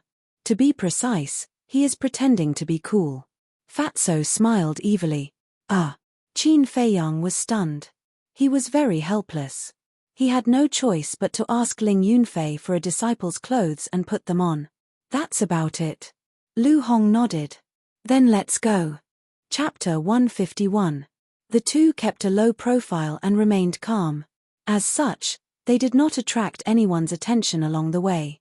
After all, there were so many disciples in the martial emperor hall, and most of them were cultivating in seclusion. It was normal for one or two unfamiliar faces to appear. Soon, the reception hall entered their line of sight. I thought it would be difficult, Ling Yunfei mumbled in disdain. We can't be careless before leaving the martial emperor hall, Qin Feiyang said in a low voice. A moment later, the two walked out from the reception hall, and the entrance was right in front of them. Once they stepped out of the entrance, it was the same as a fish returning to the ocean. You two, stop right there. However, at that moment, Elder Chu walked out from the reception hall, and when he saw the two, he frowned slightly and yelled. Their bodies stiffened. They were only a step away from leaving the martial emperor hall. They had to admit that this Elder Chu had appeared at the right time. Let's run, Ling Yunfei said in a low voice. Run if you can outrun the battle emperor. Qin Feiyang rolled his eyes, before he turned toward Elder Chu and bowed. Greetings, Elder. Ling Yunfei immediately turned around and bowed as well. Elder Chu frowned and said, Why haven't I seen you two before? Qin Feiyang said with a smile, Since we entered the martial emperor hall, we have been cultivating in the cultivation room. It's normal that you don't remember us. Elder Chu said flatly, That's impossible. Show me your identity medallions. Qin Feiyang's heart skipped a beat. As a matter of fact, he was most afraid of encountering Elder Chu. Since everyone who entered the martial emperor hall had to obtain their identity badges from him, Elder Chu had seen all of them before, be it the deacon elders or the disciples. Elder Chu raised his eyebrows and yelled, What are you waiting for? Show it now. It seems like we won't be able to escape. Ling Yunfei's heart was filled with bitterness. Once Elder Chu discovered his and Qin Feiyang's real identities, they would surely be under strict surveillance. Why didn't you wait for me?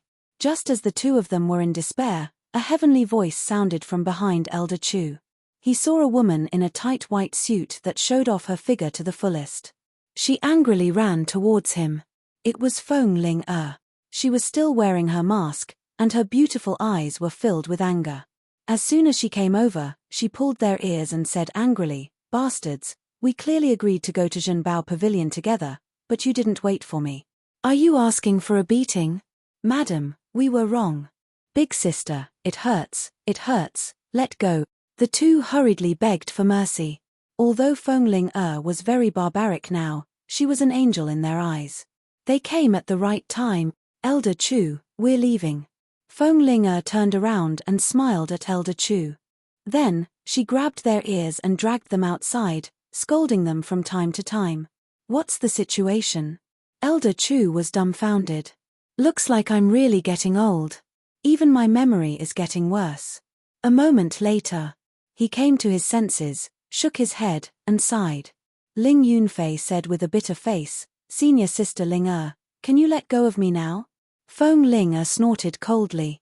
It's not that easy. Tell me, the two of you changed your appearances and sneaked out of the Danwang Hall. What are you trying to do? The two of them were shocked. Could it be that Feng Ling knew their real identities? Feng Ling let go of her hand and sneered. You can fool others with your little tricks, but you can't fool me. If you don't tell me the truth, I'll take you back. Qin Feiyang rubbed his ears and frowned. How did you know? Ling Yun has been sneaking around for the past few days. I felt that something was wrong. So not long ago, when he left the cultivation hall, I followed him. As expected, the two of you are up to no good. Feng Ling said. Qin Feiyang and Elder Chu looked at each other, and a bitter smile appeared on their faces. A woman who was too smart and difficult to deal with was also a kind of trouble. Ling Yunfei said in a low voice, Senior Sister Ling it's like this. We are going to Star Moon City, and we might not be able to return. Star Moon City? Feng Ling frowned and said disdainfully, Don't scare me. I grew up being scared. Tell me, why are you going to Star Moon City? Ling Yunfei stammered. Seeing that Feng Ling was about to lose her patience, Ling Yunfei's mind flashed and he laughed. I haven't seen Luo Qingzhu and Zhao Shuang for a long time. Qin Feiyang misses them, so we want to go to Star Moon City to see them. Qin Feiyang staggered and almost fell down. This guy was too good at bullshitting, right? Feng Ling'er looked at Qin Feiyang and asked, "Is this true?" Qin Feiyang's face twitched, and he nodded. It's true. As long as he could send this woman away, it didn't matter if he sacrificed a little. Feng Ling'er thought for a while and said, "I haven't seen Qingzhu for a long time, so I might as well go with you." Cough cough. Hearing this, Qin Feiyang and Ling Yunfei both choked on their saliva. Feng Ling'er looked at the two of them playfully and said, "I haven't told you, but I already knew her when I was 10 years old. At that time, she went to the Jiang family to play, and I was still in Black Bear City." The two of them didn't listen at all. It was as if they had eaten fleas, and their faces were extremely ugly. There was no other way. Since he had already said it, he couldn't change his mind, right? He could only let Feng Ling'er follow him. When they reached Star Moon City, he would find an opportunity to get rid of her. It was already noon when the three of them entered District XC. Feng Ling'er said, "Since we're not in a hurry, let's go to Flying Phoenix Restaurant to eat something first." Qin Feiyang and Ling Yunfei looked at each other, and a glint flashed across their eyes. They might as well get rid of her at Flying Phoenix Restaurant. A moment later, the three of them arrived at Flying Phoenix Restaurant. It wasn't the first time Feng Ling'er wore a mask, so everyone in Yang City knew about it. The waiter immediately greeted them warmly. Just as he sat down, Qin Feiyang patted his head and said to Feng Ling'er and Ling Yunfei, "I'm going to buy something. You guys eat first, I'll be back in a while." "Are you really going to buy something?" Feng Ling'er looked at him with a smile. "Nonsense, if I'm going to see Qingzhu and the others, I definitely have to prepare a decent greeting gift, right?" Qin Feiyang rolled his eyes at her, stood up, and walked towards the door. As he turned around, he gave Ling Yunfei a look. Ling Yunfei was very distressed. Originally, he also thought of this excuse. But he didn't expect that Qin Feiyang actually thought of the same thing as him and even said it first. Now, what excuse should he use to get away? "Get out of the way, get out of the way. Don't you see the eldest prince is coming? Don't block the way." Qin Feiyang just stepped out of the door, and a domineering shout suddenly sounded on the street in front. It sounded particularly harsh. The diners in the lobby were shocked. Qin Feiyang also raised his head and looked over. He saw the eldest prince, surrounded by 4 palace guards, walking towards the Flying Phoenix Pavilion. Next to the eldest prince, there was a girl. She had an exquisite figure, black hair like a waterfall, and a snow-white dress. As she walked, it fluttered like a beautiful angel. It was particularly moving. There was no makeup on her cheeks. Because she was born beautiful, she didn't need anything to decorate her. It was Linny. Why is she walking with the eldest prince? Qin Feiyang frowned slightly. The 2 guards walking in front saw Qin Feiyang blocking the door. They were furious and shouted, "Don't you see the eldest prince is coming? Get out of the way." Qin Feiyang's eyes turned cold. "Oh, you have a bit of a temper. Oh, it turns out to be a disciple of Marshal Emperor Hall. But who do you think you are? How dare you block the way of our eldest prince? Do you think you are Jiang Haotian?" The 2 guards glanced at Qin Feiyang's clothes and shouted arrogantly. Hearing this sentence, Qin Feiyang was obviously a little stunned. The eldest prince raised his eyebrows and said impatiently, "Drag him away." The 2 guards were about to make a move. "No need.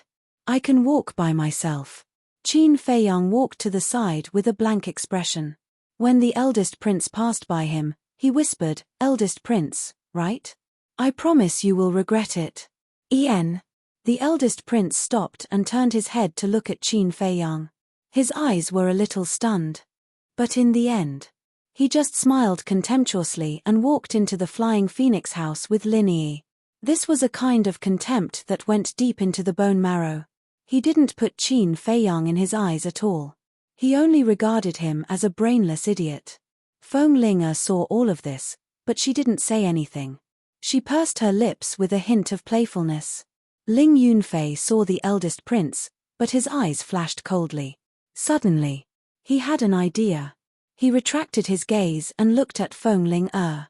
He whispered, Qin Feiyang must be very sad now. Senior sister, I will go and comfort him. By the way, I will pick some gifts for Luo Qingzhu and the others. You can enjoy them slowly. After that, he got up and ran toward Qin Feiyang. After meeting up with Qin Feiyang, the two quickly jumped into the crowd and rushed toward the city gate. Feng Ling was stunned and sneered, "Two bastards, do you think I don't know what you are planning? You want to slip away? No way." She also got up and chased out. The waiter who brought the dishes over was dumbfounded. "Where is she? We finally got rid of her." Ling Yunfei turned his head and looked behind him. He didn't see Feng Ling and finally let out a long sigh. But at the same time, Qin Feiyang's body stiffened, and his eyes stared straight ahead. "What are you looking at?" Ling Yunfei was suspicious. He looked along and his body stiffened. More than 10 meters in front of them, a masked woman stood in the crowd with her hands crossed over her chest. She was looking at them playfully. Who else could it be but Feng Ling? When did she run to the front? Their minds were in a mess. Alas! Qin Feiyang let out a helpless sigh and walked over with large strides. This woman was definitely not going to get rid of her now. After the two walked in, Feng Ling asked with a smile, "Aren't you going to choose a gift? Why are you going to the city gate?" Qin Feiyang smiled bitterly and said, "Okay, it's our fault. It's getting late, let's go." Ling Yunfei shook his head and sighed, "Senior sister, you are so beautiful and smart. Which man will dare to marry you in the future? I am really worried about you." Feng Ling said proudly, "The men who want to marry me can line up from here to the Martial Imperial Palace. Why do you need to worry? So confident." Ling Yunfei was shocked. Chapter 152. Feng Ling looked at Qin Feiyang, pursed her lips, and said with a smile, "Do you know why Lin Yi and the eldest prince came out?" Qin Feiyang raised his eyebrows. Ling Yunfei asked curiously, "Why did they come out?" "Are you stupid? They are about to get married. Of course, they came out to cultivate their relationship. But according to my observation just now, it was the eldest prince who was courting. Lin Yi was very indifferent. Obviously, she was thinking about someone." Feng Ling glanced at Qin Feiyang playfully.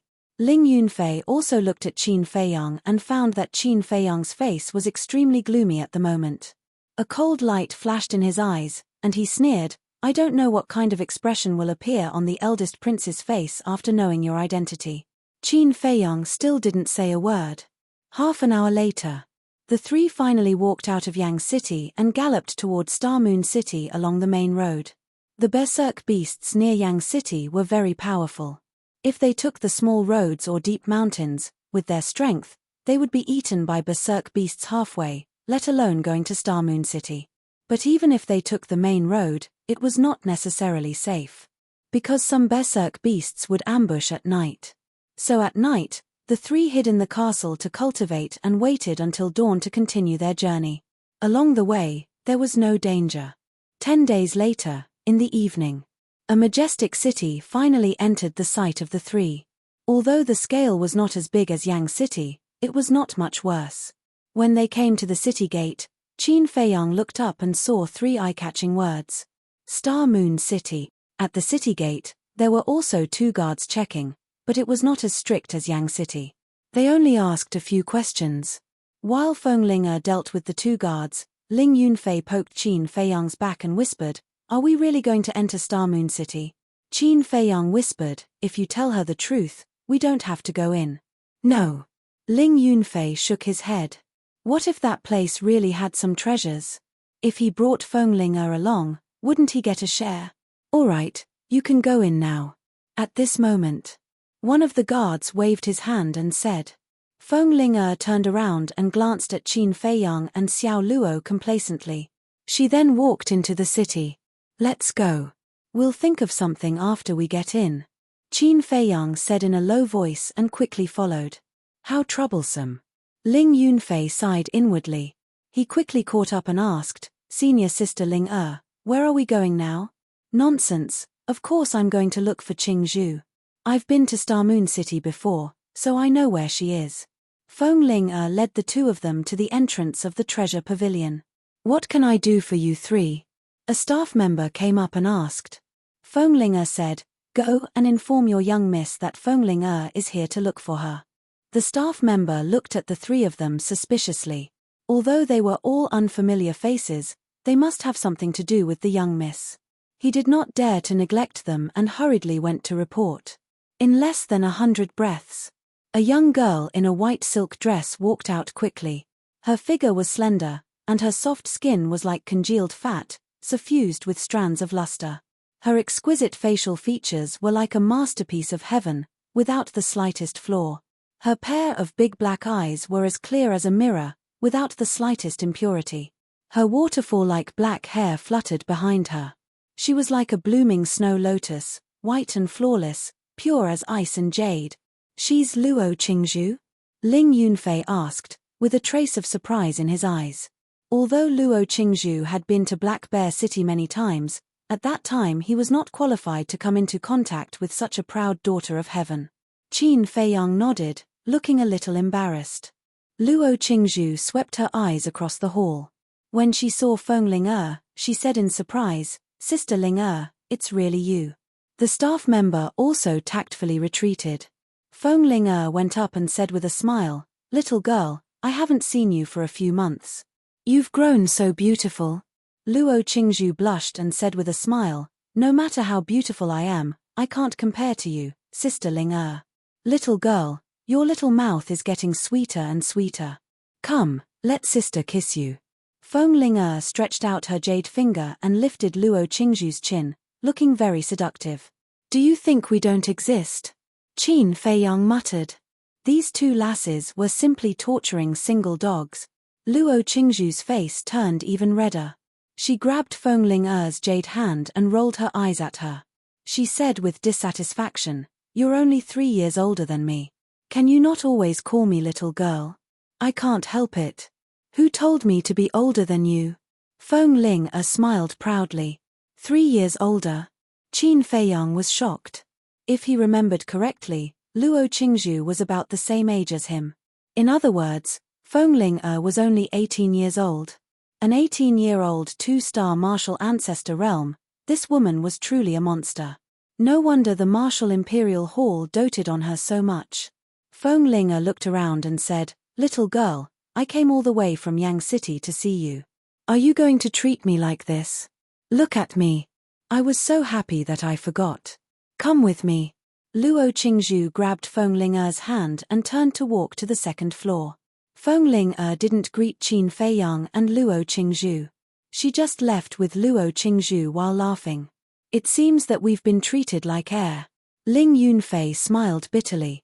"Isn't this the best chance?" Qin Feiyang's eyes flashed. He turned and ran outside. "Chance?" Ling Yunfei was stunned. He immediately reacted and chased after him. On the second floor of the treasure pavilion, Fengling smiled and said, "Qingzhu, I'm not the only one who came. There's an old friend of yours." "Old friend?" Luo Qingzhu was stunned and asked, "Who?" "Behind you." Fengling pointed behind her. Luo Qingzhu looked and shook her head. "There's no one?" "No one." Fengling quickly turned around and was dumbfounded. "Where were those 2 bastards? Not good.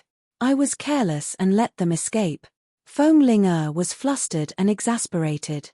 She glanced at both sides of the corridor. At the end of the corridor, there was a window. She quickly ran over and jumped out, landing on the street. She looked at both ends of the street. Not to mention people, there wasn't even a shadow. Luo Qingzhu also jumped down from the window. She looked at Fengling in confusion. There's indeed something wrong with those 2 bastards. Fengling clenched her jade-like hands and gritted her teeth in hatred. Luo Qingzhu frowned and said, "Sister Ling, who is it?" Fengling whispered a name in her ear. "What? It's actually him." Luo Qingzhu's eyes were filled with disbelief. "He actually came to Star Moon City?" Fengling said in a deep voice, "He told me that he came to Star Moon City to see you and Zhao Shuang. But now it seems that he has other motives." Luo Qingzhu said, "Sister Ling, don't worry. Star Moon City only has one city gate. I'll immediately get a few battle kings to block the city gate.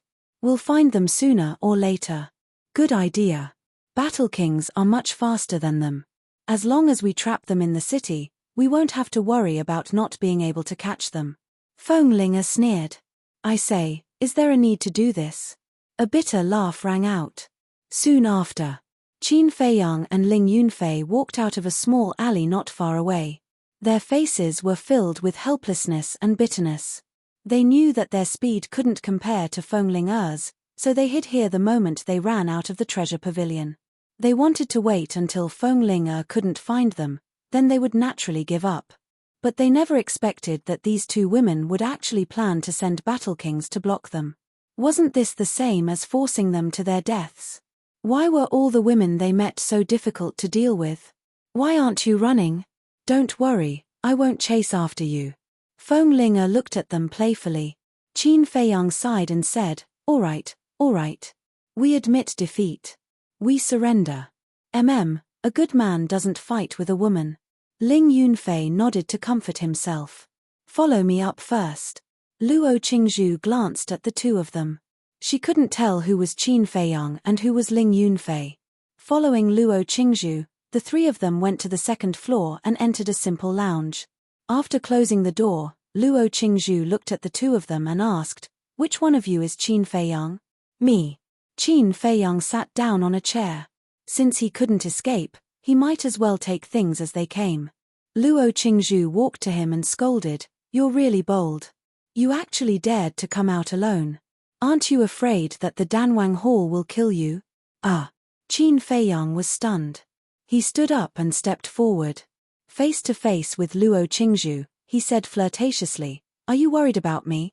Don't tell me you've really fallen for me. Luo Qingzhu stuttered. Her cheeks were slightly red. This little girl's face is actually red. Qin Feiyang was stunned. He hurriedly took 2 steps back. This was not a joke. Right, where's Zhao Shuang'er? Is she okay? He quickly changed the topic. She's in the Martial King Hall. Do you want me to call her? Luo Qingzhu lowered her head and said, let's not disturb her. Qin Feiyang shook his head. He took out 2 top-grade red fire-colored glass pellets from his Cosmos bag and said with a smile, here, thank you for helping me hide my identity. Luo Qingzhu looked at the 2 pellets. Her beautiful eyes bloomed with a strange light, but in the end, she shook her head and said, you've already given us perfect martial arts. We can't accept this. Perfect martial arts? Fenglinger was very surprised. Yes, he gave us 2. And one of them was an auxiliary martial arts. Luo Qingzhu nodded and smiled. She finally recovered her previous spirit. Fenglinger looked at Qin Feiyang in disbelief. Qin Feiyang directly stuffed the 2 pellets into Luo Qingzhu's hands. He turned to look at Fenglinger and said temptingly, if you let us go, I'll also give you an auxiliary martial arts. In your dreams. Fenglinger turned her head and looked away with a look of indifference. Seeing this, Qin Feiyang no longer talked nonsense. He looked at Ling Yunfei and said helplessly, you see, I don't have a solution now. You do what you want. Ling Yunfei suddenly frowned. Finally, he gritted his teeth and said, Senior Sister Ling you guessed right. Our destination is not Star Moon City, but the desert in the extreme north. What? Luo Qingzhu's beautiful face turned pale. Qin Feiyang's pupils shrank. He asked, you know that desert? Not only me, everyone in Star Moon City knows. Chapter 153. Qin Feiyang frowned. It seemed that the situation was not good. Sure enough. Luo Qingzhu's next words confirmed this point. She said, that desert was not only vast and boundless, but also full of danger. No one had ever walked out of it alive. The people of Xingyue City called it the Death Desert and regarded it as a forbidden area. Fenglinger frowned and asked, what are you two doing in the Death Desert? Ling Yunfei was silent. Qin Feiyang did not say anything. Fenglinger threatened, if you don't say it, I'll inform Elder Wan now. All right, I'll tell you. I'm going to the Death Desert to find out the cause of my father's death. Ling Yunfei said in a deep voice. Cause of death? Fenglinger was shocked. That's right. Back then, My father went to the death desert and lost his life. Ling Yunfei nodded with a trace of pain in his eyes. Feng Ling was stunned. She did not expect such a thing to happen. I'm sorry. Her face was full of apologies. It's okay. Ling Yunfei smiled reluctantly. But even so, I won't allow you to go to the death desert. Because you're going to die. The cause of your father's death can wait until you become a battle king or even a battle emperor. You don't have to be in a hurry. Don't think that I'm joking with you. I know the two law-enforcing elders of Xingyue City's martial imperial palace. As long as I say the word, you won't be able to escape. Feng Ling said. Senior sister, I know you're doing this for my own good. But this time, I have to go, because I don't know how long I can live. What if I die one day? After all, the path of cultivation is full of danger. I can lose my life at any time. I don't want to live with regret for the rest of my life. Senior sister, Elder Feng was kidnapped by Zuoran and we don't know whether he's dead or alive. You must be very worried and sad now, so I hope you can understand my feelings. Ling Yunfei pleaded. Feng Ling looked at Ling Yunfei with flickering eyes. Alas. In the end. She sighed faintly and said, all right, since you're so pitiful, I won't stop you. But the prerequisite is that I'll go too. Ah. Ling Yunfei was shocked and looked at Ling Yunfei for help. Qin Feiyang said, you can go, but you're not allowed to act recklessly on the way. Feng Ling glared at him and said angrily, when have I ever been willful? You're being willful all the time. Qin Feiyang mercilessly counterattacked. Even the desert of death was so dangerous, let alone that strange place.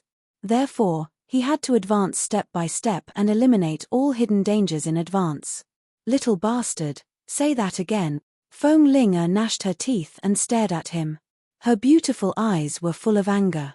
If she took off her mask, she would find that she was very cute now. It's the same no matter how many times I say it. Qin Feiyang looked straight at her without dodging. If it was a normal day, he could give in. After all, as a man, he had to be magnanimous and give in to women. But in the face of serious business, he would not compromise with any woman. Feng Ling had an illusion at this moment. She felt that the current Qin Feiyang seemed to be a different person. He had the aura of an overlord of heaven and earth. Especially his eyes, which were sharp and somewhat intimidating, made her have the idea of avoiding. How could this be? I'm actually afraid of him in my heart. Feng Ling found it hard to believe. Qin Feiyang was only an 8-star martial master, but she was a 2-star martial grandmaster. There was a difference of a few small realms. It should be Qin Feiyang who was afraid of her. She did not dare to continue looking at him. Because the fear in her heart had become stronger. She was really afraid that she could not control herself and lowered her head to Qin Feiyang. Her self-esteem, her pride, would not allow this to happen. So. She looked away and coldly snorted, this aunt is magnanimous and will not argue with you. In this invisible contest, Qin Feiyang had won. He turned his gaze and looked at Luo Qingzhu, asking, is there a safer route from Xingyue City to the Desert of Death? Yes. Luo Qingzhu nodded. Although the Desert of Death was dangerous, many people liked to explore it. Of course, they only entered the periphery and did not dare to go deep. Therefore, over the years, they slowly opened up a safe route. However, this safe route wasn't completely free of danger. Along the way, they would still encounter many fierce beasts. This depended on luck. If one was lucky, they would only encounter low-level fierce beasts. If one was unlucky and encountered a few martial grandmasters or even war king-level fierce beasts, their lives would be in danger. Qin Feiyang laughed. Then I'll have to trouble you to draw a map for me. This, Luo Qingzhu hesitated for a moment and nodded. All right, wait a moment. Then he walked to the desk and drew with a brush.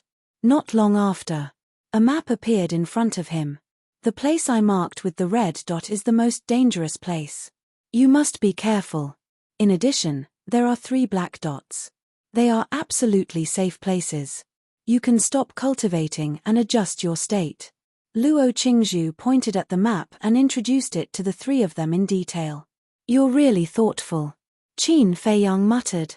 Although the 3 safe spots might not be useful, He would remember Luo Qingzhu's good intentions. It was late at night. There was no moon in the sky and it was pitch black outside the city. It was obviously not suitable for traveling. The three of them stayed in the treasure pavilion. In the dead of night, Qin Feiyang stood in front of the window and looked at the dark sky. He was like an old monk in meditation and did not move for a long time. Buzz. He did not know how long had passed. He sensed the image crystal in his Chengkuan bag buzzing and trembling. When he took it out, the image crystal shone brightly and a shadow quickly condensed. It was Fatso. Jiang Laro Da, is it going well? Fatso showed a standard smirk on his face. Qin Feiyang nodded and said, it's going well at the moment. Did anything major happen in Yang City these days? Fatso thought for a while and said, nothing major, but 2 days ago, the eldest prince came to see you. Qin Feiyang raised his eyebrows and asked, why is he looking for me? He wants you to help him refine 10 top-grade crimson fire-colored glass pills. It seems to be a betrothal gift for the Lin family. The medicinal materials are now with Fat Lord. Boss, do you want to help? If you don't, Fat Lord will return the medicinal materials to him tomorrow. According to Fat Lord's intention, we won't help him. Who told him to steal your woman? Fatso's face was full of disdain. Qin Feiyang frowned and said, I'll say it again. I only treat Lin Yi as a sister. She's a sister now. Who knows in the future? Fatso smirked. Qin Feiyang's face darkened and said coldly, you should be glad that I'm not in Yang City now. Otherwise, even if you don't die, you will lose a layer of skin. Keep the medicinal materials for the 10 crimson fire-colored glass pills first. In addition, inform me immediately if there is news about the blood-killing token. Roger. Fatso stood at attention. Qin Feiyang rolled his eyes and asked, is there anything else? No, I wish you a safe journey. Pick up a few more girls. Let's go. As soon as Fatso finished speaking, the virtual image quickly disintegrated. Qin Feiyang shook his head and laughed. He put away the image crystal, entered the castle, and continued to copy the return formula. The next day. Early morning. It was drizzling, and the weather was getting colder and colder. After saying goodbye to Luo Qingzhu, the three walked straight to the city gate.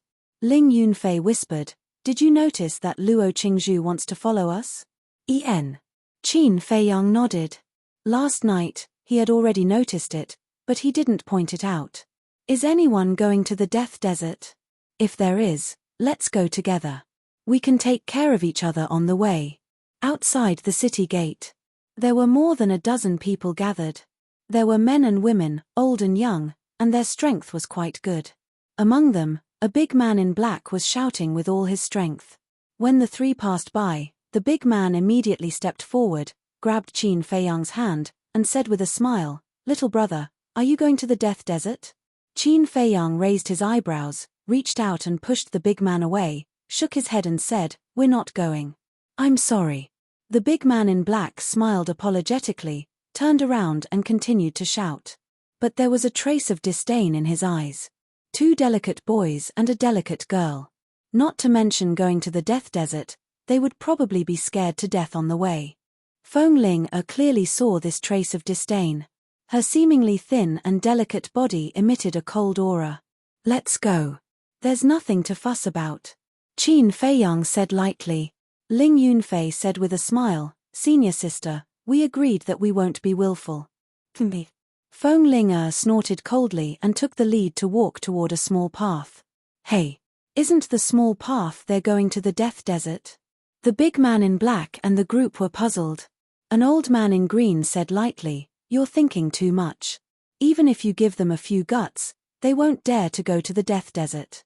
The others also nodded, and their faces were full of contempt. I'll bear with it. Feng Ling clenched her jade-like hands, and her eyes were cold. If it wasn't for the agreement, she would have flipped out. The small path was only 1 meter wide, and it meandered all the way to the depths of the mountain. There were forests on both sides, covered with withered leaves, and the air was filled with a damp and rotten smell. The cold drizzle soon drenched the three of them. Qin Feiyang took out the map, looked at it carefully, and said, the location of the first red is 10 miles away from here. Let's try to get there before dark. Whoosh. The three of them went at full speed, rushing toward the small path as fast as lightning. Along the way, they encountered many beasts, but they were basically the lowest level beasts. After all, this area was still under the jurisdiction of Xingyue City, and those high-level beasts did not dare to approach. The sky was about to darken. The three of them finally arrived at the location of the first red dot. Under a big tree, they looked toward the small path in front. There was no one on the small path. On both sides, there were groups of trees, bushes, and weeds as tall as a person. However, after observing for a while, they did not see any danger. Ling Yunfei frowned. Isn't Luo Qingzhu exaggerating? She's in Xingyue City all year round and is very familiar with this area. It's impossible for her to talk nonsense. Feng Ling said as she grabbed a fist-sized stone from the ground and threw it toward the small path in front. Throwing a stone to test the path. However, the stone fell to the ground and did not cause any changes. The surroundings were still dead silent. Chapter 154. Maybe we're lucky that there are no beasts nearby. Feng Ling smiled. But even she found it hard to believe her own words. Let's go over quickly, Ling Yunfei urged. Even if there was danger, they could only brace themselves and charge through. They couldn't just go back home. Wait. Qin Feiyang reached out to stop the two of them and smiled. It's time to let it go now. The two of them were stunned. Qin Feiyang waved his hand and Wolf King immediately appeared out of thin air. Oh. Brother Wolf is finally out. Earth, tremble. At that moment, it howled towards the sky, its heroic spirit soaring to the sky. However, the next moment, rustling sounds came from the grass on both sides of the path ahead. The weeds and bushes also shook.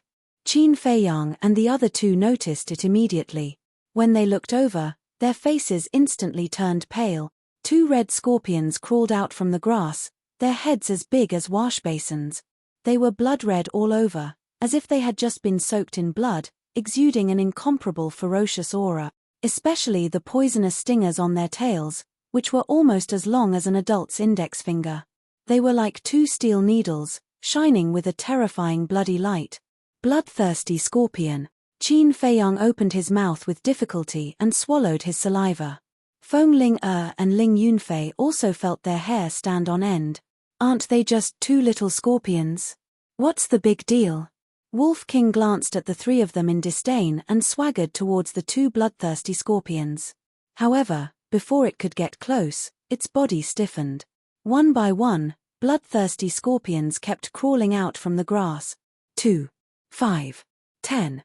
They were densely packed and couldn't be counted in a short time.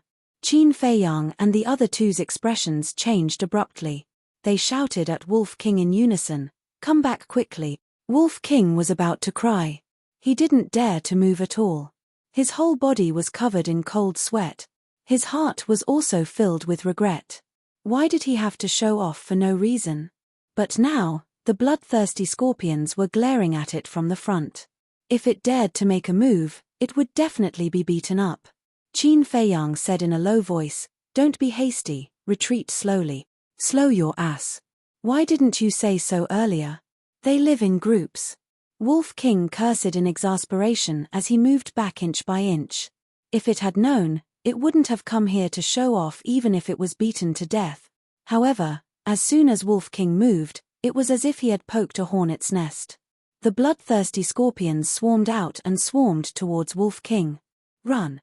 Wolf King let out a low growl, turned around without hesitation, and bolted away. Qin Feiyang and the other two were also running away in fear.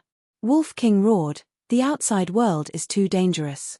Little Qin Zi, quickly send Brother Wolf to the castle." "In your dreams." Qin Feiyang snorted coldly. Some time ago, it was clamoring to come out. Now that it was in danger, it wanted to hide inside. How could it be so easy? Disloyal bastard, Brother Wolf will bite you to death. Wolf King roared angrily. When he looked back, he was so scared that he almost peed. Those bloodthirsty scorpions were not slower than him at all. Distance. They were quickly closing in. "Help Brother Wolf." Wolf King hurriedly asked for help. Feng Ling was a 2-star martial grandmaster. Although she did not have any auxiliary martial arts techniques, she was undoubtedly the fastest. Although Qin Feiyang and Feng Ling were 8-star martial masters, they had mastered perfect auxiliary martial arts techniques. Except for Wolf King. Although it was comparable to a 9-star martial master, its speed could not keep up. Qin Feiyang turned his head and his eyes suddenly darkened. He decisively took out the Chang Shui, turned around, and ran towards Wolf King. Little Qin Zi, you are loyal. Wolf King was overjoyed. Whoosh. But in the next moment, the group of bloodthirsty scorpions behind him raised their tails and spat out blood-red liquid. Like arrows, they shot towards Wolf King. Damn it, don't scorpions only sting people? Why do they spit venom? Wolf King was so scared that he roared again and again. Who told you that they only sting people? Qin Feiyang was speechless.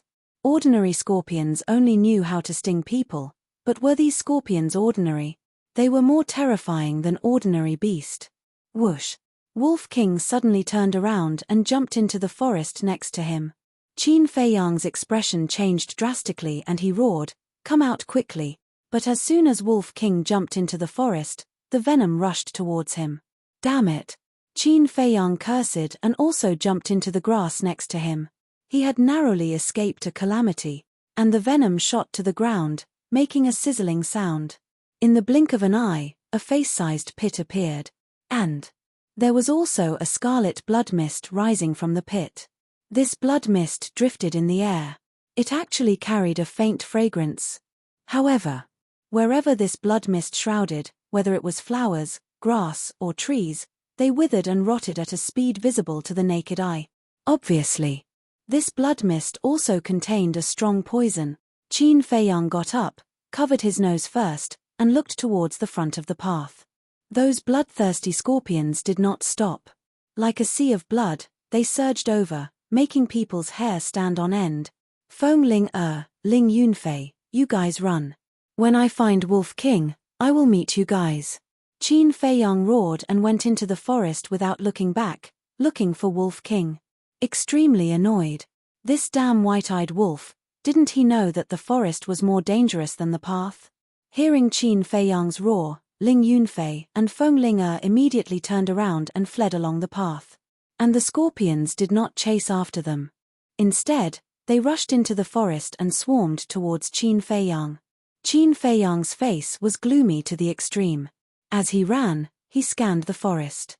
The sky was getting darker and darker. If he did not leave the forest, he was afraid that he would not only face the scorpions, but also other birds and beasts. Oh! Roar! Suddenly, from the left, there was a wolf howl and a beast roar.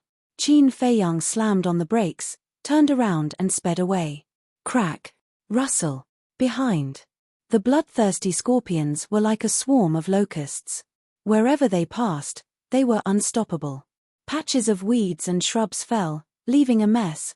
Fortunately, the forest was dense and helped Qin Feiyang block the venom. Otherwise, he would not even have bones left now. After galloping for about 10 breaths, he came to a small hillside. At the bottom of the hillside, there was a small river. The water was very muddy, and on the riverbank, Wolf King was crazily fighting with a fierce crocodile. When Qin Feiyang saw the appearance of the fierce crocodile, his face instantly paled. It was actually a saw-toothed crocodile. Wolf King roared, "Little Tianzi, come down and help." Qin Feiyang dashed down like an arrow. Borrowing the force of his descent, he clenched his 5 fingers tightly and his true energy surged as he threw a punch at the Wolf King. That's right. The target of the attack was Wolf King. Seeing that the fist was about to hit Wolf King suddenly dodged to the side. Rushing thunder killing fists. At the same time, Qin Feiyang growled and punched the head of the saw-toothed crocodile. Roar! Accompanied by a painful scream, the head of the saw-toothed crocodile burst open on the spot. Bang! Its huge body also fell to the ground. Wolf King said with lingering fear, "Fortunately, you came in time. Otherwise, Brother Wolf would be dead. Let's go. Last time, near Black Bear City, Ling Yunfei and I killed a saw-toothed crocodile. In the end, We alarmed the entire group of crocodiles. I'm afraid this time is no exception, Qin Feiyang shouted in a low voice. Roar. However, it was too late. Saw-toothed crocodiles continued to appear from the forest on both sides and the river in front. The small ones were 5 or 6 meters long. The big ones were more than 10 meters long. There were even 2 saw-toothed crocodiles that were more than 20 meters long behind the crocodiles on both sides. Those bloody mouths and dense fangs made the man and wolf's faces turn pale. Look behind. The bloodthirsty scorpions rushed down from the hillside like a blood-colored waterfall, making people shudder. You really jinxed it, Wolf King said angrily. If it weren't for you running into the forest, would we be in such a situation? Qin Feiyang said angrily. If Brother Wolf didn't run into the forest, he would have been drowned by the venom. I'm afraid not even a strand of hair is left now. Wolf King roared. All right. Stop talking nonsense. I have an idea. Qin Feiyang said impatiently, a cold light flashing in his eyes. What idea? Wolf King was surprised and puzzled. Let them kill each other, Qin Feiyang said in a low voice. The group of crocodiles and scorpions were ferocious as they pounced on the man and wolf. In the blink of an eye, Qin Feiyang grabbed Wolf King and entered the castle. Roar. Hiss. The pitch-black group of crocodiles and the blood-red scorpions, like 2 torrents, collided violently. A cruel battle immediately unfolded. Hehe, you're really smart. Wolf King laughed sinisterly. Qin Feiyang rolled his eyes at it, took out the image crystal, and quickly activated it. At the same time, somewhere on the path, Ling Yunfei, who was running wildly, suddenly stopped. What are you doing? Feng Ling was puzzled. It should be Qin Feiyang who sent me a message. Ling Yunfei took out the image crystal, and it shone brightly. Qin Feiyang's shadow quickly appeared. Ling Yunfei asked, Where are you? Qin Feiyang said, Don't worry about where I am first. I've stalled the scorpions. Hurry back. I'll meet up with you later. As soon as he finished speaking, the shadow disappeared. Ling Yunfei and Feng Ling looked at each other. Was this guy really that capable? He could even stall the scorpions. Ling Yunfei put away the image crystal and said, Senior sister, he won't lie to us. Let's go. The 2 of them turned back. Soon, they arrived at the place where the scorpions appeared. They took a few tentative steps forward. As expected, there were no bloodthirsty scorpions. Therefore, the 2 of them ran forward boldly with confidence. Inside the castle, a man and a wolf were focused, carefully listening to the movements outside. Half an hour later, only then did the commotion gradually disappear. Wolf King asked, Do you think they were all wiped out? How would I know? You stay here first. I'll go out and take a look. After Qin Feiyang finished speaking, he appeared in his original position. But half an hour later, the sky was completely dark. He couldn't see his fingers or see anything. He could only smell the pungent smell of blood. Whoosh. Suddenly, the sound of something breaking through the air came from behind. Qin Feiyang's body and mind tightened, and he immediately entered the castle. How is it? Wolf King asked. I can't see.